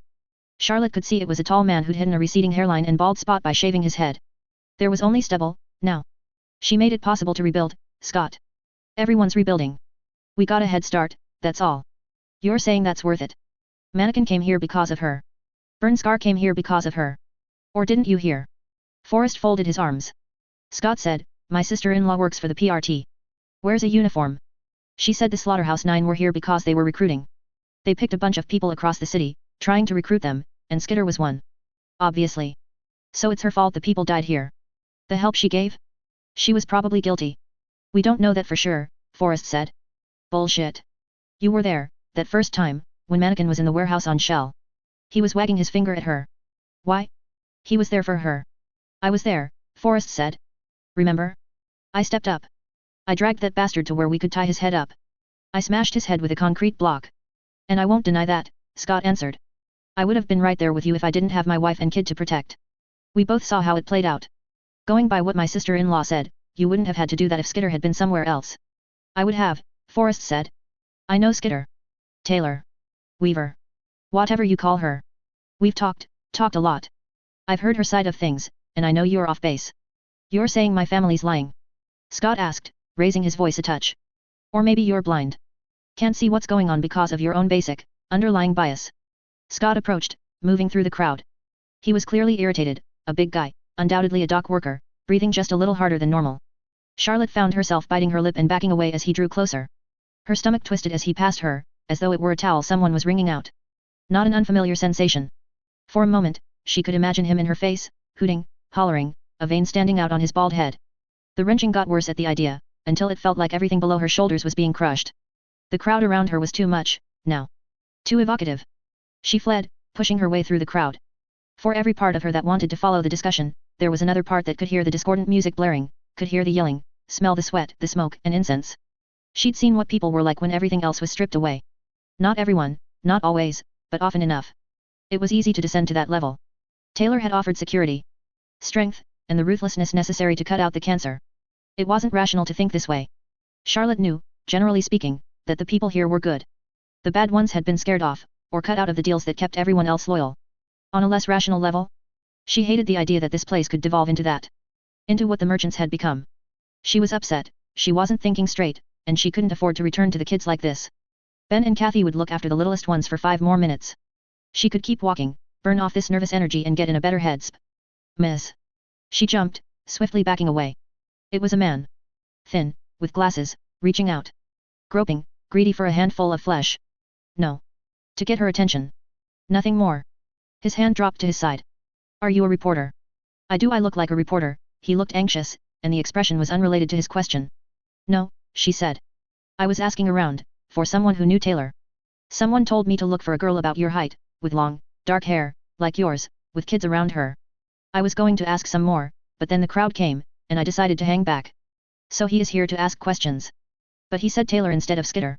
You really aren't a reporter. If you know who they were talking about, maybe you could point me in the right direction. Charlotte frowned. They were talking about me. What do you want? I'm her father. Danny. Oh. She could see the resemblance, now that she knew to look for it. Both he and Taylor were above average height, both were narrow. She must have gotten her hair and mouth from her mom, though. Okay, she said. She forced herself to relax a touch. He's safe. Mostly. Oh, she exhaled as she spoke, and her breath caught. She was still a little out of sorts. Are you okay? She shook her head. Yes. You're sure? A lot to deal with, all at once. Yes. She glanced up at him, saw how troubled he looked. Do you drink tea? Coffee. We can do coffee, she said.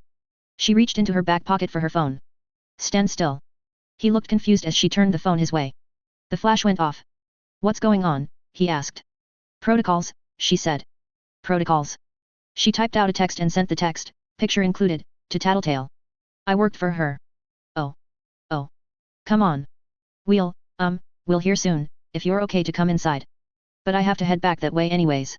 He nodded. Why aren't you with her? She asked, as they started walking. Things turned ugly. Oh. Alexandria. I only just found out about Alexandria.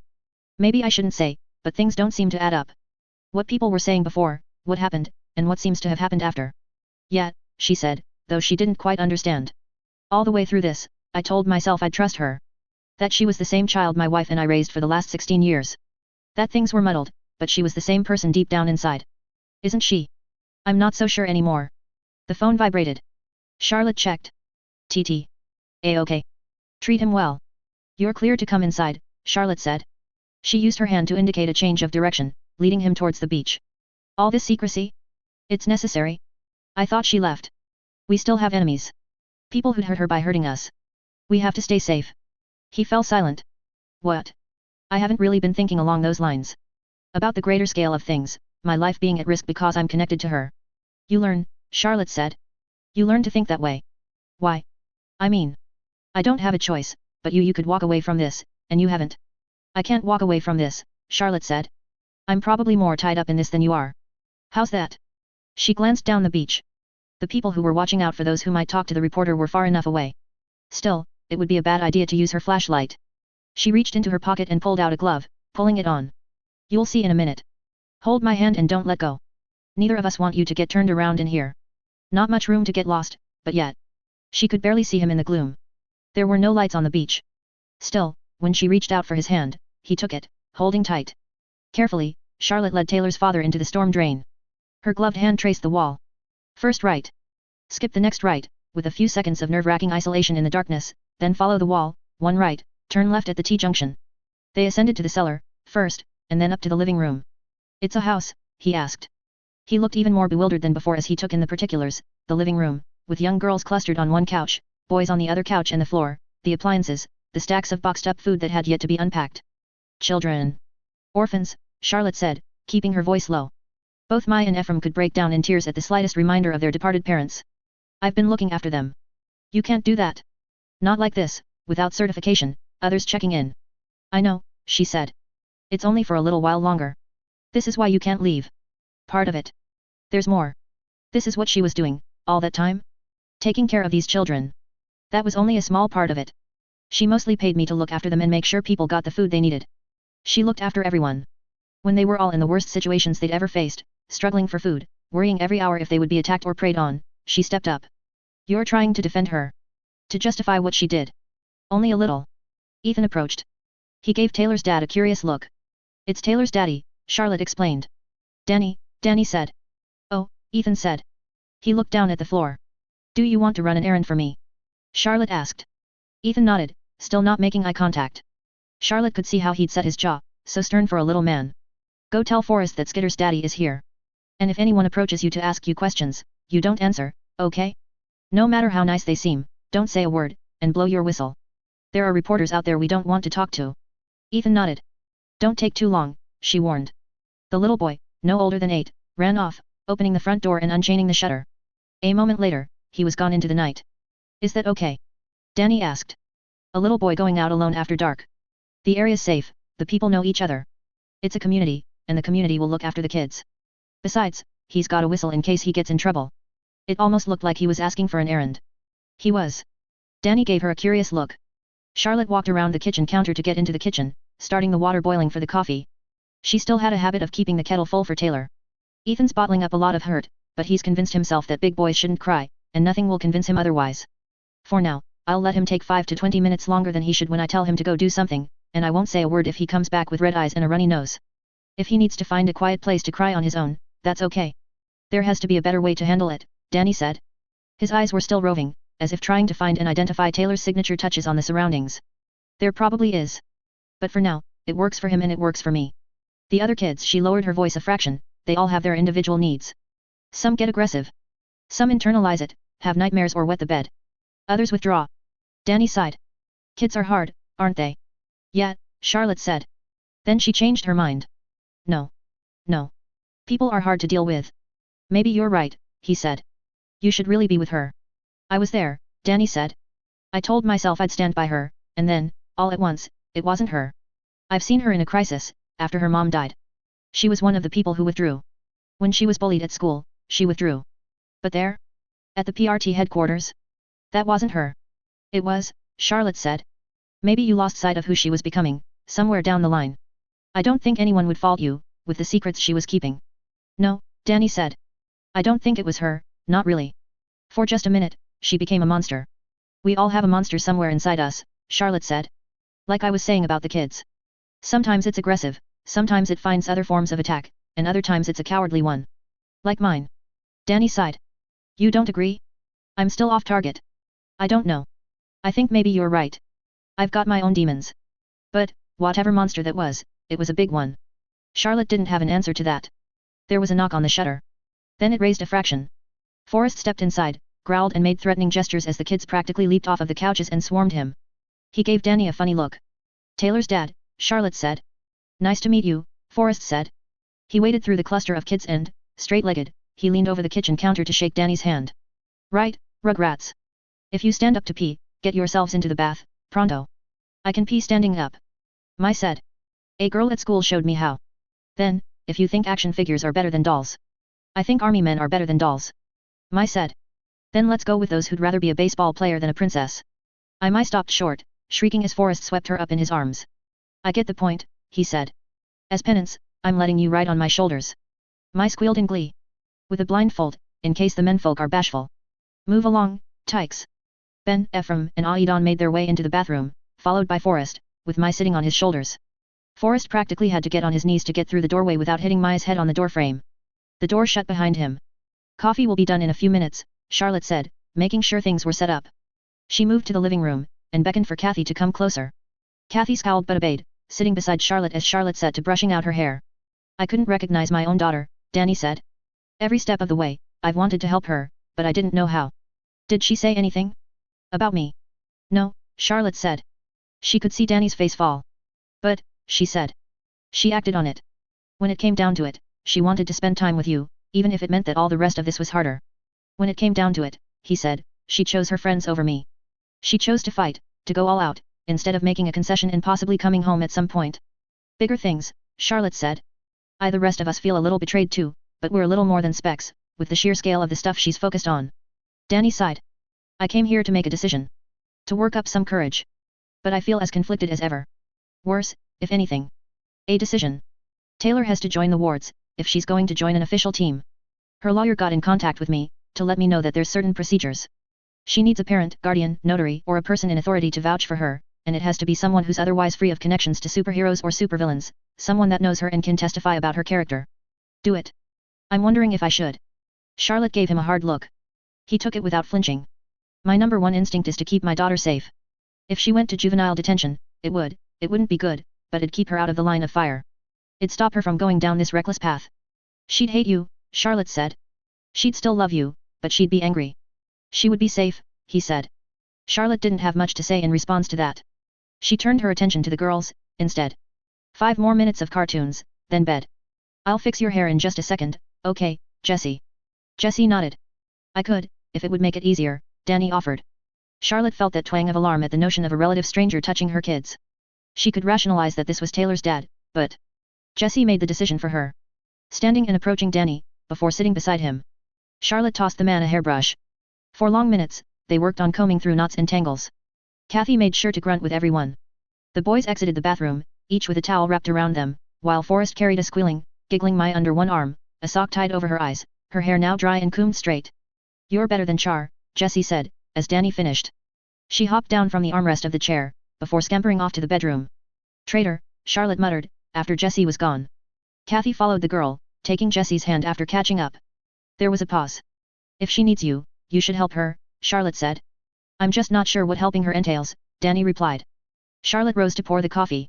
Her phone glowed with a fresh text. She stared down at it. "Shit," she said. "What?" Danny asked. "Company," she answered. "Enemies? Danger? Worse? Allies," Sierra said, from the doorway. Charlotte turned to see her friend, Sierra. The girl still had her red hair bound in dreads, but the rest of her was all professional attire. Nice shoes, slacks, a blue dress shirt, and just a little makeup. Sierra approached, arms reaching out to hug Charlotte. Charlotte welcomed the hug, murmuring the words, "I missed you." But her eyes were still on the doorway. Tattletale stepped into the front hallway, followed by Gru and the pairings of Imp and Regent, Parian and Flechette. "A superhero, here?" After a brief pause, Bitch entered as well, glowering, looking fit to murder something or someone. Her appearance was at stark odds with the puppies that followed her, each at the end of a differently colored leash.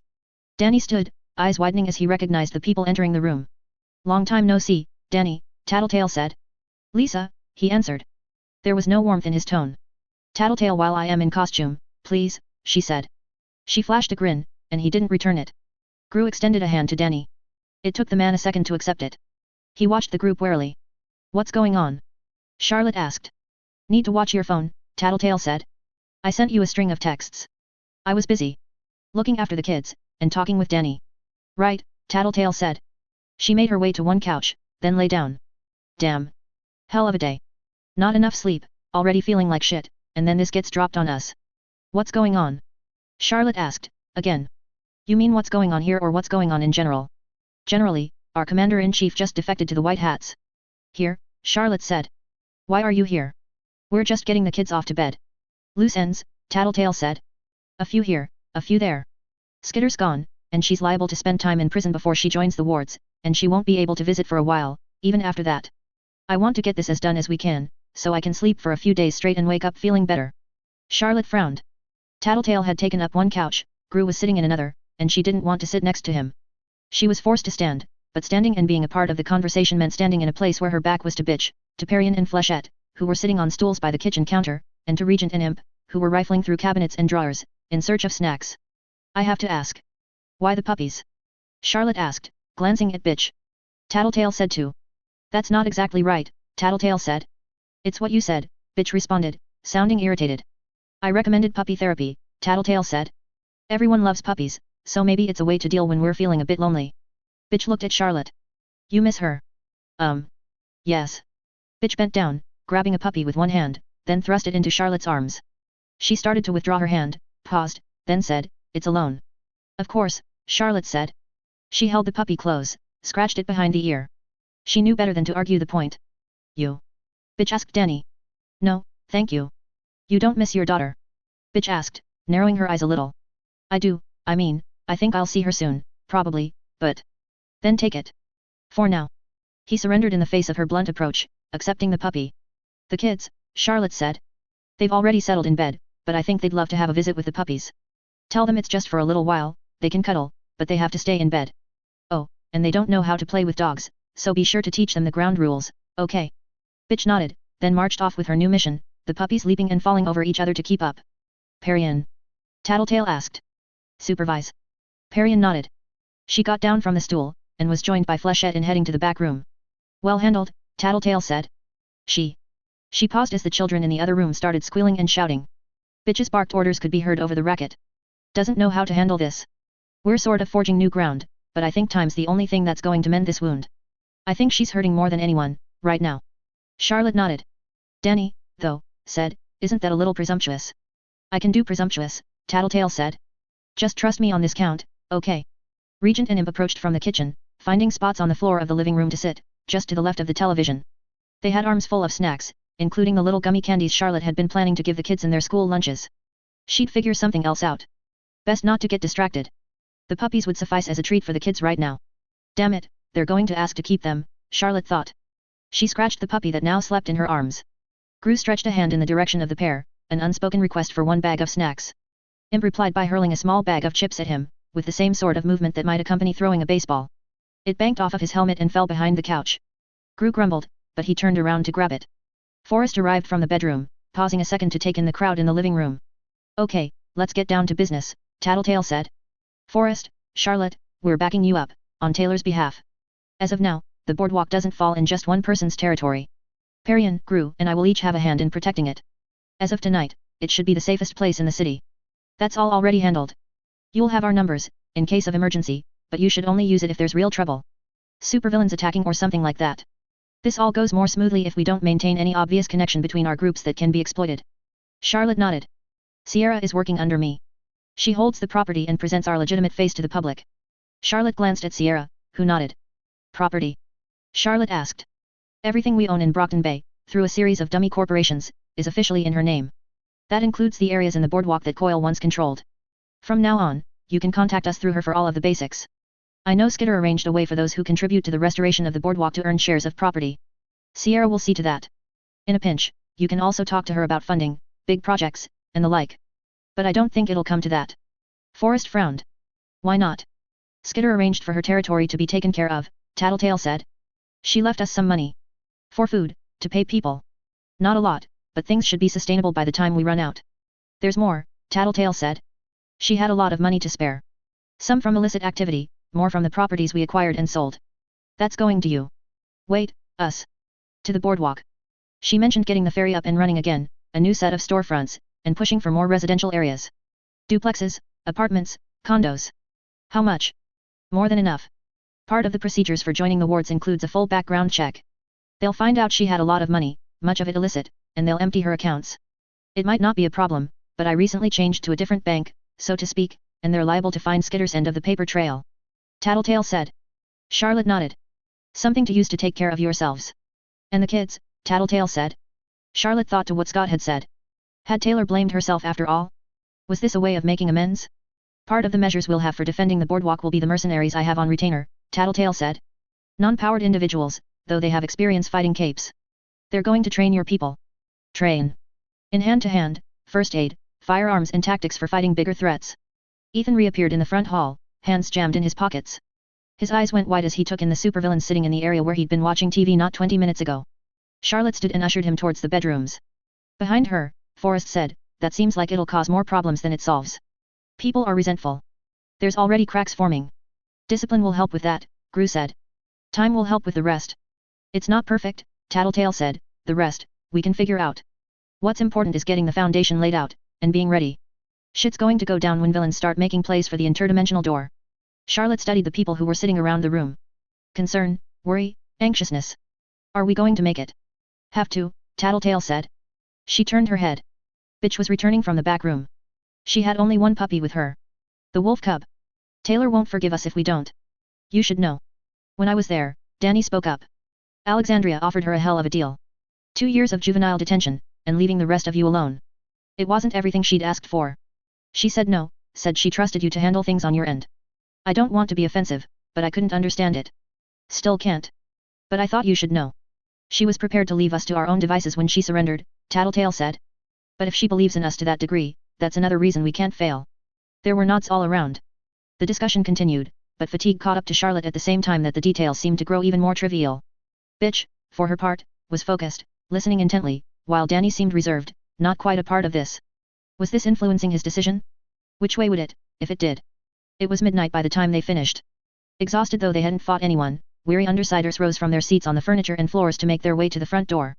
Charlotte accompanied Bitch to the bedroom, making her way to each bunk bed to collect a puppy, despite whispered protests and whimpers. A tiny heartbreak, each step of the way. I'm going to have to get these kids dogs now, she thought, swearing to herself. Puppy therapy, she murmured, on her way back to the front hall.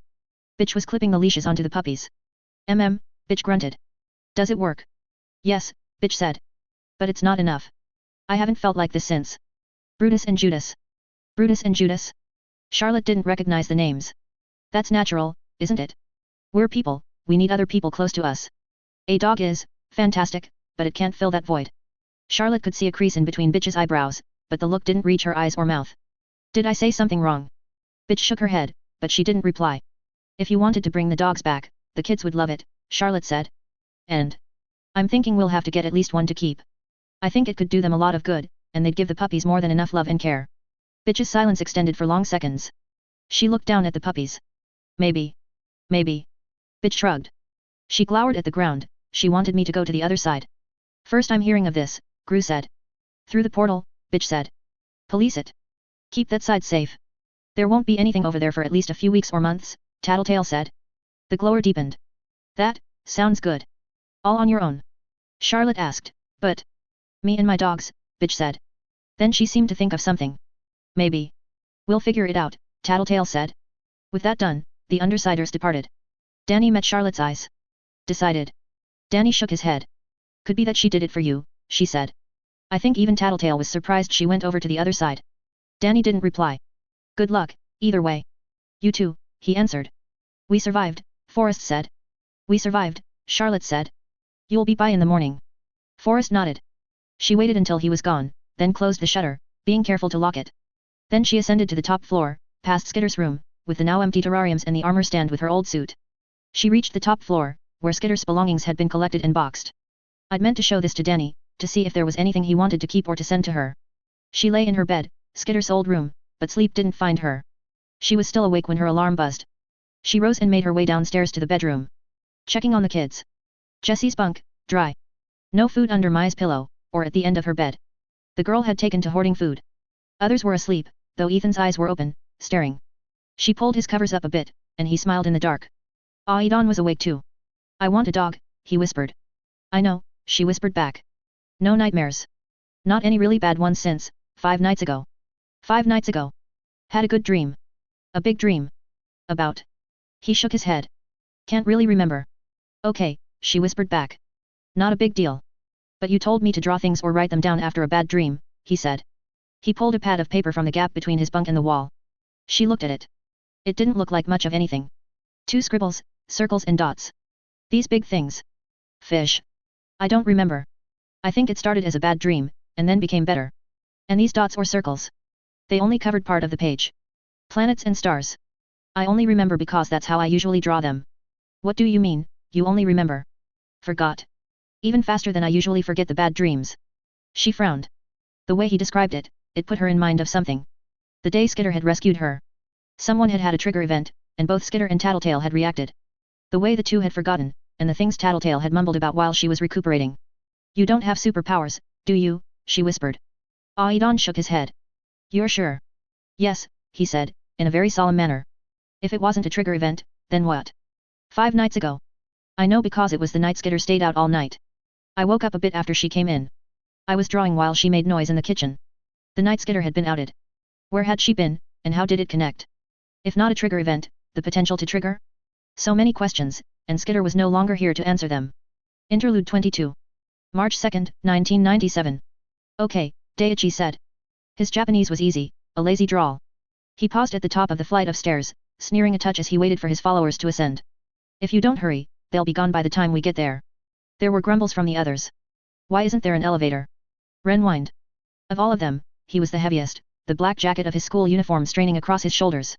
He'd dyed his hair blonde, but hadn't yet found a good style to wear it. Ren was Daiichi's lieutenant. Most thought that was because Daiichi put too much stock in Ren's size, ignoring the fact that he was more fat than muscular. People who knew Daiichi better speculated that it was because Daiichi wanted someone fat and ugly that could offset his own good looks. Only those inside Daiichi's group and the people who crossed them knew better. Only 3 floors, Daiichi said. And we wouldn't use it if they had one. They could have someone watching. With only 2 of them. Ryo asked. Can't hurt to be safe, Arita said. Kenta was the first up the flight of stairs. Daiichi clapped one hand on his shoulder. Their leader asked, Ready? Ready, Kenta answered. His heart pounded. For others, for his neighbors and peers, conformity was safety. To be the same as one's peers, it reassured the self, reassured others. Standing out was bad. But Kenta stood out anyways. He looked different. People knew his mother was Chinese. He was oddly tall for his age, his grades poor. He could have struggled, but there was so little point. He was competing with classmates who were already miles ahead of him, who were fighting to keep ahead of one another by studying after school, studying at night. This was something else. It was both thrilling and terrifying, to recognize those lines and ignore them. To be brazen, to stand out on purpose. Breaking rules, breaking convention. He imagined it was like the rush that accompanied a fall to open water or hard ground. This is our springtime, Daichi said, and he managed to say it without sounding ridiculous. At 17, he was older than any of them. Springtime, Kenta thought. Daichi had it all planned out. They would earn a reputation for themselves, then submit themselves to the Yakuza. With luck, they would be accepted as low-level members of the chivalrous organization. The freedom would be gone, in a way. Their springtime, in a sense, referred to the brief period where they were free to do what they wanted, between the confines of school and membership in the Yakuza. There's only 2 Chinese? Ren asked, as they filed out of the stairwell and into the restaurant on the 3rd floor. The rooms here had thick walls and a wooden door, rather than the traditional paper. They'd wanted privacy, maybe. It didn't matter. My cousin owns the building, Daichi said. He said they paid with bundles of bills, and no other Chinese came in. Some Western gaijin, but nobody threatening. Kenta looked back at their group.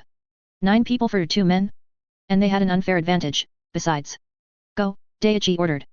Kenta was stronger than Ren, so he was the one to kick down the door. He moved aside to let Fat Ren advance. He wasn't stupid, wasn't ignoring the possibility the foreigners had guns. There was no gunfire. Instead, he could hear someone speaking in English, very calm. The woman is upset you did not take enough precautions, a man said, in Chinese. He sounded more alarmed than the English speaker. Daichi and Ren led the advance into the back room. Kenta followed, looking over Ren's shoulder to take in the scene. There were 5 people in the room. 2 were Chinese, sure enough.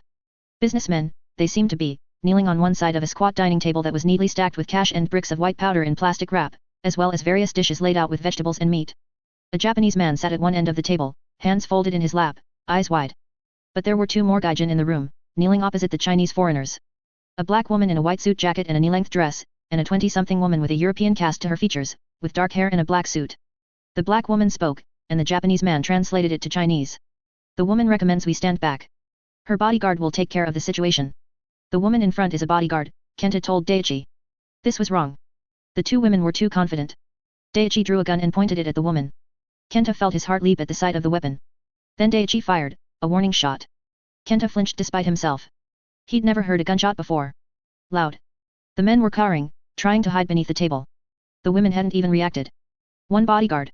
Daichi asked, sneering. He made the first move. He flared a brilliant green, then jolted as a phantom replica of himself leaped forth. The phantom Daichi flew across the room like living lightning, a trail of neon green smoke in its wake. The bodyguard was already moving, her hand on a plate. She turned it upside down and threw it in a single motion, and it caught the air like a frisbee. It turned in midair and crashed into the real Daichi's face. He staggered, and the phantom he'd created dissipated a fraction of a second before reaching the bodyguard. She shut her eyes as the residual smoke carried past her. Kenta stared. He'd never seen Daichi's ability fail him like that. Daichi raised the gun, and the woman raised one knife from the table, turning it around so she held the blade, the metal handle extended. She held it out with one hand, pointing it at Daichi's shoulder. Daichi fired, and the knife went flying. It ricocheted, spinning rapidly, striking the doorframe behind the bodyguard before flying over her head in a tall arc. She caught it in her other hand, resuming the exact same position as before, then shook her right hand for a second. She said something, murmuring it in English. The knife, still held in front of her, had a dent on the end. The black woman behind her said something else. What are they saying? Daichi asked. The woman in the suit just got permission to kill us, Hisoka said. But the black one said not to spill any blood. We should run, Kenta said. You scared? Daichi asked. We have muscle. So does she, Kenta retorted. Daichi only smirked. Can't run, we're going to get hurt if we stay. Ren rolled his shoulders, then inhaled. Wind rushed out of the room, and small objects were drawn towards Ren. The intensity of the suction grew as the fat boy sucked in more and more air. The bodyguard kicked one edge of the low table, and the wind caught it, helping it rise. Money, plates and the bricks of white powder slid to the floor, sliding and rolling towards Ren. Daichi opened fire again, indiscriminate, but she didn't even react. Her knife blocked one shot that was directed more at the black woman, flying out of her grip, and the bodyguard walked between the rest of the shots without even dodging. She seized a table leg in one hand. It would have been too heavy to lift, but Ren's suction was hauling it off the ground. 2 bullets bit into the thick wood. Daichi unleashed his power, creating another ghostly replica of himself, incredibly fast, stronger than he was. The woman kicked the table, and it spun through the air as it flew towards Ren, clipping the ghost. The phantom lost an arm and a chunk of its chest, got its bearings, then charged the bodyguard. The damage to its chest was too grave, and it crumpled into neon green dust a pace away from her. Ren was struck by the moving table, hit with enough force that he stumbled backwards into Kenta, Hisoka, and the other mundane members of the group. Ren blew, and the table went flying across the room. Kenta's heart sank as he saw the woman, crouching low to the ground. Her hand reached up to strike the flying table, altering its course as it flew towards the Chinese men. It came so close to hitting them that Kenta thought it would be like the cartoons, where someone was cut but didn't start bleeding until seconds had passed. Except it hadn't hit them, and the woman was too close to the ground to really be affected by the wind. Suck! Daichi shouted. Don't! Kenta said, though there was little point. It was too late. Ren had stopped blowing, buying her a second to move. She stepped forward, closing the distance to the group. Daichi created a third ghost, rushing towards her, but she avoided the first strike. Ren started drawing air in once more. Daichi's spirit opened with a flurry of attacks, moving twice as fast as she was, but failed to land a strike. The bodyguard took a step back and used the toe of her glossy black shoes to flick a brick of powder into the air. She threw it, and the suction only added to its velocity as it soared to Ren's right. Daichi's spirit was fast enough to avoid the brick, but Daichi wasn't. It bounced off his head, and the ghost dissipated again. She kicked the table, and again, the suction caught it. It flew into Ren's shins, and he fell. Thrice, both the ghost and Ren had been countered, almost casually. Daichi shouted, uncharacteristically angry. Uncharacteristic, maybe, because he'd never lost a fight before. The others pushed forward from behind Kenta. Had they not just seen the fight? They really thought they'd accomplished something? But the force of the others charging forward from behind started him moving forward, and he was driven to keep advancing by the vague, incoherent idea of what might happen to him if he, the largest, physically strongest member of Daichi's group, turned coward. He knew in an instant that it was a mistake. Daichi's ghost, twice as fast and twice as strong as Daichi himself, an expendable assailant, hadn't accomplished anything. Why would 6 or 7 teenaged delinquents? She tore through them, every movement precisely calculated to disable, to crush, blind, stun and stagger. They were driven to stumble into one another, their weapons knocked from their hands. She wasn't any faster than any of them, not a martial artist, though there was a degree of elegance to what she did. No movement wasted. Her foot caught Kenta in the diaphragm. She planted one hand on the back of his head as he winced from the blow, then pushed him face first into the ground. His teeth bit into a brick of powder, puncturing the plastic itself. Kenta tried to rise, but she stepped on the back of his head, driving him face first into the brick a second time, hard. Someone else fell to the ground a short distance away. Kenta turned to look, simultaneously coughed, and loose powder exploded around his face, filling his eyes. The powder caked his nose, thick in his mouth, to the point that he couldn't swallow. Drugs weren't a big thing in the East, even among gangs. He didn't know the particulars of any powder or substance. Only that they were bad, possibly lethal if too much was ingested. He tried to spit it out, but couldn't help but feel like he was swallowing more than he was removing. The weight of the woman bodyguard was on his head, holding him there, suffocating. He felt the rush of it taking hold, intense and seemingly without a ceiling to top it off. His face in the dirt, in the dust, he was overwhelmed by the paradoxical sense of being like the king of the world. That rush lasted too short a time. He could feel the rush building until it felt like his heart was going to burst or vibrate itself into pieces. He felt nauseous, as if he was going to throw up, but couldn't bring himself to. Kenta's left arm started going numb. He knew what that meant. With a cold feeling in his churning gut, he thought, I'm having a heart attack. He found himself out of his body. He was an observer, an outside agent without body or mind. He couldn't think. He could only exist, as a part of some sequence of events. Two entities, communicating in increasingly short bursts as they drew together. Two entities, each unfolding and folding through realities, through multiple worlds at the same time. Two entities, singing ideas through mediums he could barely comprehend. Through light and heat and space and half-lives and gravity. And they were looking at a planet that was broad, more gas than solid. A world of perpetual storms. There were life forms in there, life forms in countless possible variations of that world. Bloated bags of gas that flowed through and in the storms, in kaleidoscopic patterns. He could see what they were focusing on, see them examining those possible worlds, declaring something. Ownership here. Claim there. Territory elsewhere. Ack. Kenta's thoughts were confused as he felt the high seize him. Three things overwhelming him at once. The things he'd just seen, fleeing from his recollection. His own body, dying in a violent, incomprehensible way. The world beyond. He blinked the dust out of his eyes, felt them burn, could only see shadows, could only hear the rush of blood in his ears. The bodyguard had stepped away from him, freeing him to raise his head. She'd staggered, and was being supported by the black woman. He turned away, flipping himself over. He could see the fat shape of Ren, on his hands and knees, Daichi prone on the ground. The bodyguard recovered faster. She found her stride quickly enough. She kicked at Daichi's throat, hard. Ren, she struck in the nose with one boot. The black woman said something in English. "Shll take the cost of the lost product out of the deal," the translator said in Chinese, his voice distant. Kenta only lay there, his chest heaving. He felt stronger, could feel his heart returning to some form of equilibrium. But he knew he couldn't win. He lay there, doing his best to emulate the dying, as the Chinese men collected both cash and drugs in a bag, handing them to the black woman. She spoke, and the Japanese man translated it to, she would like to discuss delivery of the product on the way out. Kenta lay there long after the two women and the Chinese men had left. He wiped caked powder from his face, though the effects had receded, the tingling and the rush long since faded. Whatever had happened to him, the drugs did almost nothing, now. He wiped his face with his shirt, then checked on his friends. Daichi, dead, suffocated, eyes bulging. Ren lay there, eyes rolled up into his skull, his nose rammed into his brain, though the blood hadn't leaked past the aperture of his nostrils. Hisoka, suffocated on powder, as Kenta almost had. Arita, gasping for air he couldn't seem to pull into his lungs. Ryo's head had a dent in it, and his eyes were unfocused. Jiro's airway had been blocked, much as Daichi's had. Both Takeo and Shuji lay dead with no apparent wounds. All dead or dying, with no blood spilled. Technically. Kenta waited, holding Arata's hand as the boy slowly died, then he straightened. Idiots, he thought, with a degree of anger. It had been foolish to escalate the fight after seeing what the woman was capable of. He'd be more careful of who he fought in the future. November 2, 1999. Lung toyed with a flame in one of his hands as he watched the great lizard man's rampage. The Sentai elite were battling the thing, assisted by the Gaijin heroes. Once every few minutes, someone passed him, flying, carrying wounded. Lung didn't care. It was about timing. If he was going to do this, he'd do it right. A tidal wave rocked the area, and Lung had to hold on to a nearby building to keep from falling. Heroes were swept up in the wash of water, and buildings were leveled. The anticipation of a fight stirred inside him. He could feel the scales beneath his skin, just itching to be brought to the surface. The fire, too, was warm in the core of his body. This was a fight that was worthy of him. The trick was orchestrating it so he wouldn't die before he got strong enough. It was his biggest drawback. The fight, the heroes were stalling in their own way as well. He could tell by the way the heroes moved. They fought in shifts. Eidolon was fighting now. He hurled globes of energy the size of small houses at Leviathan, and each one was sufficient to knock the creature away, flaying away the thing's skin and simultaneously slowing it. The hero's own hydrokinesis deflected the lizard's ranged attacks, diverting them skyward or off to one side. Leviathan couldn't attack from range, and couldn't get close without getting pummeled. He attempted to run, only for Japan's foremost team, the Sentai elite, to step into his way, blocking his progress. Are you fighting? Lung turned to look at the speaker.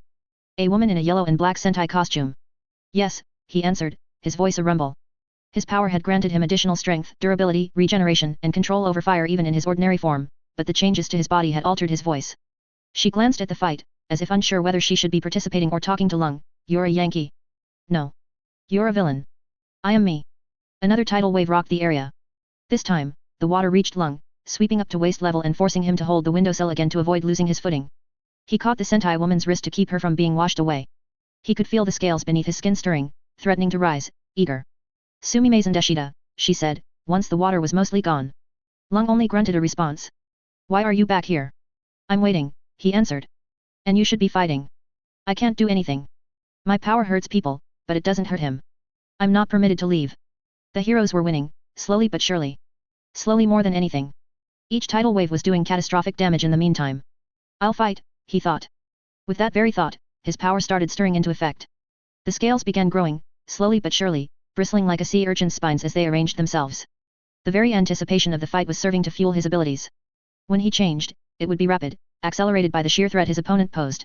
He abandoned his handhold and began striding through the flooded streets, towards Leviathan and the others. He'd made a promise to himself. He wouldn't lose again. Victory, it didn't matter. But losing? He wouldn't accept it, not like the loss he'd faced at the hands of the unnamed woman. And that very thought, that certainty, it stirred his power further, as though it were something alive, something other. Another tidal wave hit. Leviathan disappeared in the midst of it, reappearing elsewhere. Lung could hear the destruction as the beast clawed and tore through the base of one building that heroes were perched on. He quickened his pace, felt himself growing stronger as he got closer. The beast was otherwise occupied, this was the time. You're going to die, the Sentai in black and yellow shouted. I'll never die, Lung thought. I might fall, but I'll come back again and again. I might falter, but I'll return with twice the fury. The waves were more frequent now. Buildings here had been built to tight specifications, to remain standing in the face of earthquakes and tsunamis, but it wasn't enough. Barely a minute passed between the strikes, with each wave reaching further inland than the last, and only a handful of buildings stood at their full height, where there had been a city here only an hour ago. It was in one of those brief moments of respite that the ground shuddered. Lung nearly lost his footing. When he looked up at the night sky, he could see that the tallest standing buildings were swaying, like fronds bending in the wind. Somewhere he couldn't see in the gloom, a building swayed too far and crashed to the ground. Eidolon backed off, and Alexandria stepped in, flying into close quarters with the beast, battering him. He tried to duck beneath the water, but she broke off to fly beneath, using her strength and the speed of her flight to part the water, cutting off his retreat. He slowed as he entered open air, though slow wasn't the word. Legend caught him square in the chest, and Leviathan slowed long enough for Alexandria to catch him by the tail. She flew straight up, holding the monster by the tail. Between Leviathan's dark scales and Alexandria's black costume, they disappeared in the gloom. Leviathan fell, and the resulting impact was oddly out of sync with his mass. The water in particular seemed to react, a single ripple extending outward, clearing an area around him of any and all water. Lung braced himself, felt the water collide with him with a force like a locomotive, was summarily dragged beneath, trapped, suffocating. Scales pierced his skin, strength surged through him, and his pyrokinesis boiled around him, disrupting the water's flow, rendering it to steam. Other heroes were pushed back 100 meters, but Lung was already standing, burning himself dry, advancing on the fight, where Eidolon was again engaging with Leviathan. Another tidal wave struck, barely giving the defending forces time to recover from the last assault. Lung lost his footing, lost another dozen feet of headway. More scales were sprouting, they were growing en masse now. His blood coursed through his veins at twice the usual speed. Fire burned around him perpetually now. He was naked, the burned rags of his clothes swept away by water, and he didn't care. He was in freefall, of a sort, but it wasn't the ground waiting for him. It was Leviathan. His flame blasted out to pelt the Endbringer. It didn't do any substantial damage. Lung ran, and it took him an instant to get used to his newfound strength, to find a stride and a rhythm. The ground was shaking almost constantly, now. The lasers, Eidolon's strikes, the very impacts of the blows Alexandria delivered, the Sentai's attacks, the barrages from assisting heroes. A cacophony of noise, light, and violence. He struck Leviathan, and was struck in turn, his bones broken, internal organs smashed. He very nearly blacked out, but his rage won out. He struggled to his feet, found one femur in two distinct pieces.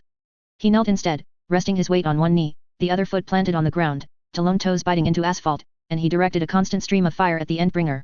A flick of Leviathan's tail sent him sprawling. But Lung knew he'd reached a critical point.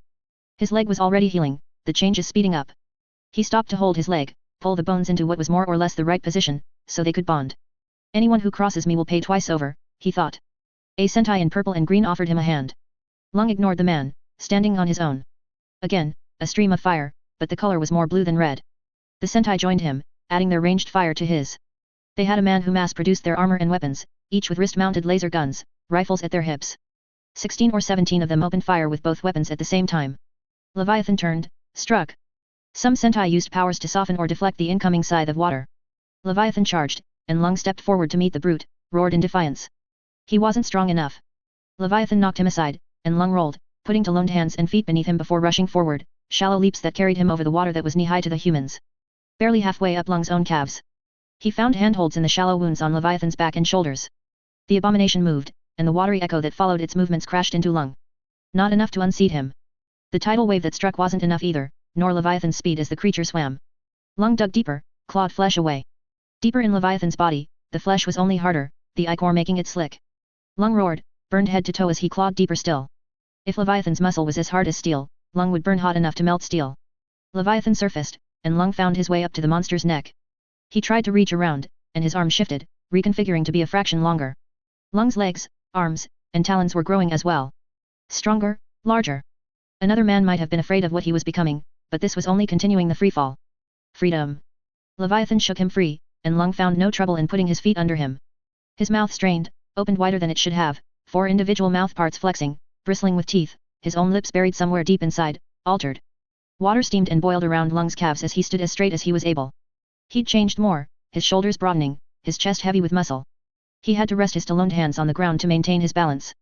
His senses focused on Leviathan like a laser, taking in everything, even the faint creaking of the monster's movements and the Sentai's muscles, and the infinitesimally small burbles of ichor bubbling forth from Leviathan's wounds. The ground was rumbling constantly, to the point that the local heroes were starting to seem more concerned about the landscape than about Leviathan. There was a crack, and Lung was put in mind of the gun Daichi had fired, more than 2 years ago. A loud sound, a wrong sound. The ground shifted underfoot. Heroes scrambled for cover, scrambled to run or save their friends, and water rushed forth. Lung merely set his taloned toes in the ground, ignoring the water, the debris, and the people that flowed past him. Leviathan charged him. He can't ignore me now, Lung thought. He was only half the height of the Endbringer, but it was enough. Fire against water, claw against claw. Leviathan hit harder, but Lung healed faster. Every second he fought without Leviathan tearing him in half was a second that was to his advantage. The ground parted, and Lung could hear the water rushing in to fill the void. The landmass had parted, and ocean water was streaming in from miles away. Leviathan tried to drag him closer to the chasm, no doubt wanting to fight in that churning abyss. Lung planted toes in the ground and resisted. Alexandria was there in a heartbeat, helping, keeping Leviathan from finding his way inside. She drove the monster back, bought Lung purchase. She said something in English, but Lung didn't know the language. The only others who spoke Japanese or Chinese were gone, now. They'd evacuated who they could, and the remainder were left to drown. The only ones left were the indomitable, and for now, Lung was among them. They fought to keep Leviathan from continuing his rampage, to keep him from carrying on until he'd wiped away all of Japan. Lung just fought. Fought for minutes, hours. Fought until 4 wings extended from his back, and he burned so hot that the steel-like flesh just beneath Leviathan's skin was blackening and charring to ash by proximity alone. Until he was larger than Leviathan, until even Alexandria hesitated to get too close. For that indeterminate period of time, Lung was king of the world. But he began to weaken. The lesser heroes were gone, washed away or helping others to evacuate, the greater heroes a distance away. And Lung had nothing to fuel his power. He was engaged in a fight of 10 times the scale he'd been in before, and his power was leaving him. The landmass disappeared beneath a pair of them, the shards of land drawn beneath the waves, and Lung was now fighting Leviathan in the monster's home ground. For an instant, he thought he would die. But Leviathan, wounded, broke away and fled into the depths. Lung only sank, too dense to float, growing wearier by the second as his power left him, the fight over. He'd expected a feeling of satisfaction, but he knew he hadn't delivered a killing blow, that he had been a long, long way from it, though he'd done more damage than anyone had in years. His enemy couldn't be killed. Lung had become something more terrifying than the Endbringer, but there had been nobody to see. None of the public to recognize him, to respect and fear him. He sank, feeling a kind of despair. Too tired to move, he touched bottom. Alexandria found him in the depths and brought him to the surface. August 13, 2002. The walls of the CUI prison loomed around him. Lung fumed, but his power was denied him. He paced, punched walls, burned the concrete with his power. All around him, the area was pockmarked with the wounds that marked his periodic struggles. They'd had him in regular cells before. It had been a learning process for them. He'd found that surviving in a prison like this involved being a true monster, so he'd bowed his head to one boss. When this boss had discovered what he was capable of, he'd attacked another leader in the prison. The ensuing war had ended with Lung being placed in higher security, until he fought the man who'd brought him food, very nearly escaping before Tianji Ling Ti, who never showed herself, encased him in a mountain of stone. All in all, 3 years since he'd fought Leviathan. 2 years since he and his mother had come here to Keahu. A year and 8 months since he'd been arrested by the YA with grave NGBN. A year and 4 months since Tianji Ling Ti had buried him here at the base of this pit, with the same routine. Twice a day, he would get 2 packages with food. Every day, he would pace, trying to tap into his abilities, finding them beyond his reach. He would struggle, fume, scream, and wonder if he was going mad with the solitude. Sometimes it rained, and he found himself knee-deep in water. Sometimes it was cold enough he couldn't sleep. Always, he was here, in a pit so deep that the hole at the top looked no larger than his handspan when he held his hand overhead. Every 7 days, Tianji Ling Ti used her powers on the walls. The floor, she left alone, but the walls were wiped clean, her power to manipulate stone turning the 4 impossibly tall walls of Lung's cell into flawlessly smooth surfaces.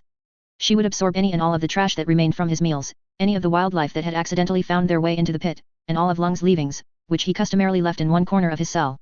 Every 14 days, like clockwork, the YA with grave NGBN opened communications. Lung was waiting for Tianji Ling Ti to use her power. Like a ripple traveling over the surface of water, he could see her power extend down the walls of his cell. It touched the base of the wall and traveled along the floor. Lung didn't resist as the ground swept over his legs, trapping him from the knee down. They appeared, descending from above, floating. 2 of them this time. They made no mention of his lack of clothes or his shaggy hair. Both wore identical uniforms, red jackets and pants, their red masks turning their faces into overlarge, featureless gemstones with coverings over their ears. At each of their shoulders, there was a number. 16 and 27. Not ones he'd met before. No names. No identities. Will you join us? Always, the same questions, always in Chinese. He didn't answer. The American heroes approached you. What deals did you strike? Again, he didn't answer. He'd tried to tell them the truth, that he'd told the heroes to go away. The Endbringers couldn't die. There was no point to fighting them. Twice they had approached him with better deals, promising him the world, but he'd turned them down twice in turn. He'd considered the idea of taking the third offer, but then he'd followed his mother to the CUI states and lost touch with the Americans. Not a real concern. You will stay here until you answer our questions. I will join, he told them. They exchanged a glance between them. He moved one hand and saw them flinch.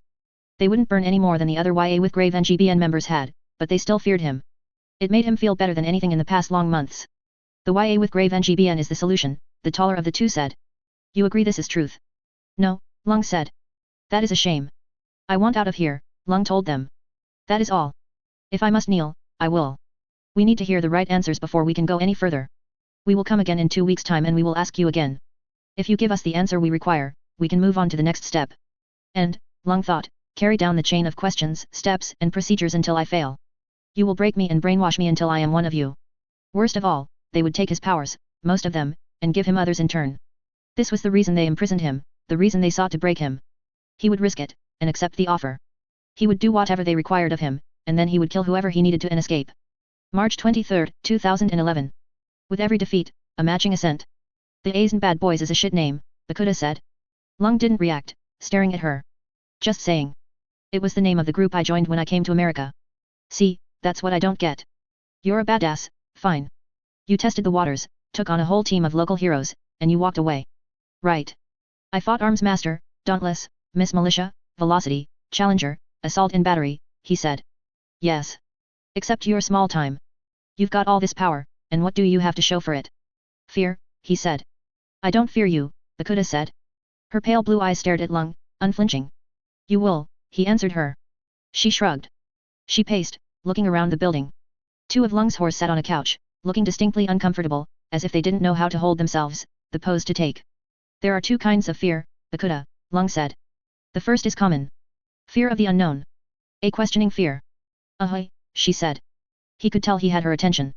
This is fear of unanswered questions. If I fought him, would I win? How is he going to hurt me? Who or what is he? And the other kind. A fear of knowing. Of realities. If I fight him, I lose. I know him, and I quiver to be in his presence. I know he will hurt me and I know it will be the worst pain imaginable. Bakuda didn't reply. I have found that the first is a weak fear. It breaks. It ends when you have answers, when others give you their support. The other? It is a fear that breeds itself. It is a disease, and it only gets stronger when you fight it and fail. I have situated myself here to engender that kind of fear. The residents know me. Those I want for my gang, I take. My influence grows, and my enemies know not to cross me, because I always have my vengeance. But the A's and Bad Boys. A reminder, to my enemies, of what I've done before, what I could do again. Bakuda frowned. I defeated many gangs, many groups. Some had powered members, others did not. I recruited some. Oni Lee was one. The rest I killed. And the heroes didn't stop you. The heroes see me as a double-edged sword. They fear me. They know what I am capable of when the situation calls for it, they know I am too strong to defeat as a group. For now, I wait. They leave me be because the only aggression they can see is that I inflict on other criminals, and I amass power, swelling in reputation. And the fact that you, a half-breed, recruited me, a half-breed, and built a gang of a bajillion different races, it's totally not a Freudian thing, tying back to some childhood issues. No, Lung growled. Bakuda only smiled. And what happens down the road? I have enemies, Lung thought. Those who have slighted me, those who have won. Like Leviathan. Lung shook his head. Leviathan, I beat, if you can even call it an enemy. It is a force of nature. No, I speak of other enemies, insults old and new. I will defeat each of them in turn, and then I will rule. The woman in the suit, the YA with grave NGBN. So petty. And you want me to help? You will help, Lung said.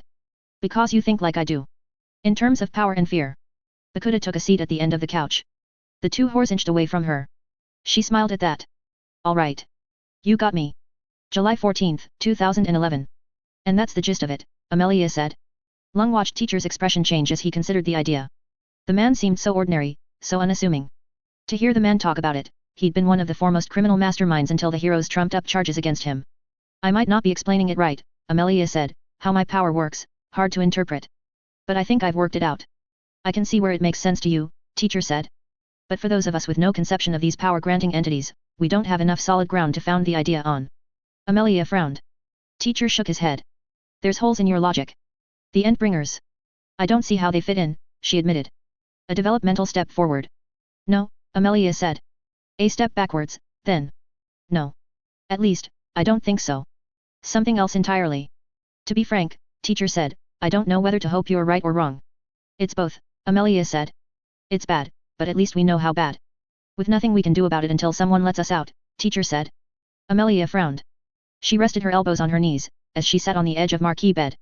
Plastic crinkled with the movement. The tattoo artist who was working on her arms had scrounged up plastic sheets from the meals that came down the shafts, sterilizing them and then taping them in place. The freshest tattoos and the irritated flesh around the markings were blurry just beneath. Panacea had complained about how idiotic it was, because she couldn't get sick, but any artist had their rules and peculiarities, and Marquis had told her to accept them. Well, Marquis said. It's food for thought. I'd suggest a breakout attempt, given how grave this all seems, but we know how that tends to go. Yes, Teacher agreed. Our deal stands?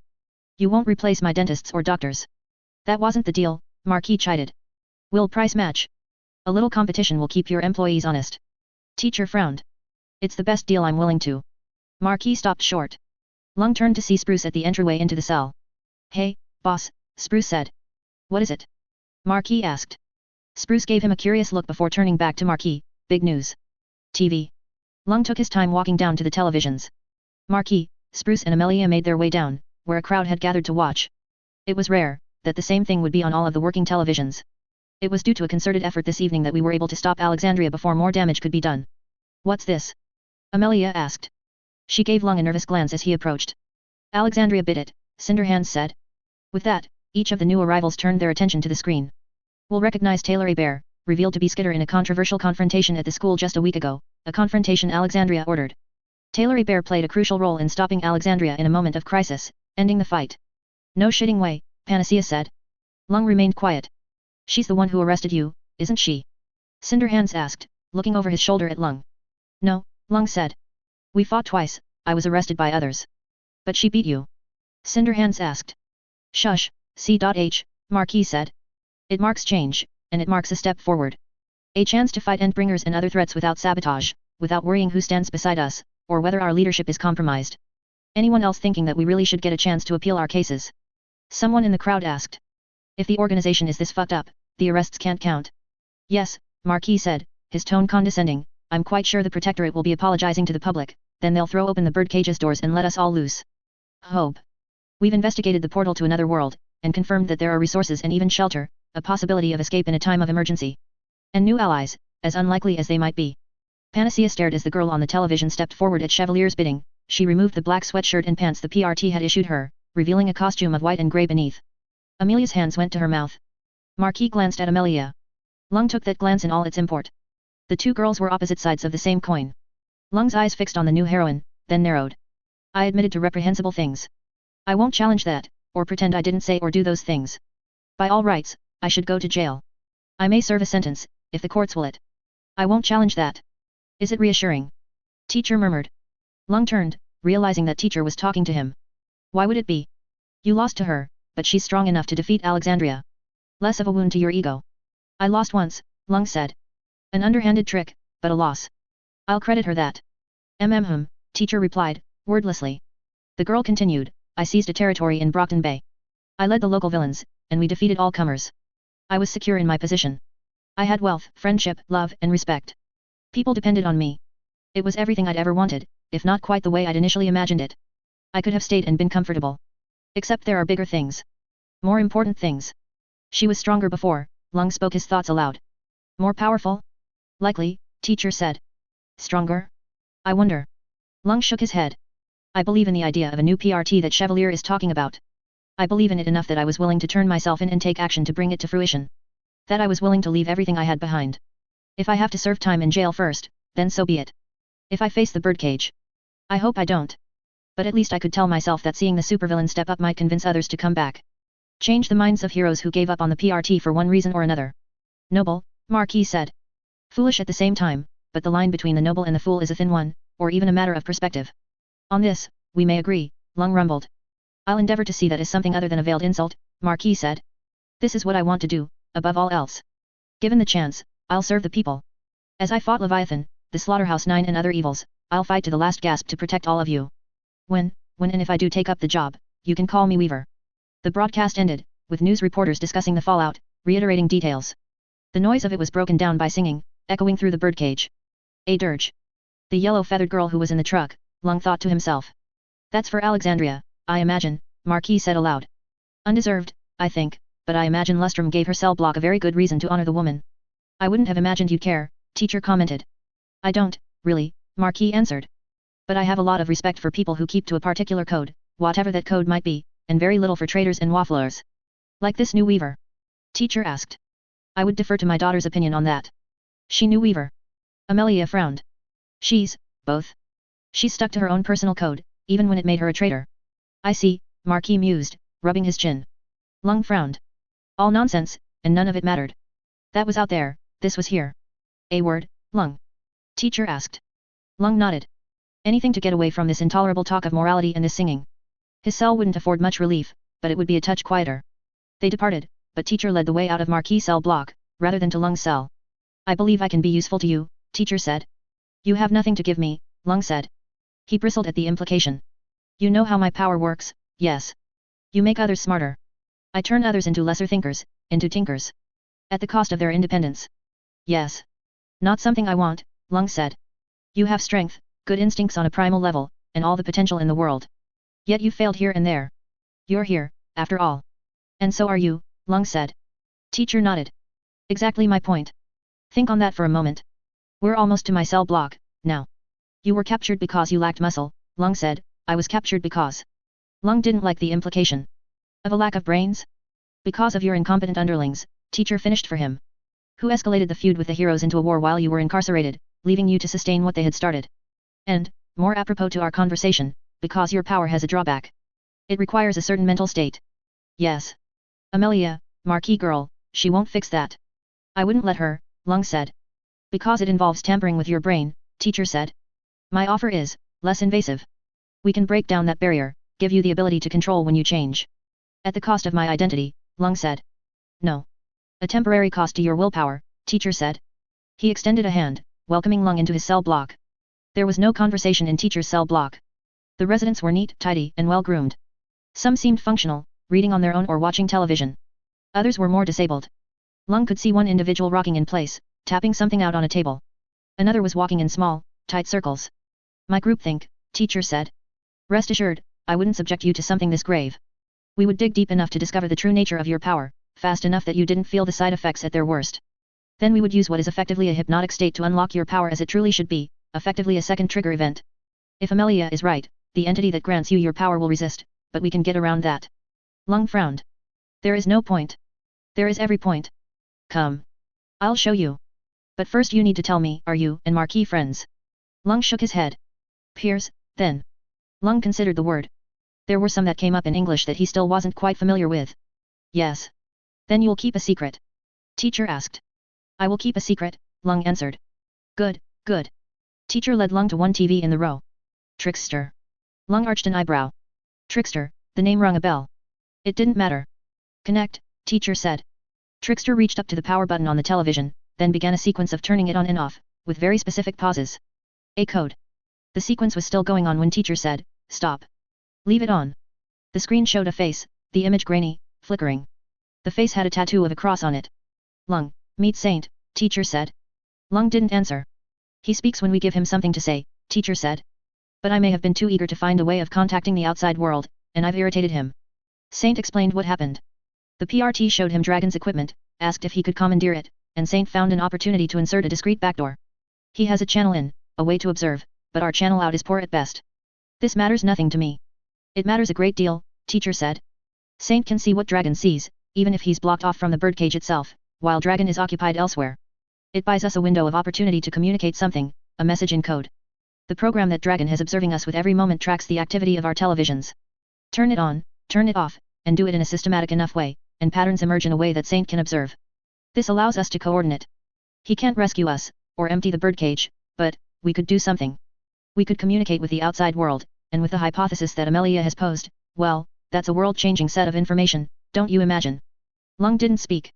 The alternative, Lung, is that we unlock your power, and we use other information that Saint has collected through his backdoor. We use it to leave the birdcage. To escape. Teacher shook his head. We wait, and we let things devolve to the point that they are willing to open the door and let us go, for the assistance we can give. Dragon has files dictating scenarios in that vein. They will not let us go free, Lung said. Not the true monsters. Most likely not. It's a question, do we gamble, or do we take a modicum of comfort in knowing we've perhaps saved the world a great deal of grief and maintained the status quo? The way things are, if you're not familiar with that particular phrase. Lung folded his arms. I have no attachment to the current state of things. Then you agree? I should tell Saint to bury the information, maybe push events here and there, if it means we could go free. Lung nodded. And your power? If I... My power will be left alone, Lung said. It is enough. If you want a bodyguard for a time after we've walked free, you will have it. I will keep your secret about this Saint for now. Alas, teacher said. But I'll take the offer. By the time this comes through, I'll have a small army of para-humans at my disposal. Some will be, under my sway, but I'd rather have your feral instincts to offset my own wit than have you as a slave. I would kill you for trying, Lung replied. You use your power on me, I will see you dead for it. Very well, teacher answered. He smiled. I'll have Trickster pass on a message to Saint, then. We'll scrub Dragon's records of this conversation, and any cases Amelia has talked of the power-granting entities, and we'll leave a request, perhaps. I have large sums of money stashed away. That should be enough to convince Saint to perhaps set some events in motion, in the hopes that things sour just enough that they might open the birdcage's doors. Lung nodded. Do what you must, I only care for our deal. I walk free, I will assist you for a time thereafter. The other things do not matter to me. Very well. Teacher extended a hand, and Lung shook it. Lung turned to leave. As with the YA with grave NGBN, he would stay with teacher until he had what he needed, freedom. Then the man would die. The woman in the black suit, the YA with grave NGBN, Skitter, and now teacher. People he would have his revenge on, at a later date. People who had looked down on him, who had tried to manipulate him. He could feel his power rippling under his skin. Against Leviathan, he'd waited hours before engaging the beast, had fought longer than he ever had. Now that he knew he might leave, this would be a 2-year build-up. The scale of the event teacher had spoken of. That Amelia had alluded to. Fear and power beyond anything he'd ever experienced, freedom without limits. That very idea gave Lung a taste of that exhilaration he hadn't experienced for so long. Lung returned to Marquis' cell block. Marquis and Amelia were sitting at one table, drinking green tea and conversing with one another. Marquis glanced at Lung, then poured out another mug of green tea without asking. He gestured to the bench opposite, slid the mug in Lung's direction. Acceptance, the idea caught Lung by surprise. He had a place here, odd as it was, as different as he and Marquis were. Bakuda had taunted him over how he'd sought a kind of connection to others, how he'd recruited his gang to fill a void. At the same time he found himself thinking of the restrictions he'd faced in school as a youth, the joys of rebellion, the YA with grave NGBN, and everything they'd threatened to take from him. If there was a middle ground between acceptance and conformity, was this it? Marquis, Lung spoke, carefully. Marquis quirked an eyebrow. Teacher is working to undermine everything you and your daughter are striving for, Lung thought. The tea is good. Thank you. Quite welcome, Marquis replied, absently. And Lung fell silent. Arc 23 Drone 23.1. Weaver, the voice had a slight digital twang at the edges, to the point that I thought it was Bakuda for a second, even if the two voices were entirely different. I lowered my book. Defiant stood in the doorway to my cell, flanked by 2 of the prison guards. I swung my feet to the ground, simultaneously sitting up. If you'd asked me a few weeks ago, I'm not sure I would have believed that I'd actually be happy to see you. You'll be coming back, he warned me. This is a temporary leave. I know, I said. I marked the page in my book, placing it in a corner, where it joined 12 others. And yes, I'm not surprised you had hard feelings. We weren't on good terms then, and even now. He didn't finish the sentence. Even now, we aren't friends? A lot of books, he noted the stack of prison library books. You've read them all. Yet. In 7 days. Lots of time to myself. I don't have classes, but I have homework and self-study, and that cuts into reading time, or I'd have read more. But it's kind of nice, if you ignore, pretty much everything else. I've had time to think for the first time in months. I know what you mean, Defiant said. I remember worrying every day if that would be the day innocents were caught in a crossfire between Coil and Kaiser, or the day a member of Empire 88 was initiated into the group, with the requisite assault of an acceptable target. I grimaced at that. He extended an arm, indicating I was free to leave the cell. He continued as we walked, flanked by the guards. And then there was the team, handling the internal politics, assaults, harassment of battery, the wards, and their individual issues. The countless requests for appearances, for photo shoots, interviews, and demonstrations, figuring out which have to be accepted, which can be turned down, knowing that too many refusals in a row could mean a negative article. And then there were the threats, of course, dealing with powered criminals. Every team member becomes a resource, and those resources have to be allocated judiciously. And in the midst of all that, you're still trying to find time for you, I said. Free time is the easiest thing to sacrifice, Defiant said. It costs you, to give it up, but there's little guilt. Time to yourself is best spent preparing. Developing new technology, strategizing, adjusting equipment. Weaving costumes, pre-preparing lines of silk, I said. Defiant nodded. I may have inadvertently screwed Miss Militia over, I said. Defiant shook his head. She's a natural leader. I wasn't. That might make it easier to handle, I said, but she'll still be in a position where she has to worry, has to prioritize and make sacrifices, and I don't know if she asked for it. She'll manage, Defiant said, as if that was that. I couldn't tell if it was trust in his teammate or if he wasn't particularly empathetic on that front. Miss Militia was the one who'd supplanted him as team leader. Were there still hard feelings? We stopped at the end of the hallway, and the guards stopped to check in at the control station that managed which doors opened and when. There were procedures for seeing a prisoner out, and it took some time. I could see into cells near the gate. Prisoners glared at me. I was a villain to everyone who had a grudge against supervillains, a hero to everyone who had a grudge against cops. A traitor. A murderer. The person who'd killed one of the strongest heroes in the world. Who'd killed someone who had fought for decades to save the world, again and again, and who may have doomed us all. The other prisoners were still trying to assess me, I was pretty sure. Nobody spoke to me or approached me when we filed off to get our meals or when I visited the library. The words printed on my uniform were probably daunting for the unpowered. The judge had seen fit to assign me to a close security prison, a wing in a medium security facility. It was somewhat backwards, as rulings went, everything taken into consideration. I'd been charged as an adult, for one thing, so juvenile detention was out. Too many crimes under my belt. I was apparently too dangerous for a minimum security institution, but the PRT had asked for leniency, and this was the compromise they'd come to. As far as I could figure it out, it was everything I might have expected from a medium security prison, complete with a station that controlled the opening and closing of cell doors, constant supervision, and escorts wherever we went. The only difference was the emphasis on programs. We were here to be rehabilitated, to find work, get an education and get therapy. All mandated. I'd already started studying. Now, with Defiant here, I'd get okay to start other projects. I hoped. The warden was waiting for us in the hub, the room with benches where we'd waited to be assigned to our cells. She wasn't what I'd expected from a person in charge of a prison. She made me think of a stern teacher, instead. She was old, pushing 60 if not well past it, and ramrod straight, and thin. Her graying hair was tied back into a short braid that didn't quite reach the bottom of her neck. She was tough in a gnarled, craggy sort of way, like the veteran actors of cowboy movies, but female. Taylor A. Bear, she said. Ma'am. Every rule in my prison applies while you're outside. You know this? Yes, ma'am. I know you capes are magnets for trouble. If a fight happened to erupt while you were en route and it came down to you fighting back or getting stabbed, I expect you to get stabbed and then graciously thank your attacker, you understand? Yes ma'am. That said, best if you don't get hurt. Running would be preferable, so long as you don't run. Trying to escape would be the worst thing you could do, and it wouldn't succeed. You want me to stay out of trouble. I understand, ma'am. It's a cushy deal you have here, but one word from me, and that changes. I get that, ma'am.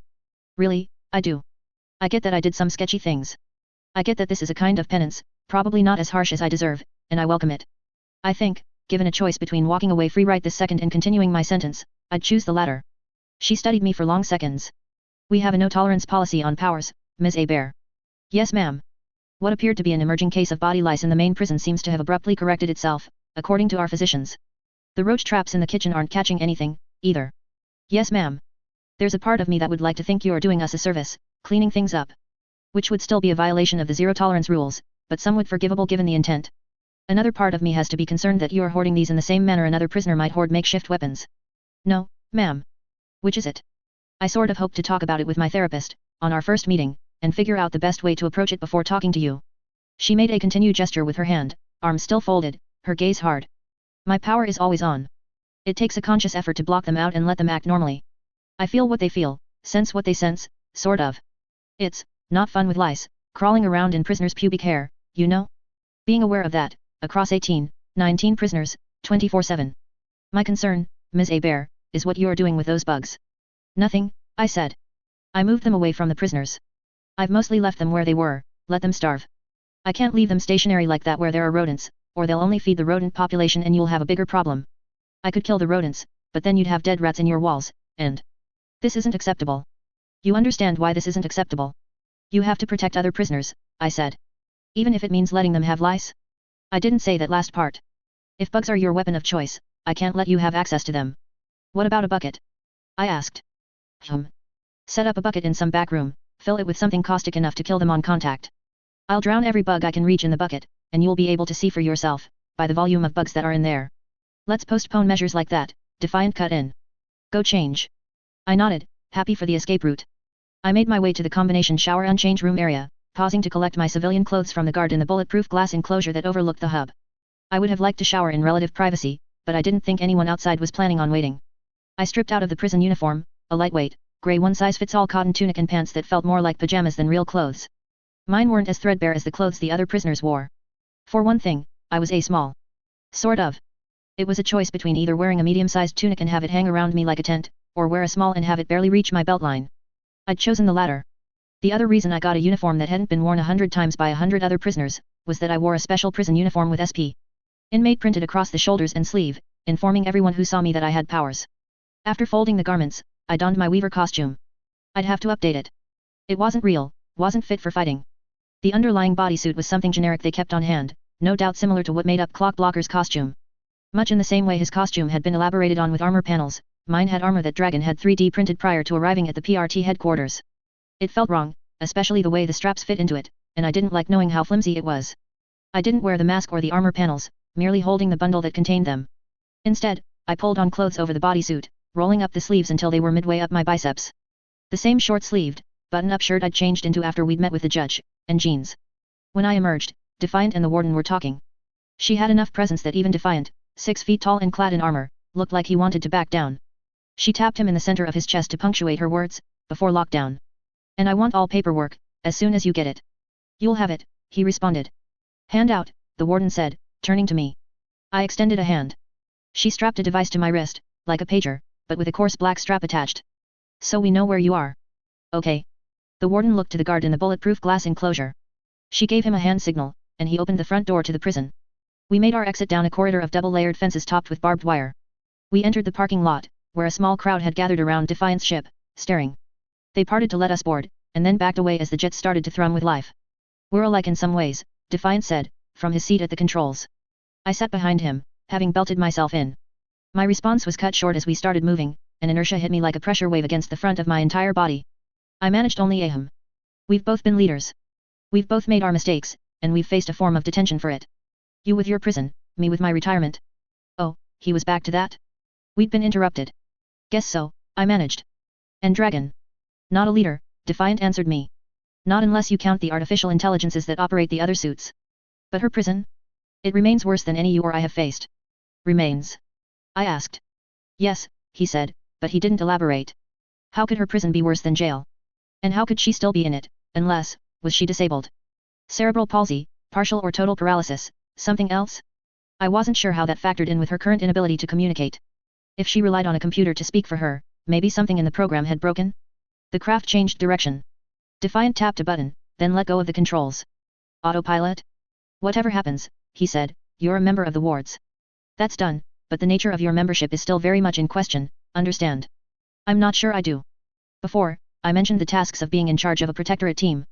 Allocating people. Yes. Today you are going to meet some people who are going to play a very crucial role in deciding how you are allocated. Best case scenario, we put you on a team in the thick of something. Not the quiet you've been enjoying in your cell, but you'd be helping. Everyone benefits. And the worst case? The worst case is they say it's a mistake, and you go to jail for the foreseeable future. I don't see that happening. The second to worst case is more likely, where there are no team leaders willing to take you on board with all of the inherent risks. You just said I was a member of the wards. I did. Miss Militia has your back, but there's no way you could join the Brockton Bay wards, under her. Conflict of interests, animosity. I figured. Chevalier's interests are in restoring the PRT and Protectorate programs. We've committed to helping in any world-scale crisis events, which means participating in the next Endbringer program. He respects Miss Militia's opinion, and your appearance before the media means we've committed to keeping you. That was partially intentional. Intentional. Because it throws a wrench in the plans of anyone who might want to maintain the status quo. But as much as Chevalier is on your side, if the capes directly under him in the command structure deem it necessary, he could easily send you to a place where you couldn't do any damage and bring you out of hiding for media appearances and Class S threats. A place where I couldn't do any harm? Like guard duty at the quarantine area in Madison, perhaps, or a town without a cape presence, where you'd be doing little more than making appearances and talking to kids. I don't want to sound arrogant, but I'm better than that. He said. Let's hope they think so. He pressed the button and took hold of the controls. New York. The central headquarters of every protectorate team in America. With Defiant beside me, my civilian clothes removed, costume donned, I entered the common room of the local protectorate team. The interior wasn't dissimilar from the ward's headquarters in Brockton Bay. I'd visited that spot when we'd stolen the data from their server. The layout was similar, with what seemed to be interchangeable or connecting pieces defining the interior. The difference was in the quality of the pieces. Gold or faux gold trim marked pillars and short walls. There wasn't any brushed steel or ceramic. It was marble. This would be where they held the interviews and wowed the people who invested in the merchandising side of things. Inspiring, in a way. Intimidating. Equally intimidating, if not more so, was the crowd that waited for me. 11 people, arranged across the room, most of them capes. In the lead, we have Prism, second in command of the New York team, Defiant told me. Prism's lips flattened into a tight line as she looked at me. We'd met, at the mayor's house. She'd been one of Legend's people. I supposed that Chevalier would have wanted someone who knew the city and the routines as his second in command. Rhyme, team leader of Los Angeles, Defiant said. Taking over for Alexandria, I thought. A cape with black hair in a blue skin-tight costume with fur. I recognized her from the Echidna event, the cape who made ice crystals.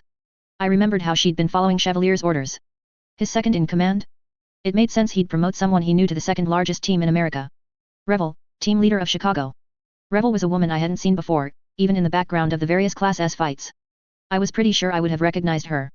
She was clearly Japanese, with a painted mask covering her lower face, and a massive lantern on a stick that rested against one shoulder. She wore a white skin-tight outfit with straps at the shoulders, the legs ending mid-thigh, giving her a degree of modesty that the stylized crimson kimono didn't. The kimono hung loose around her, held in place more by belts and what must have been wires in the fabric, elbow length and just barely long enough to be modest. Her shoulders were bare and narrow, her expression, One eyebrow was raised as she studied me.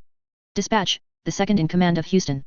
Prism at least had an apparent reason to dislike me, but Dispatch's expression suggested he'd come to that conclusion all on his own. His costume was white, with steel points rising from his shoulders and either side of his brow. The mask that covered the upper half of his face was sculpted into a perpetual frown. I might not have given it a second thought, but his mouth, the frown left me little doubt he didn't like me, right off the bat. You may recognize some of the captains of the respective wards teams. Juster from New York, Vantage from Los Angeles, Tecton from Chicago and Hoyden from Austin. You know Clock Blocker? I nodded. Tecton, in what looked to be a fresh outfit of bulky rust-red power armor, gave me a salute. Juster was playing up the medieval theme, a spear in hand, while Vantage was a black guy in forest green and silver. His costume looked a touch flamboyant, at a glance. Hoyden looked more like a desperado than a superhero, with a costume that incorporated a kerchief with eye holes over the upper half of her face, her blonde curls tumbling behind, and a jacket and jeans in what looked like black painted chain mail. Clock Blocker leaned against a desk, unreadable. Mrs. Yamada, you've met, if the records are right. I nodded at the Japanese woman in a casual dress suit who was standing beside Revel. And I'm Glenn Chambers. PRT head of image, a man spoke. He approached me to offer a fat hand for me to shake. He had a firm grip. Glenn didn't look like someone who was particularly invested in image. He was obese, his clothes not flattering, his hair not quite cut into a mohawk, but gelled into something resembling one. He wore rectangle-framed glasses that made it easier to see how he seemed to perpetually squint, a result of long eyelashes. And I suppose I'm Weaver, I said. 11 sets of eyes, all on me, judging me. I hooked my thumbs into my pockets. I'm surprised Chevalier hasn't shown up, Defiant commented. He glanced at Prism. It wasn't Prism who answered. Dispatch, the Texan Cape, spoke instead. I asked the same question. He brings us all the way here, but he doesn't show himself. He's handling a small crisis, Prism said. We're all handling crises, Dispatch said. Half of us have no experience as team leaders, we're dealing with capes in mourning, with government capes auditing our team rosters for cauldron capes. Leave it be, Dispatch, Rhyme interrupted him. We should get down to business. The sooner this is settled, the sooner we can get back. Mrs. Yamada cleared her throat. What are you thinking, Weaver? Suddenly put on the spot. Honestly. Honesty is good, she said. I'm intimidated, I said. How do you usually handle something like that? By being more intimidating in exchange, I thought. It wouldn't do to say that out loud, to explain how I'd fallen back on being scary and ruthless for so long that I wasn't sure how to approach something like this. I'm not so sure anymore, I said. It was the truth, and it wasn't self-incriminating. Mrs. Yamada nodded. Defiant spoke, let's ensure we're all familiar with what's going on. We've had capes with criminal backgrounds join the Protectorate and Wards teams, though that has remained largely discreet, and Weaver's civilian identity is public knowledge. We've had experienced capes join, as well, forcing us to adapt to their experience and retrain them where necessary. Weaver is both. She's currently serving time in Gardner. Under the terms of her sentence, she'll be continuing her high school studies independently, she'll be getting therapy as soon as we've settled on a schedule, and she'll be ferried out to various teams for testing and evaluation. A lot of hassle for a little girl, Juster said. A little girl? I kept my mouth shut, but it took some effort. Clock Blocker, however, was chuckling. What? Juster asked. She beat Alexandria, Hoyden said. He's laughing because you're putting down the girl who killed Alexandria. Not a selling point, Hoyden's boss, Dispatch, cut in. She's an absolute nightmare to fight, Clock Blocker said. I've been on the receiving end enough times to know. So when Miss Militia told me she was in custody, I started asking questions, trying to get a sense of what was happening and when. I don't even have to be here, and I'm picking up extra patrols later this week to make up for it, but I wanted to come and say this, I don't like her, not really. But if my word counts for anything, as someone who's only spent half the time dealing with the shit in Brockton Bay that she has, we want her on our side. Somehow, in some form. Because the alternative sucks. Thank you, I said, my voice so quiet I wasn't sure everyone heard me. He was standing up for me, in a way, at a point in time I wasn't sure how to voice those sorts of things myself. I could see Juster's eyes behind his helmet, as he gave me a once-over. She killed Alexandria, Hoyden said. And, what, she was there for Leviathan, she was there for the Slaughterhouse 9, for Echidna. She went head-to-head with each of those, Clock Blocker said. He looked at me. Right? Like, you weren't just there. You were in the thick of it, exchanging blows. I nodded. Today is numbers, Prism said. Power evaluation, interviews. No, Dispatch said, shaking his head. Ridiculous. You don't invite us here, then make us sit through that nonsense. We need to evaluate her abilities, Defiant said. Do it on your own time. And skip the interview, Dispatch said. Your own notes, Defiant, say she's a manipulator and a liar. I've retracted those statements, Defiant said. And who's to say she hasn't manipulated you? You and Chevalier were arguing for a cleaner, shinier protectorate, didn't you? Let's not get off on the wrong foot. We vet her thoroughly, and if we don't get a consensus that she's an asset to the team, then that's that. What would you suggest, in place of testing and an interview? We do what we're doing with the cauldron capes, run her by our thinkers, dispatch said. We can get a more concrete assessment of her now, with a field exercise, than by any amount of talking. If I'm remembering right, a notice went out, didn't it? A New York group of villains is poaching wards and protectorate members. The adepts, Revel said. 2 birds with 1 stone, dispatch said. He looked at the collected captains of the wards. We want to know how she functions in a team environment, let's put her in the thick of it. If there's trouble, or if the mission doesn't look good, the rest of us can step in. Eyes turned my way.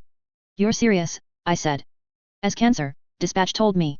I don't have any of my stuff, and the costume dragon gave me isn't my usual. Besides, you'll be expecting me to follow different rules. You've read the handbook, haven't you? I nodded. But I haven't completely thought of ways around the restrictions. I'd picked the name Weaver based on the idea that I'd be using thread more, but I didn't have any prepared, not here, not yet. I'm sure Prism will let you have access to the New York team's supplies. Largest cape groups in America, they'll have a little of everything. I frowned.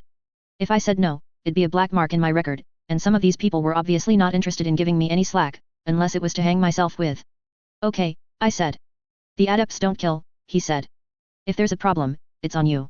There should be a rule against saying things like that, I thought. I didn't care that he was putting me on the spot, or blaming me for stuff that hadn't happened yet. He was implying this would be easy, practically ensuring this would be anything but. Adepts, Juster said. I assume everyone's up to date. Tecton was walking in front of our group, his tank of a suit giving us enough presence that the crowd parted before us. Don't be a jackass. You know Skip Weaver hasn't read the files. They're in your city, you fill us in. I know the basics, I said. I'd read the file in Tattletale's office. They're wizards, or they pretend to be, like Murden. Led by a time traveler. They're led by Epoch, Juster said, without looking at me. Group is very organized. Thing you gotta know about New York is it's bigger. Everything is. So these guys, there's a lot of them. They're organized into tiers, and they compete with one another for placement in the tiers, challenging ones in higher tiers, paying a penalty if they fail the challenge. There's 1 tier 1, 2 tier 2s, 3 tier 3s, all the way down to the tier 5s. 15 in total, I said. He gave me a hard look, then fell silent. Am I not allowed to talk? This city sucks to move around in, Hoyden said. Crowds, traffic, how do you get anywhere? We have different sub-teams for different roles, Juster said. Lancer group for fast response, those of us who can fly or move over rooftops. Another group of heavier hitters who are old enough to ride the bikes and licensed to travel the tracks. Tracks? Hoyden asked. Subways. You use a computer to help know which tracks you can stay on and when, so you don't get hit by a train. And the ones who aren't old enough, or aren't naturally mobile? Tecton asked. Foot patrol, or sidekick duty with a protectorate member, Juster said. Loads of fun, Hoyden said. Am I the only one who likes doing the ride-along thing? Vantage asked. Yes, Hoyden said. Definitely. Juster shook his head. It's the job. They grumble, sure, but it's a few years at most before they get to do the bike thing. I'm guessing you're one of the Lancers, I said. Juster gave me a dirty look, what of it? Nothing, I said. Just made sense. Flechette was one too, he said. She was going to lead the squad when I moved up to the Protectorate, with Shelter taking over as Ward's captain. I believe it, I said. Seem to recall that she'd defected, joined your old team. I don't know anything about that, honestly, I said. Only that she had romantic interests towards one of us undersiders, and... The doll girl, Juster said. Vantage punched him in the shoulder. I didn't know if she was out, so I didn't want to say, I said, feeling lame. That's right, Vantage said. That's how you're supposed to act. The earbud I'd been supplied with buzzed with a woman's voice. Prism? They own the building up ahead. Cut the banter and focus on the job. A male voice. Talk us through everything you're doing, Weaver. Focusing on my bugs, I said. Tap the earbud twice to start the feed, Tecton said. I tapped it twice, and it beeped faintly. Focusing on my bugs. I've been collecting them as we moved from the headquarters to this spot, so I have quite a few. Lethal and venomous bugs aren't allowed, you know that. Tying my hands. It was fine. I didn't plan on using them anyways. I'm selecting the smallest and most discreet, and sending them out. It'll take a minute at most, but I'll be able to track their movements. The adepts. Everyone. I mean, the area's dense, but once I have tabs on the adepts, I'll have an idea of where the civilians are, too. It means we can keep them out of danger, and we'll know if anyone runs into the line of fire. There was silence on the line in response. Were they talking about me? Discussing the particulars? Hell, was I already breaking rules by violating people's privacy? I spoke, hoping that I was interrupting them if they were saying something along those lines. I have other bugs on the periphery, drawing out cords of silk. Show us. We have a camera in Tecton's suit. Okay, this was getting borderline annoying. Second-guessed every step of the way. My swarm moved in front of Tecton, swirling. Image, Weaver, it was a different man who spoke. The fat one. I couldn't remember his name. We need to do something about appearances, here. Appearances. The black, amorphous swarm. It conveys the wrong ideas. It's disturbing to any onlookers, and if photos of you using your power on any greater scale made the rounds, it could be fodder for some ugly articles. You already face an uphill battle, with your reputation as an ex-supervillain. You're serious, I said. I tapped my ear to shut off the channel, looking at the others. Is he serious? Glenn is always serious, Clock Blocker said. When I first picked my name, Clock Blocker, and announced it in front of a live camera so they couldn't retract it, they punished me with intensive lessons with Glenn. They do that anytime you screw up on the PR front, like swearing on camera, Hoyden said. And in the sessions, he talks to you about your hair, about redesigning your costume. How to talk so you command attention, Vantage said, over-enunciating his words. How to hold yourself, Juster said, straightening his back, squaring his shoulders and raising his chin a touch. We can hear you, you know, a woman said through the earbud. Rhyme? Maybe we need lessons in decorum, Glenn's voice buzzed in our ears. Hoyden made a pained expression. She glanced at Tecton, then ducked low, avoiding the camera, while she walked around to Tecton's back. She pushed at his shoulder, urging him to turn around. He rolled his eyes and sighed as he obeyed, and Hoyden prodded him forward until he was standing right in front of a wall. I really don't know what you expect, I said. It's my power. By all reports, you're a clever girl, Glenn said. Surely there's a way to present your power in a less threatening way. I opened my mouth, but the sheer number of protests that came to mind all jumbled together. I looked at the wards, trying to see if I was the butt of a joke. Lucky you, Clock Blocker whispered to me, covering his ear with his hand. You get his attention right from the start, and I'm willing to bet he's not going to leave you alone. It almost makes me feel better about the time you crammed those bugs into my mouth and ears. Vantage made a face at that. So worth the extra shifts I'm pulling this week, Clock Blocker commented to Juster. Just to see this. I'm not sure what you want, Glenn, I said. After tapping my earbud, I could send my bugs in one at a time. That's not threatening, right? Your sarcasm isn't appreciated, Weaver, Defiant informed me. I'm willing to play ball, I said. I just want to figure out what the heck you want, first. Do you want, like, ladybugs? There's color there, a nice red cloud. There's only, 212 ladybugs in my range. But I could use them. Or, butterflies? There's more butterflies than ladybugs. I accessed the butterflies in my swarm, drawing them to me. Techie, Hoyden said, turn around. They'll love this. Tecton, he mumbled, stressing the word. I hate Techie, Tech Geek and all those names. Just like I hate being the camera guy, the guy who the PRT gets to fix the vans when they want to cut work early. I drew the butterflies into formation, a stream of them following after one another. I just want you to realize that this is what you'd be asking me to. Yes, Glenn said, cutting me off. Excellent. They did say you were smart. You're serious, I said. Clock Blocker was laughing silently, his shoulders shaking. Serious as cancer, Hoyden mimicked her superior. All Glenn cares about is the image, the PR. Up to you to figure out how to hold yourself like a lady while you're dealing with street thugs with guns. You would know, Hoyden, Glenn said. I'd hoped something would sink in for you, with you having more meetings with me than anyone has in the past year. Stick to business, please. Where did you get all those butterflies, anyways? I think it was Rhyme, on the comms. Rooftop gardens, I said. There was a whole block with older buildings and a garden on every roof, while we were heading this way. Lots of balcony-mounted flower troughs, too. We'd need to get you a steady supply, Glenn said. I wonder how we arrange that. They're really going to make me the butterfly girl? I asked. Clock Blocker only laughed harder. I was pretty sure he was faking it, at this point. He couldn't find it that funny. If this is a problem, Defiant said, the earbud's digital sound only compounding the faint digital note of Defiant's voice, we can cancel the job, take a few days to discuss the tools you need to do the job effectively. The worst of both worlds. I'd be backing down, they'd probably argue for this as a way to keep me tame, and I'd look disobedient. No, I said. You want me to use butterflies, let's do that. For real? Hoyden asked. I nodded. We're picking a fight with the adepts. This is only a branch, Prism said, over the COMM, they have 3 primary properties. They don't hold territory, so the local gangs leave them be. The idea is to discourage them. Fight only so long as you are confident you'll win. Communicate what's going on, and we'll step in if need be. With luck, this will be a setback for them, and cause to stop headhunting from our side. Okay, I said. Who's in charge? Me, Juster said. It would be weird to not be the leader, after heading the Undersiders. You okay with me as recon? Suppose you have to be, if you're limiting yourself to butterflies, he said. I wasn't going to limit myself to recon, I said. You'll tear them to shreds with butterfly bites, Vantage said. Do butterflies bite? They don't have mouth parts that can bite, I told him. They have proboscises. So are you like, super smart or something? Hoyden asked. No, I answered her. Don't get distracted by the new member, Juster said. I noted what my bugs were telling me. There's 3 of them inside. 2 men, 1 woman. The men have groupies with them, I think. In their bedrooms. There might be more, but they don't have costumes on. They should have numbers on their sleeves. Roman numerals. I can't really see through the bug's eyes, I said. 1 second. I found the woman, sitting on the couch, a laptop on a coffee table in front of her. The bugs traced her sleeve. It's not embroidered, I can't sense anything raised, and the bug's eyes can't make out the letters. Sorry. Check the surroundings, Juster said. Tools? The group's practices involve using tools, ritual, rites, chants, and all that crap to try to achieve better control over their abilities. Kind of makes sense, I said. Abilities get stronger when you're in a mental state closer to how you were thinking before your trigger event, so. Wait, what? Clock blocker cut me off. Yeah, I said. I triggered while I was in a locker. I've been thinking, I get just a little stronger when I feel trapped, or when I despair, or when I feel betrayed. My range extends. It doesn't matter, Juster said. 3 of them. No tools. Sort of a tool. A rod, short, barely a foot long, and blunt, no barrel or anything. Carved, I think. Not sure, Juster said. Doesn't ring any bells. But if you look, I pointed.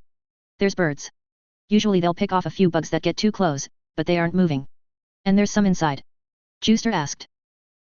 5 birds in cages inside the apartment, I said. Felix Swoop, Tier 3 member of the group, Juster said. Master Blaster hybrid. Controls birds, but not as much control as you seem to have. Thing is, he applies fire immunity and pyrokinesis to the birds, programs them with movements. You said he's distracted.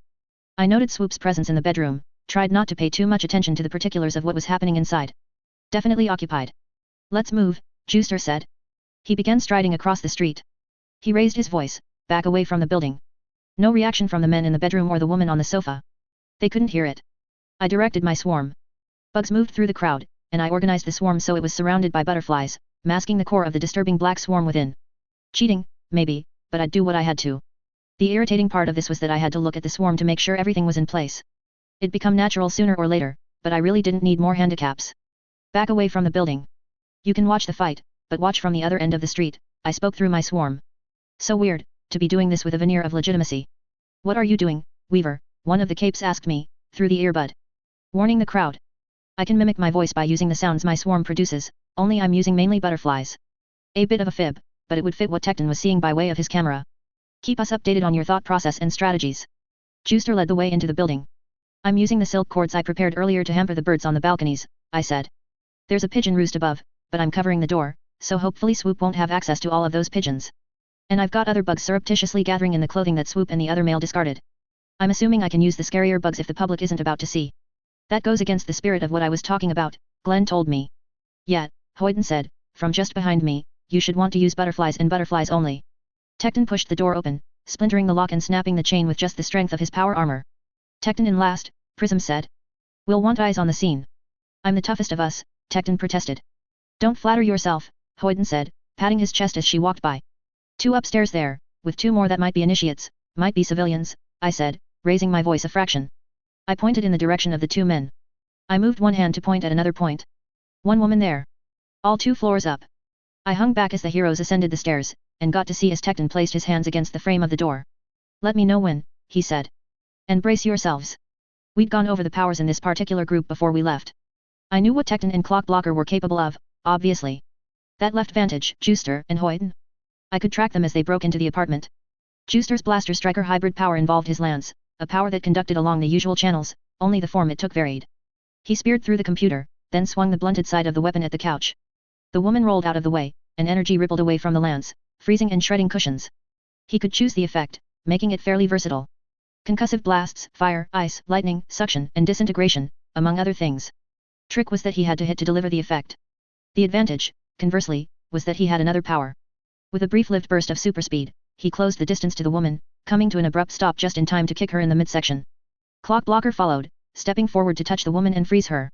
Woman is Paddock, Juster said, through the earbud. Caught her, Clock Blocker said. Hoyton and Vantage were already breaking into the other rooms, interrupting the men and women at play. Vantage had super strength, but his strength and reflexes scaled up as the number of opponents rose, with diminishing returns. He wasn't especially durable, but he packed short-range teleports. Very short range, a matter of 2 or 3 feet, at best. He teleported to help close the gap to Swoop and slammed one hand into the man's collarbone. The woman scrambled for cover. Anyone want to break the wishbone, he quipped. The other man raised a hand at Hoyton, and she stopped in her tracks. He almost leisurely stood, taking the hand of the girl beside him, then reached down to collect his robe, and recoiled in horror at the bugs that festooned it. He couldn't get to the rod, whatever it was supposed to do. Heads up, Hoydens ensorcelled or something, I said, communicating through the earbuds. Nuh-uh, I could hear her speak through the earbud. She caught the cape from behind, then hurled him through the doorway, at Clock Blocker. He stepped on the man's bare back, and the man was frozen. Cape 2 captured, Clock Blocker said. Hoyden was one of the capes with a mess of powers. Things she hit exploded, things that hit her suffered a retaliatory explosion.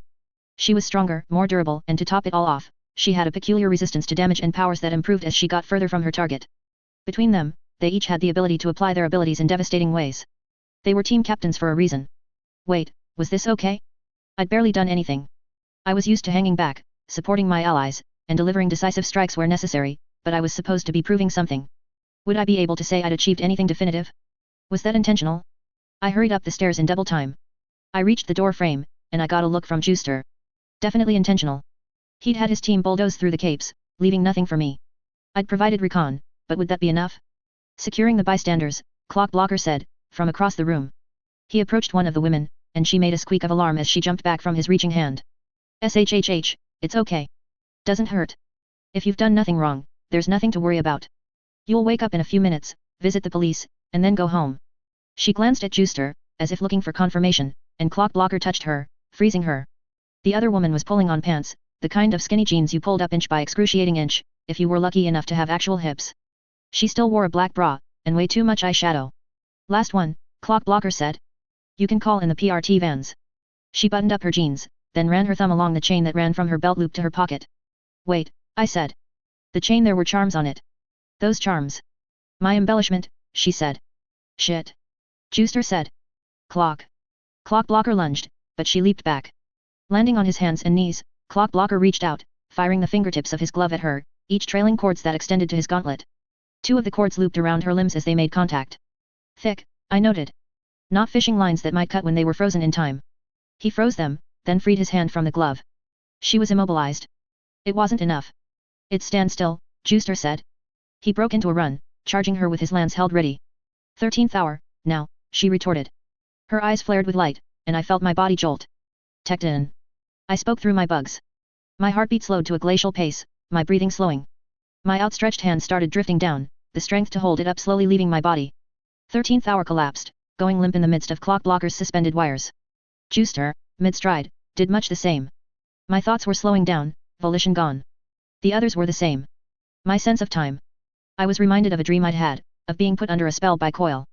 Scopolamine. Clock Blocker's power wore off the various adepts, one by one. They composed themselves, dressing.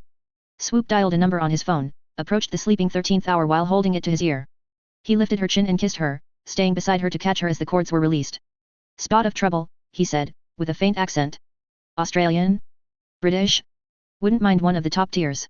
They'll have reinforcements. My eyelids drifted closed. I didn't have the will to raise them. But I could follow my bugs as they stirred, converging, moving as if with a mind of their own. Following my unconscious directives. The bugs went on the offensive, biting, stinging. No. It wasn't even a coherent thought. I'd get in trouble. No, the bugs whispered, their droning forming crude words. Swoop and the others startled at that.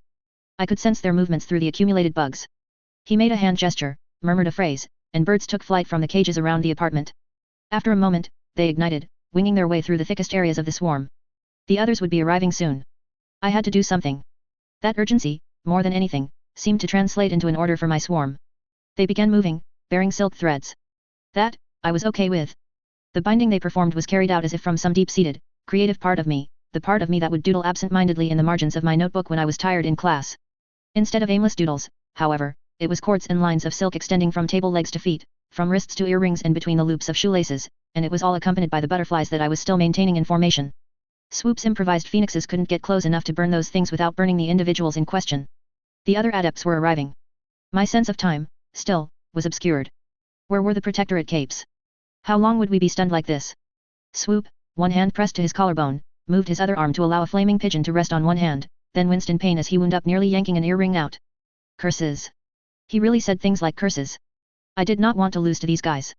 The bugs were still moving, aimless, without my active direction, but they were using the silk cords. Butterflies, I thought.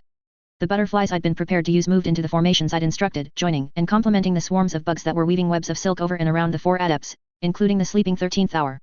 I could sense her breathing. How to break the spell? Tecton. He was under the effects.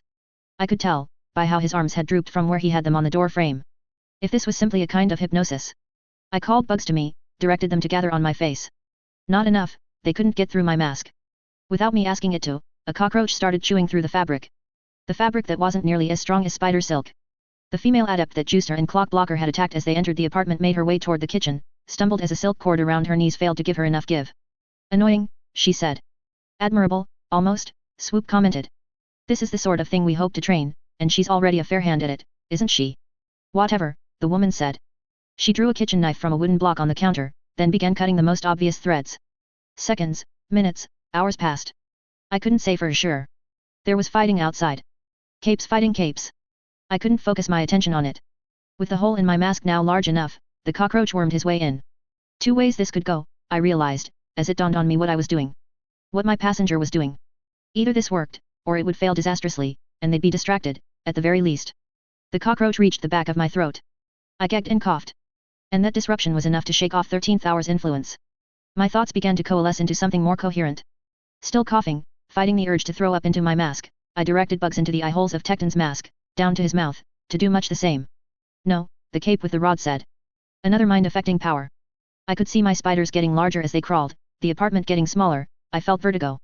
Tecton reached out to the doorframe and made the building shudder with enough force that everyone stumbled. Everyone woke, 13th hour included. The hallucinations stopped. Again. Swoop shouted. 13th hour's eyes glowed, her power flaring. But I was ready. A cockroach mobilized to set off my gag reflex a second time, and I was alert before the effect had even sunken in. So gross. Vantage and Juicer wore masks that covered their mouths. It'd take a second to get into Tecton's, and I didn't want him to unwittingly wake 13th hour again. I woke Hoyton instead. I wasn't making friends or allies here, I suspected. Hoyton strode forward, coughing and wiping at her mouth. A flaming bird soared at her face. In the instant it made contact, it detonated in a ball of flame and unburned feathers. She was thrown backwards. Another homed in on me. I wasn't durable, like Hoyton. I shielded my face with my arms. The armor protected me, the cloth didn't. I could feel it as though something scraped against my flesh, felt the hot prickle that promised future pain. A burn. Stop, the cape with the hallucination power said. He made a sign with his hands, extending his rod at me. Again, I felt the sensation of things distorting. I was free of 13th hour's power, though, and my bugs were winding silk around his arm and face. He clawed at it, to little effect, and the more butterflies that settled on his face, the less effective he seemed to get. Hoyton had returned, and endured a barrage of more flaming birds. The larger birds weren't obliterated as they exploded, and circled around to strike her again. I ducked below one I could sense only by the bugs it burned along its path, then backed away. The one with the knife. I tied some silk around the knife handle, connecting to the silk between Swoop's leg and the table. She tried to bring the knife down to cut something, and the cord went taut, pulling it from her hand. She tried to bend over to pick it up, and the thread between her throat and the light fixture pulled taut. What was her power, even? I wasn't interested in finding out. I navigated the threads by using the bugs to track their placement. The armor Dragon had fashioned didn't have compartments inside the armor panel at the back, but I had a taser dangling from my belt. Before she could figure out a way to break a thread, arm herself or use her power, I jabbed her with the taser. She fell, momentarily suspended by the threads. I had the bugs near the light fixture manually break the thread before she strangled. That left Swoop in Mr. Hallucination, who was apparently suffering for not having removed more threads from himself earlier. He swatted at the butterflies. I reached Juicer, shaking him. When he didn't rouse, I shook him harder. Nothing. Not jarring enough. I kicked his leg out from under him, and he sprawled. Fuck you, he mumbled, as he began to climb to his feet. Wake up Clockblocker and Vantage, I said. You don't give me orders, he said. He approached Swoop. The man smacked Hoyton with one more bird, whirling around to face Juicer, and then got slammed in the chest with the fattest part of the lance. The third tier adept flew into a wall and went limp. Juicer wanted to clean up? Fine. I tossed the hallucination guy, then hurried to Clockblocker's side. When shaking him didn't rouse him, I raised his head from the floor and then smacked it down hard enough to startle him. Jerk, he mumbled. Juicer had poked Vantage awake. Our reinforcements are fighting their reinforcements, I said. Good to know. We get Tecton and back them up. You kicked their asses with butterflies, Clockblocker said, as we made our way to the stairs. I cheated. The butterflies are superficial, decorative. No, no, no, he said. If anyone asks, you kicked their asses with butterflies. Defiant, and I walked back through the corridor of double-layered chain-link fence. There was a long pause as the gates opened. You may have won over some of the ones with doubts, but Rhyme was grumbling about your attitude, and I suspected she was on your side to start with. My attitude? I don't know. Something to ask her, when the time comes. I sighed. Your arms. Hurt, I said. I extended my arms, prodding at the bandage on my forearms. Nothing serious. Will probably peel like a motherfucker. Language, he said, as we entered the hub. The warden was there, waiting for us. You got injured. In the line of duty, Defiant said. Permitted duty. I told you to keep her out of trouble. Wasn't my choice, Defiant said. I can give you my superior's number if you'd like. I would like. Taylor A. Bear? On the issue with the bug population of my facility, I feel it would be a very bad idea to provide you with a caustic substance to give your bugs, given what your file says you achieved with capsaicin. I had a bug zapper purchased, and you should be able to access it with each and every one of your tiny soldiers. I expect to see it used, understand? I nodded. Go change. I'll have a guard waiting here to escort you to your cell. Okay, I said. I changed back into a fresh prison tunic and pants, leaving my shoes behind. It pained me to leave everything behind, but I did. The female guard patted me down when I'd emerged and handed the bundle of clothes to the guard at the hub's office, then led me to my cell. I was cognizant of my fellow prisoners, who watched me. Prisoners who, I had little doubt, saw my injury as a sign of weakness, a reason to descend on me like wolves with wounded prey. Being out among the wards had shaken me, on a level. I still needed to find out how to fight like a ward. A more effective ward than the ones I'd encountered in the past, ideally. I needed to adjust my tactics, the very way I thought. To build a measure of self-confidence that wasn't borne by fear and intimidation. I settled down on the bunk with my book. I shifted restlessly. I still had trace amounts of adrenaline in my system. The rush of a fight. My arms hurt, too, despite the over-the-counter painkillers I'd tossed back. A second-degree burn, and like so many other injuries of the hands and arms, they seemed as though they had been strategically placed where they'd be most irritating and debilitating. Tonight is going to suck, I thought. How was I supposed to get comfortable like this? My bugs found the bug zapper, and I began systematically eliminating every cockroach, louse, fly and ant in the building. The spiders, I kept on hand, directing them to the burned corpses. They could breed, in time, and I could put them somewhere where they wouldn't encounter any people. Breaking the rules, maybe, but it was something to occupy my thoughts. It made me feel just a little safer, a little more like myself. Drone 23.2. Every part of the Las Vegas team's reaction to our arrival screamed dissatisfaction. Folded arms, the way none of them would meet our eyes, the very way they were positioned, so they were just enough in our way to make it clear they didn't agree with what was going on, but not so close as to be with us. Except it wasn't me that was the problem, this time. Satirical, Satyr for short, wore a helmet sculpted to look like a goat's head, the mouth in a perpetual smile. On a good day, I imagined his eyes were bright with mischief, his shaped eyebrows quirked behind the large eye holes of the helmet. This wasn't a good day. There were circles under his eyes, and he glowered. With the smile on his helmet, it made him look. I didn't want to say deranged, but it was the word that sprung to mind. His bare chest was muscular, waxed hairless, the belt and leggings of his costume slung low enough that I could see the lines of his lower stomach that pointed to his, yet. It was admittedly distracting. It was meant to be distracting. Nyx, Blowout, Leonid and Floret joined satirical in their anger. Heroes in more flamboyant and colorful costumes than normal, their moods a contrast in how dark they were. Spur and Ravine seemed more lost than angry, but the way they retreated into their group as we passed told me that they would side with their team over us. If there was something to be said, words of encouragement or apology, nobody I was with seemed ready or able to come up with them. We approached the elevator and made our way down, and none of the local heroes joined us. Thoughts? Vantage asked me. For a city like Las Vegas, I'm surprised the building is so, I trailed off. Dull? Like a giant tombstone. No windows, I said. Just the front door, walls all around it, no decoration except for the PRT logo on the face of the building, no lights except for spotlights. Stands out, Vantage said. There's contrast. And it's required. Vegas is one of the worst cities for sheer number of villains, Rhyme said. Her entire demeanor was rigid, which maybe fit in a way with her ice powers. Vegas employs a group of unsponsored thinkers and tinkers to monitor the venues, much like the PRT does with the economy, ensuring that everything is above board, that everything is being conducted fairly and that the numbers add up. Vegas changed as a result, developed a different cape dynamic. In Los Angeles or New York, it's the people who can blow down buildings that are seen as true heavy hitters. Here, they're trying to game the system, and the heroes are trying to game them. In Vegas, it's thinkers, tinkers and strangers who rule the underworld. A different sort of cops and robbers, I said. Cops and robbers? Vantage asked. A way my teammate once explained it to me. They, for lack of a better word, healthy way for heroes and villains to be, is for all of this to be a game of sorts. Trading blows, counting coup, but ultimately leaving the other side without any permanent damage. Counting coup? Leicester asked. He was the sole subordinate that Vantage had brought along. Rhyme, by contrast, had brought Usher and Arbiter from her team. Prefab from San Diego had shown up as well. I explained, the term came from the Native American style of warfare.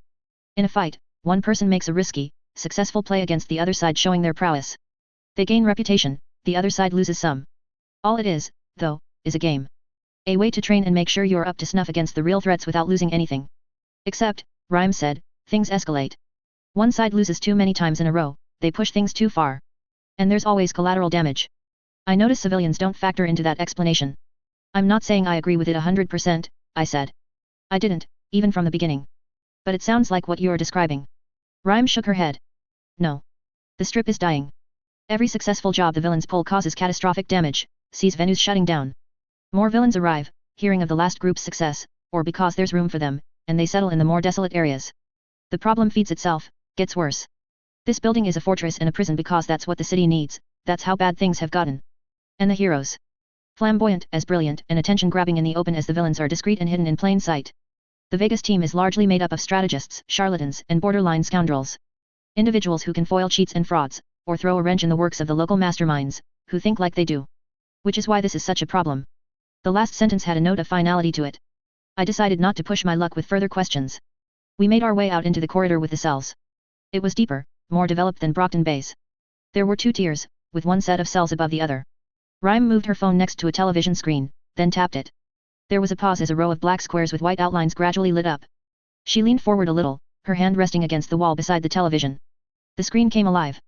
I saw a man in a cape uniform within, without a mask. He had albinism, to the point that the velvet purple of his costume overwhelmed the little of his skin that was showing. The irises of his eyes were a dark pink. Pretender, Rhyme said. Her voice had a harder note than before. What have you done? Don't place all of the blame on me. You forced my hand. No, she said, there had to be another way. You could have admitted. A death sentence, he said. You're an upper echelon cape now, and you have the clearance. You know about her. The bogeyman that comes after anyone who tries to release information they want to keep secret. I glanced at Vantage, who only shrugged. We could have protected you, Rhyme said. Pretender only chuckled. No. No, you couldn't. I'm dead anyways, one way or another. I surrender, it's the end of my career, and that's all I have. I talk, I die. This was the best option. The hand that Rhyme was using to lean against the wall clenched into a fist. Her voice was tight as she asked, killing a government thinker was the best option. Yes. Rhyme straightened, but it was more of a defeated gesture than anything, her hand dropping from the wall. You were one of the good ones, Pretender. Still am, he said. He crossed the length of his cell, sitting on the corner of the bed. I'd explain, but it would only get us all killed. We're going to have to take you to a more secure facility, Rhyme said. Well, I didn't expect you'd let me go. Do what you have to. I made a deal with the devil, you caught me, for better or worse, Pretender said. In a quieter voice, he said, about time I pay the price. Rhyme turned off the television. She looked at Arbiter. My riot sense was going off like crazy as he talked, Arbiter said. There's something at work here. Describe it. Arbiter touched her middle fingers and thumbs together, forming a circle, orange. She moved her hands further apart, red. Then further apart again, until the implied circle was as big as a large pizza. Yellow. That bad? Rhyme asked. Bad. Then we move now, Rhyme said. She raised her hand to her ear. Drag in? Cancel your errands. We're in for some trouble, almost guaranteed, and I'm thinking we want to clear out before it descends. There was a short pause. The digital voice of Dragon's AI, the same one I'd heard through her drones and the armbands, informed us, Cull's headroom model en route to Las Vegas Protectorate headquarters. ETA 2 minutes. Time at to join in T-8 minutes. Okay, Rhyme said. It'll be here before we're on the roof. Let's get Pretender packed up. Standard stranger protocols in effect. Usher and Arbiter, you handle it. Everyone else with me. Once we were all in the elevator, I figured I was clear to ask without sounding too much like a newbie. What was Arbiter talking about? Riot sense. Rhyme explained. She's a social thinker, in addition to her minor blaster and shaker powers. Her danger sense is mild at best, not something she can react to immediately, but it makes her aware of associated individuals and the threat they pose. She wouldn't be able to see much from Pretender alone, but she knows that there's a moderate to high danger posed by those closest to him. His team, probably, Prefab said. She's predicting a massive risk from people who have an intimate but less immediate association or those who have a recent but less familiar association with him. Old teammates or family that he doesn't see regularly, Prefab said, or people he's hired for help that he isn't as familiar with. Rhyme finished, and a moderate risk from people or things on the periphery of his real-life social network. The bogeyman? I asked. Rhyme didn't answer. Instead, she looked at the digital display above the door of the elevator. Prefab, look after our wards. I'm going to have words with Satyr. See if we can't work out what the angle is. Wait on the roof for our ride. Stranger protocols mean you don't go anywhere alone, Prefab said. Of course. I'm thinking. Vantage, she said, beckoning. Vantage nodded, stepping forward. The elevator doors opened for Rhyme to exit, then shut. The 3 of us continued up to the roof. Prefab was large, and his armor made him look larger, with shoulder pads that looked like the tower tops of a castle, each probably weighing twice as much as my entire outfit, equipment included. He carried a heavy cannon, obviously tinker-made. Leicester was a teenager in lightweight silver armor with the edges molded into wave-like forms. Beneath the armor was blue cloth with a similar wave-like design embroidered on it. He held a trident, as ornate as his armor. As lightweight and sprightly as Prefab was a veritable tank. This bogeyman, Leicester started. Based on what we know, Prefab said, Arbiter giving us a yellow that possibly includes her is more worrying than a red alert involving just about anyone else. You don't know anything about her. We mainly see her censoring information, Prefab said. Silencing and disappearing people who are talking about sensitive stuff, and doing the same with everyone they talk to. Only details are slipping through the net, now. About Cauldron, about Alexandria, the formulas. Too much for one person to handle. I suggested. Speculation from the top is they've probably stopped caring, Prefab said. Thinkers believe she's letting things leak, because it doesn't make sense that they'd keep things this tight and then slip up like they have been. What's her classification? Thinker. Don't worry about the number. Just run. I frowned. Exactly how many capes are like that? Leicester asked. A handful. Enough. I'm beginning to feel like I'm out of my depth, Leicester said. You get used to that, I said. With the sheer luck involved in powers and the crap we wind up facing on a daily or weekly basis, it's only a matter of time before you wind up going up against someone you don't have a chance against. Yeah, but Fab's talking. Prefab growled. Sorry. I mean, Prefab was talking about opponents we couldn't hope to fight, and I've only had 2 real fights so far. One of them wasn't even a real fight. You're new? I asked, raising my eyebrows. I've only been a ward for a month. Only 2 fights in a month. I felt a pang of envy. Let's hope there isn't a fight today, Prefab said. But let's be ready if there is one. We ascended to the rooftop. Dragon's suit had already landed. A bulky craft, twice the size of a helicopter, with what looked to be a cargo bay. Letters stenciled on the edge of the wing read Cul's Hedra V0.895. Inside, in boxes, there were butterflies. Innumerable varieties. Sadly, quite a few had died due to a lack of food or being crushed under the weight of the others. The idea was clear. The PRT wanted me to change how I operated. Dragon, at least, was willing to give me the means. It was still stupid. Ridiculous. The back of the craft opened, giving me access to the hatches. I stepped up onto the ramp and found the buttons to open the boxes. Go, my pretties, I said, monotone. Go, seek out my enemies and smother them. They took off, moving in colorful formations, organized by type, drawing fractal shapes in the air as they spread out. I stepped down off the ramp to see Leicester staring at me. I know you were joking, Prefab said, but no smothering. No smothering, I said, sighing. I looked up. The sky was darkening. If there's a fight, it's going to be at night. It'd be pretty stupid to use butterflies at night, when half of my tricks are subtle. You'd have to ask Rhyme. Was I supposed to use non-butterflies to scout for trouble? I considered asking, but I was suspicious I already knew the answer. Best not to ask, and beg for forgiveness later. Insects and flies moved out over the surrounding cityscape.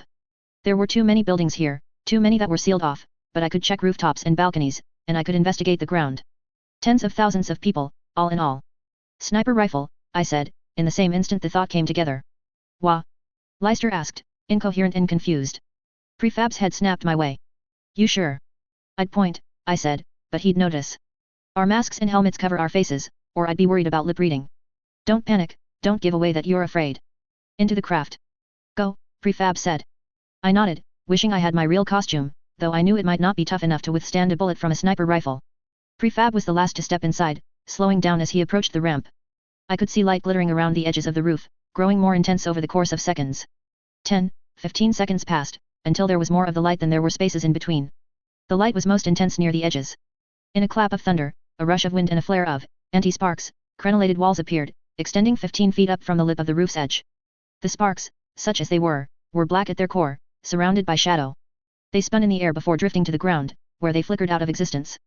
Does that block his line of sight? I can make them taller, Prefab said. I don't think he has the right angle to shoot over the wall, I said. No weapons? Costume. I used my settler bugs, but he was already packing away the rifle in record time, then swiftly moving away from the roof's edge. He brushed away my bugs as they converged, kicked a hatch open with his foot, then climbed inside with a speed that almost made me think he'd fallen. Only the fact that the hatch closed firmly after him convinced me otherwise. The only way he'd have evaded the swarm like that was if he'd known what I was doing. No costume, I said. He brushed away the bugs before I could get anything substantial, but I think, glasses? And a dress shirt. I think he noticed what my bugs are doing. That's rare. We've got trouble, Prefab said. I realized he was using his phone. Sniper on a rooftop nearby. Possible thinker. Barricades should make for safe elevator exit. We're on our way up, Rhyme said, through the speaker. 4 capes in the containment box. Hold position, play safe. If Pretender arranged a jailbreak, he won't have just one person working under him. Arriving in 8, 7, 6, 5, 4, 3, 2, 1. The elevators opened. Rhyme, Arbiter, Vantage, and Usher made their way out, wheeling a box along with them. Password? Prefab asked. 23 Olaf Pater Newfoundland Washington Vicar, Rhyme said. Arbiter's group is already confirmed, they haven't left my site. First half of your first password. 893 Scion, he responded. And the other two are clear. Good. Let's move. A hand. Prefab gave Rhyme a hand in moving the box. It couldn't have been comfortable, 4 feet by 6 feet by 4 feet. Enough to stand in, but not enough to lie down. The thing had 4 wheels, and was dense enough that it took some muscle to get it up the ramp. I would have joined in, if I didn't fear I would get in the way more than I'd help. I wasn't the strongest person around. Fit, yes, but not strong. Instead, I focused on bringing my butterflies back. I couldn't get them all back in time, but a loss of 100 or so wasn't a tragedy. A loss of all of the butterflies wouldn't be a tragedy. I'd feel bad, if only because of the trouble Dragon likely went through in acquiring them, but yet. Gosh, if they all just happened to die or get left behind, maybe I'd have to use something else. Tragic. They finally managed to settle the box at the center of the cargo bay, pulling a switch to close clasps at the base of it, lowering a solid metal pillar from the roof to the top of the box. I doubted it would budge if someone crashed a bus into it.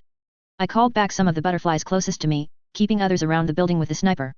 He hadn't set up again. I'm worried about that sniper, I said. If he was coming after us, why is he giving up so easily? If he wasn't coming after us, who was he after? A civilian. Identify the building as we get airborne. Through a window? I asked, looking forward, to the head of the craft, that looked out onto the city.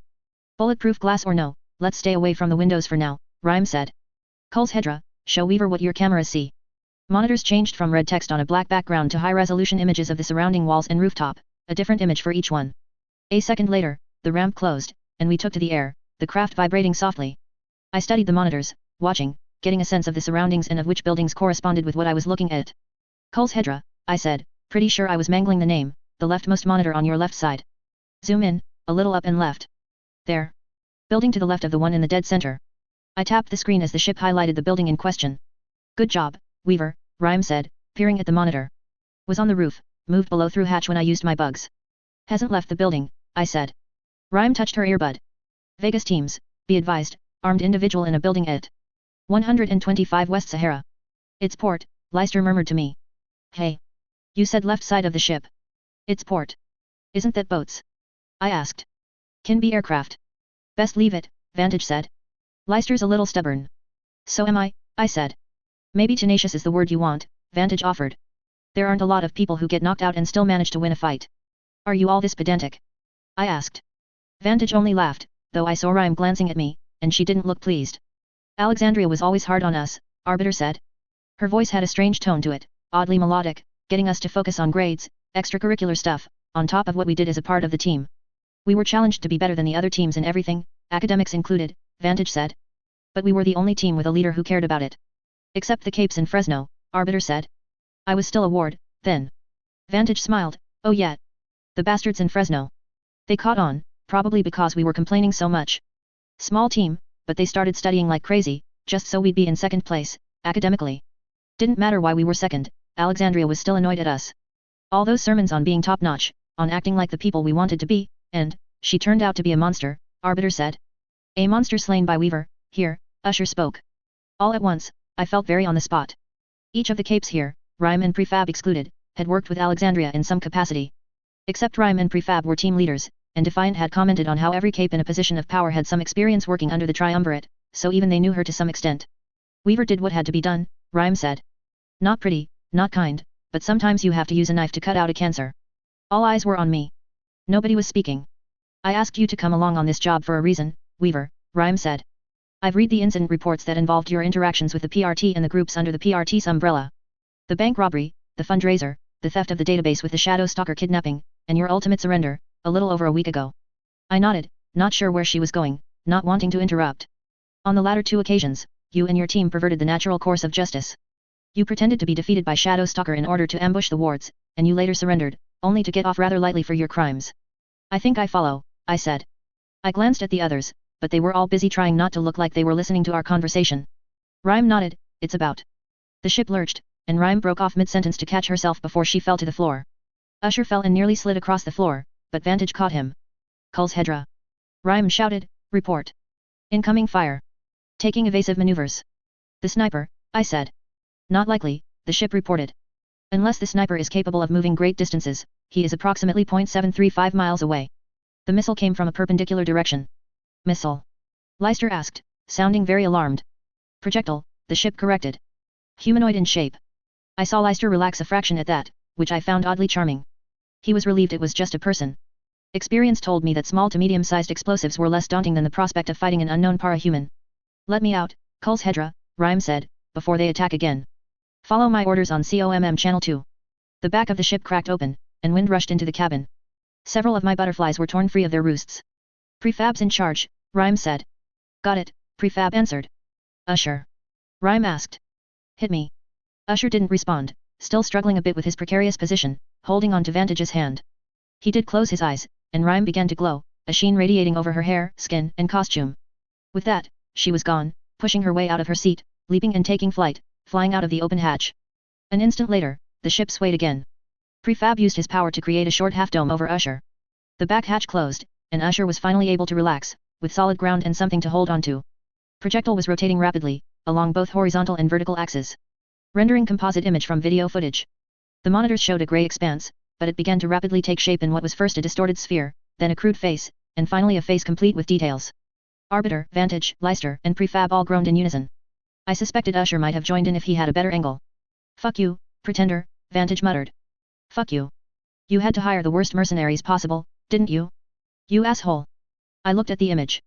Not a face I knew, but one I recognized from TV, from the internet, and one very brief encounter. That's B. The ship swerved, but it didn't manage to avoid the hit this time around. This time, the shifting center of gravity was compounded by a sudden impact, heavy enough to cave in the front of the craft. Each and every one of us were thrown out of our seats. From there, things went south quickly. No longer flight-worthy, the ship struggled to maintain altitude. Bugs that had collected on the outside of the ship made me aware of how the jets that had been driving the craft forward were now angling towards the ground.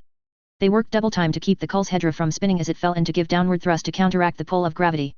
Rhyme's power froze the Kul's Hedra in mid-descent, catching it between two buildings, suspended in the midst of a bridge of ice. The projectile struck us again, from directly above. The ice to our left, our port side, shattered. Seat belts on. Prefab bellowed. Hold on tight if you can't get to one. Deep breath, don't tense with the impact. I climbed up to a point where there were benches, and belted myself in. One over each shoulder, one over my lap. The headrest it wasn't there. There was only metal. My butterflies found the real headrest above me. I reached up and found the clasps to lower the softer bundle until it sat at the right height to cushion any impacts. The ice on our starboard side cracked, an agonizing, gradual break. My heart leaped into my chest as we plunged towards the street below. The Kul's Hedra hit ground, and the impact was so heavy my thoughts were jarred out of my head. For long seconds, I couldn't think, but could only experience, could only feel every part of my body hurt, aches and pains I didn't know I had magnified by the jolt. It was a small relief that my passenger didn't take the opportunity to act without my consent. I was bewildered enough without any added complications, stunned, sore where the straps had pulled against my shoulders and gut. Kul's Hedra. Prefab shouted. Lights on. Auxiliary offline. Emergency lighting failed in 6 attempts carried out in 2 seconds. He said, drawing out the sound, damage report. A.I bank 1 offline. Auxiliary offline. Propulsion offline. Weapons offline. Helm offline. Why are you speaking strangely? I called out. A.I bank 1 offline. Advanced linguistics, memory, geography. Enough, Prefab said, cutting it off. I almost told him to let it continue, just so we had an idea, but he was the boss. Protectorate, wards, sound off. Prefab shouted. Arbiter. Fine. Vantage, mildly injured, Vantage said. My hand. Usher, bleeding from a bad scrape, but otherwise okay. Weaver, I said, I'm fine. There was a pause. Leicester. Prefab asked. Mostly okay, Leicester said, but his voice sounded strained. Took a hit to the gut. Let's get ourselves sorted out, Prefab said.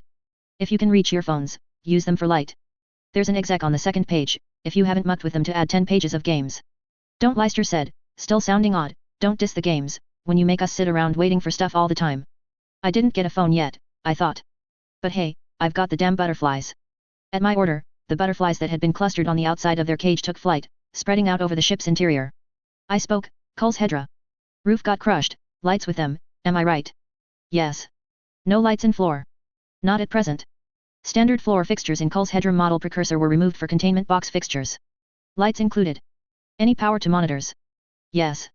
Video footage of exterior, stat, Prefab ordered, cutting in. Monitors flickered to life. 1 in 3 showed only the ground beneath us, and another third were broken. Change the focus of any monitor displaying only asphalt, I said. Bank 1 is offline. Discrimination no longer possible. Monitors with video from any camera on the ship's upper half. Restate, please, the AI said. Never mind, I said. 9 working cameras, 4 on port side, 5 on starboard, am I right? Yes. I worked on unbelting myself, ensuring my legs were fixed in the bars beneath the bench, so I wouldn't fall. Label monitors with numbers from 1 to 9. 1 by 1, the monitors displayed numbers instead of the video feed. Weaver Prefab said. This isn't helpful. We need information on our surroundings. No immediate threats nearby, according to my swarm, I told him, checking with my bugs. Ship, monitors 1, 3 and 7 weren't displaying a usable feed. Restore a feed to each other monitor. The videos reappeared. Monitors 2, 6 and 8 are broken and are not displaying anything coherent. Display white instead, maximum brightness, on those screens and any ones not displaying any video. Monitors lit up. It wasn't much, but it was marginally better than what the Protectorate issue phones were granting. How the hell do you know your way around this thing? Vantage asked. I could see him below me, one hand outstretched, the other held behind his back. Defiant and Dragon have been ferrying me between the PRT and court, and between prison and these little field exercises, so I've gotten a sense of them, I said. And I fought a bunch of others back in Brockton Bay. You figure them out, kind of. I saw that bit about Dragon's visit to Brockton Bay in the news, Vantage said. Here, fall. I twisted myself around until I hung by my hands, then let myself drop from the bench. Vantage caught me with the one hand. The others were getting themselves sorted out. A few minor injuries, but it wasn't as bad as it could be. My head snapped around as our opponent landed just outside the ship. She let go of her companions, setting them down on the ground beside her. Hello, a girl's voice sounded over the system. I had to turn around, checking all of the cameras, before I found the one where she was displayed, upside down. Ship, flip monitor, monitor 4, 180 degrees vertical, I said. It flipped the right way around. I could see a young girl on the opposite side. She was flanked by 2 other small children, one a male with a widow's peak and a severe expression for his age, 10 or so, the other a girl of about 12, in overalls that ended at the knee, a star at the chest, and far too much makeup. Fuck me, Vantage muttered. Bambina brought her team. Come out and play AAI, Bambina called out. A second later, she leaped. The small detonation that followed in her wake was quenched by the appearance of Rhyme's ice crystals. Snipers active, Rhyme's voice came through the earbuds. She was panting. Deliberate, accurate shooter. I've taken 3 bullets, ice armor took most of the force out of the shots. Bambina is accompanied by Starlet and August Prince, Shooter's shots ricochet.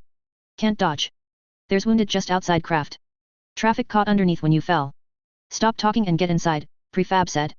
Can't close the gap to the Kul's Hedra without getting shot again. He's cutting me off. Use crystals to form a wall, get inside, damn it, Prefab said. Ricochets, Rhyme stressed. I shit. I found her with my bugs, setting them on her costume. She's okay, just fleeing from Bambina and Starlet. The shooter doesn't seem to be targeting the kids. My power makes her immune to Bambina, Usher said. Maybe to the explosions, I said, but the impact? Or something else? He frowned. They're not on the same side, Arbiter said, the shooter and the child villains. Good, Prefab said. Let's. Bambina collided with the Kul's Hedra again. It rocked, nearly tipping over onto one side. Kul's Hedra, Prefab said, open ramp. The ramp opened, and I sent the butterflies out. Nothing substantial, but it was something. Okay, not really. But it was an opportunity to lay out some silk. I emptied the reserves I had contained in my costume. Prefab began working on a structure, forming it out of the same flashes of light and sparks of darkness he'd used before. It took time to pull together, and the way it joined with the wall next to it, it didn't seem like he was designing it on the fly. Similar to Labyrinth, but it was only natural that powers might run in parallel. The shooter wasn't in my reach.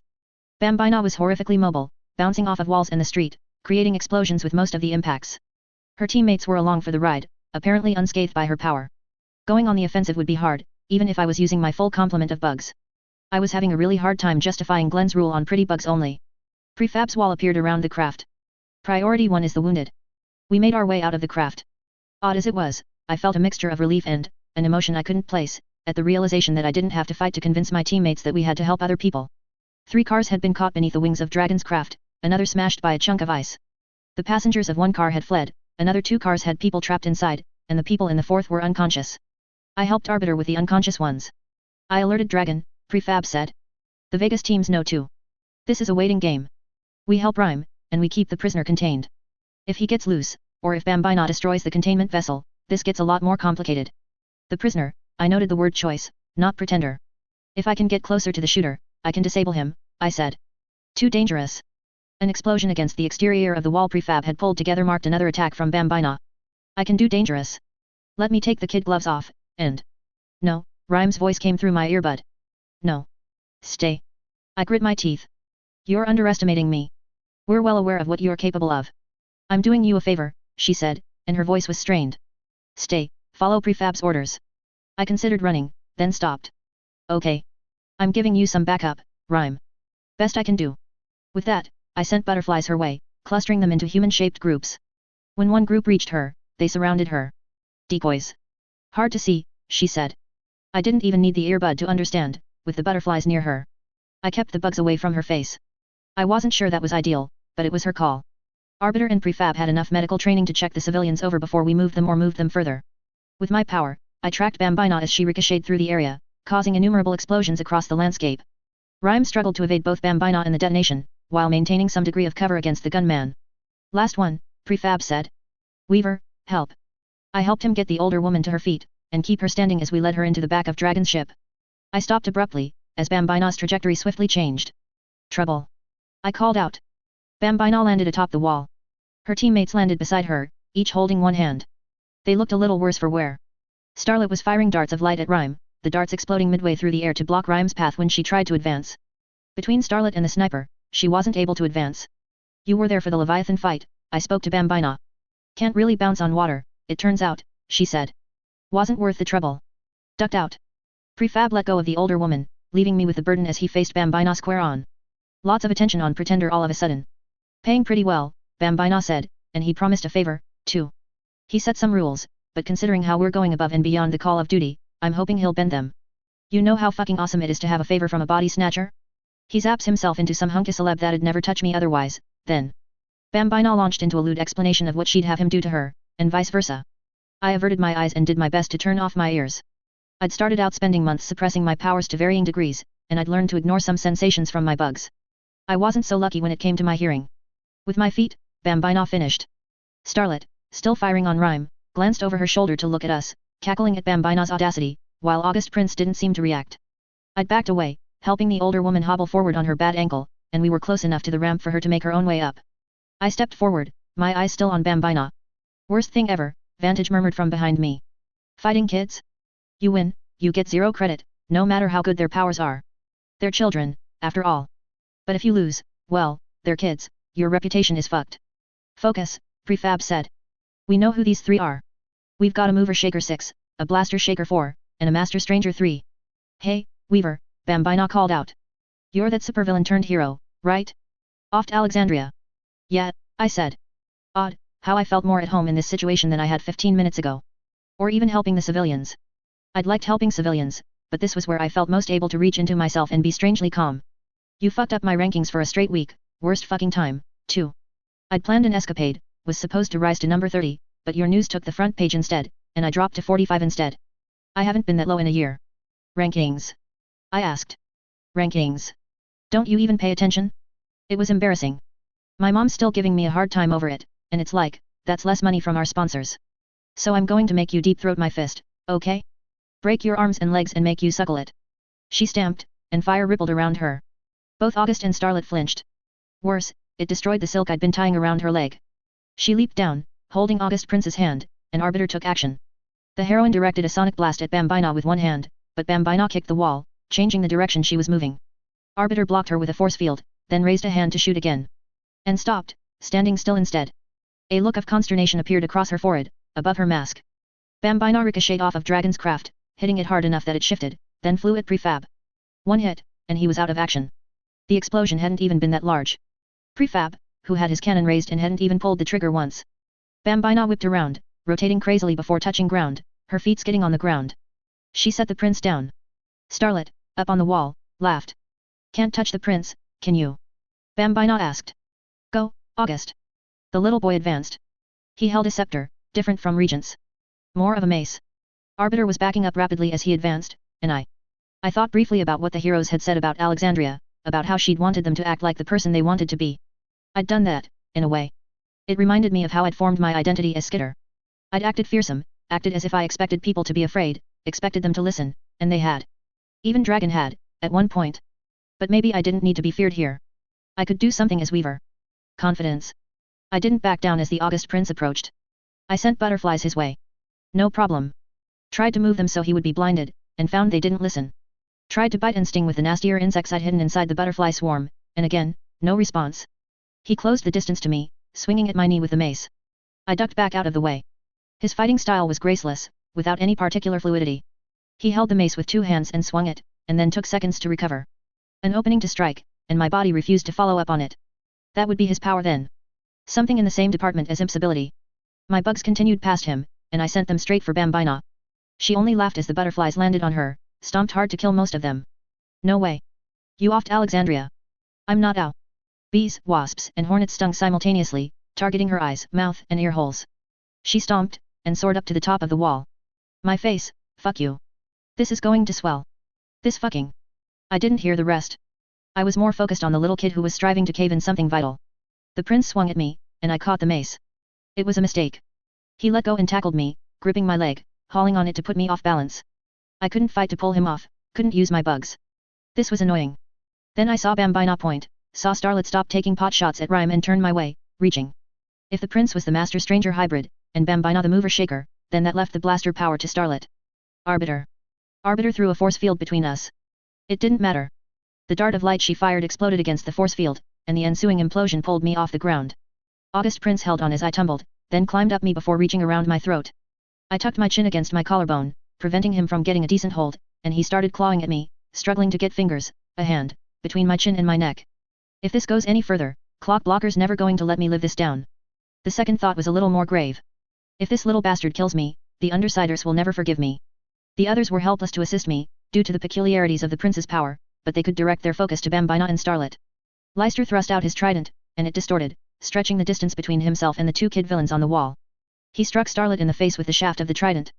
Bambina kicked him, and he went flying to a point on the other side of the wall. His spear distorted and brought him to the ground, but the kick had hit too hard. He didn't rise. Seeing one of her wards get taken out of action, Rhyme made a break for us, my decoys moving parallel to her. The sniper fired, and she went down. One guess, and it was accurate. Tumbling through the air, she used her power in one singular burst, and was encased in a 2-story high tower of ice. Vantage leaped onto the top of the craft, then onto the top of the wall. Starlet's blast nearly moved him. Bambina leapt, bouncing off a nearby building, then flying towards Vantage. He teleported out of her way, then threw a bola, catching her. She fell from the wall, landing hard. 1 down. 2 to go. I'm better than this. The rules about interacting with the prince were strictly defined. I could hold him, but I couldn't hurt him. Which category did Silk fall under? I had some on my person. 20 feet in all. 20 feet disappeared fast when it was wound around something. I chose his neck. Not hurting him, not directly. His power allowed it. One of Starlet's implosions sent Prince and I tumbling. Too far from anything I could hold. He found the opportunity to seize me by the neck. Someone. I said, come closer. Usher approached, and Starlet blasted the ground behind him, pulling him off his feet. He was mere handspans from where I needed him. Rhyme's out of commission. I said, my voice strangled as Prince did his best to choke me. Your power isn't affecting her. Give it to me. Usher focused his power on me. I felt it ripple through me, felt something, but it didn't break the spell. I still couldn't turn the slightest amount of aggression towards the kid. No, I said. Usher focused his power on Vantage instead, and Vantage flared with light. Starlet's power hit him, and it didn't do a thing. He punched her in the gut, then caught her as she went limp. And Prince was harder to deal with. Usher approached, and I tied thread around his leg. I tried to tell Usher to run, knowing what would happen with the thread around Prince's neck. My voice wouldn't come out, and it wasn't due to the feeble but persistent attempt at strangulation. So many heroes around me, and they couldn't touch this little bastard. Move, I thought. Move, move, move. Your power immunity isn't making me immune to the kid, Vantage said, helplessly. Don't talk, move. In the midst of the Kul's Hedra, I could sense moving air currents. A woman emerged from thin air, from a place cooler than the interior of the ship. The civilians we'd rescued shrieked and backed away from her. She didn't respond, barely reacted. Someone with long, dark hair and a suit. She fixed her cuffs, then moved with purpose. But I found myself less fixated on her than on her surroundings. Oddly enough, I could feel a different structure behind the woman, a hallway. I tried to speak, but couldn't find the air. Damn this little bastard. Damn Usher for not doing something. What a mess, Satyr called out. Heads turned. The Vegas wards had arrived, perched on top of the nearest wall. They didn't move to help, didn't leap to intervene. Satyr glanced at Bambina, who was struggling to free herself from the bola.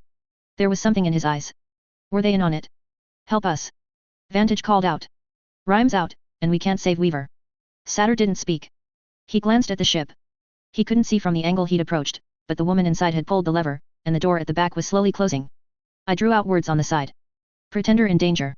The heroes turned, eyes going wide. Satyr, Blowout, and Leonid rushed forward, joined by Vantage. Then Usher stepped forward to help, and the August Prince choked, giving me a little slack. I sucked in a gasp for air. Arbiter heard, whipping around, and threw a force field between us. I pulled away. She managed to sandwich the little bastard between her force field and the ground. I rolled away, sitting up. The ramp was nearly closed by the time they arrived. Vantage slammed one hand against the door, but it was too heavily armored to give. Cole, I gasped out. The woman turned and walked up to the ruined nose of the craft, and began threading wires together. She didn't even flinch as sparks flared between them. She was measured, even patient, as she worked at fixing the panel. When she was done, she tapped something out on the broken, unlit touch panel. Cole's Hedra, shut down, I managed. Restate request. The pillar rose from the top of the box, freeing the upper part of the box's door. Cole's Hedra, contact Dragon, I tried.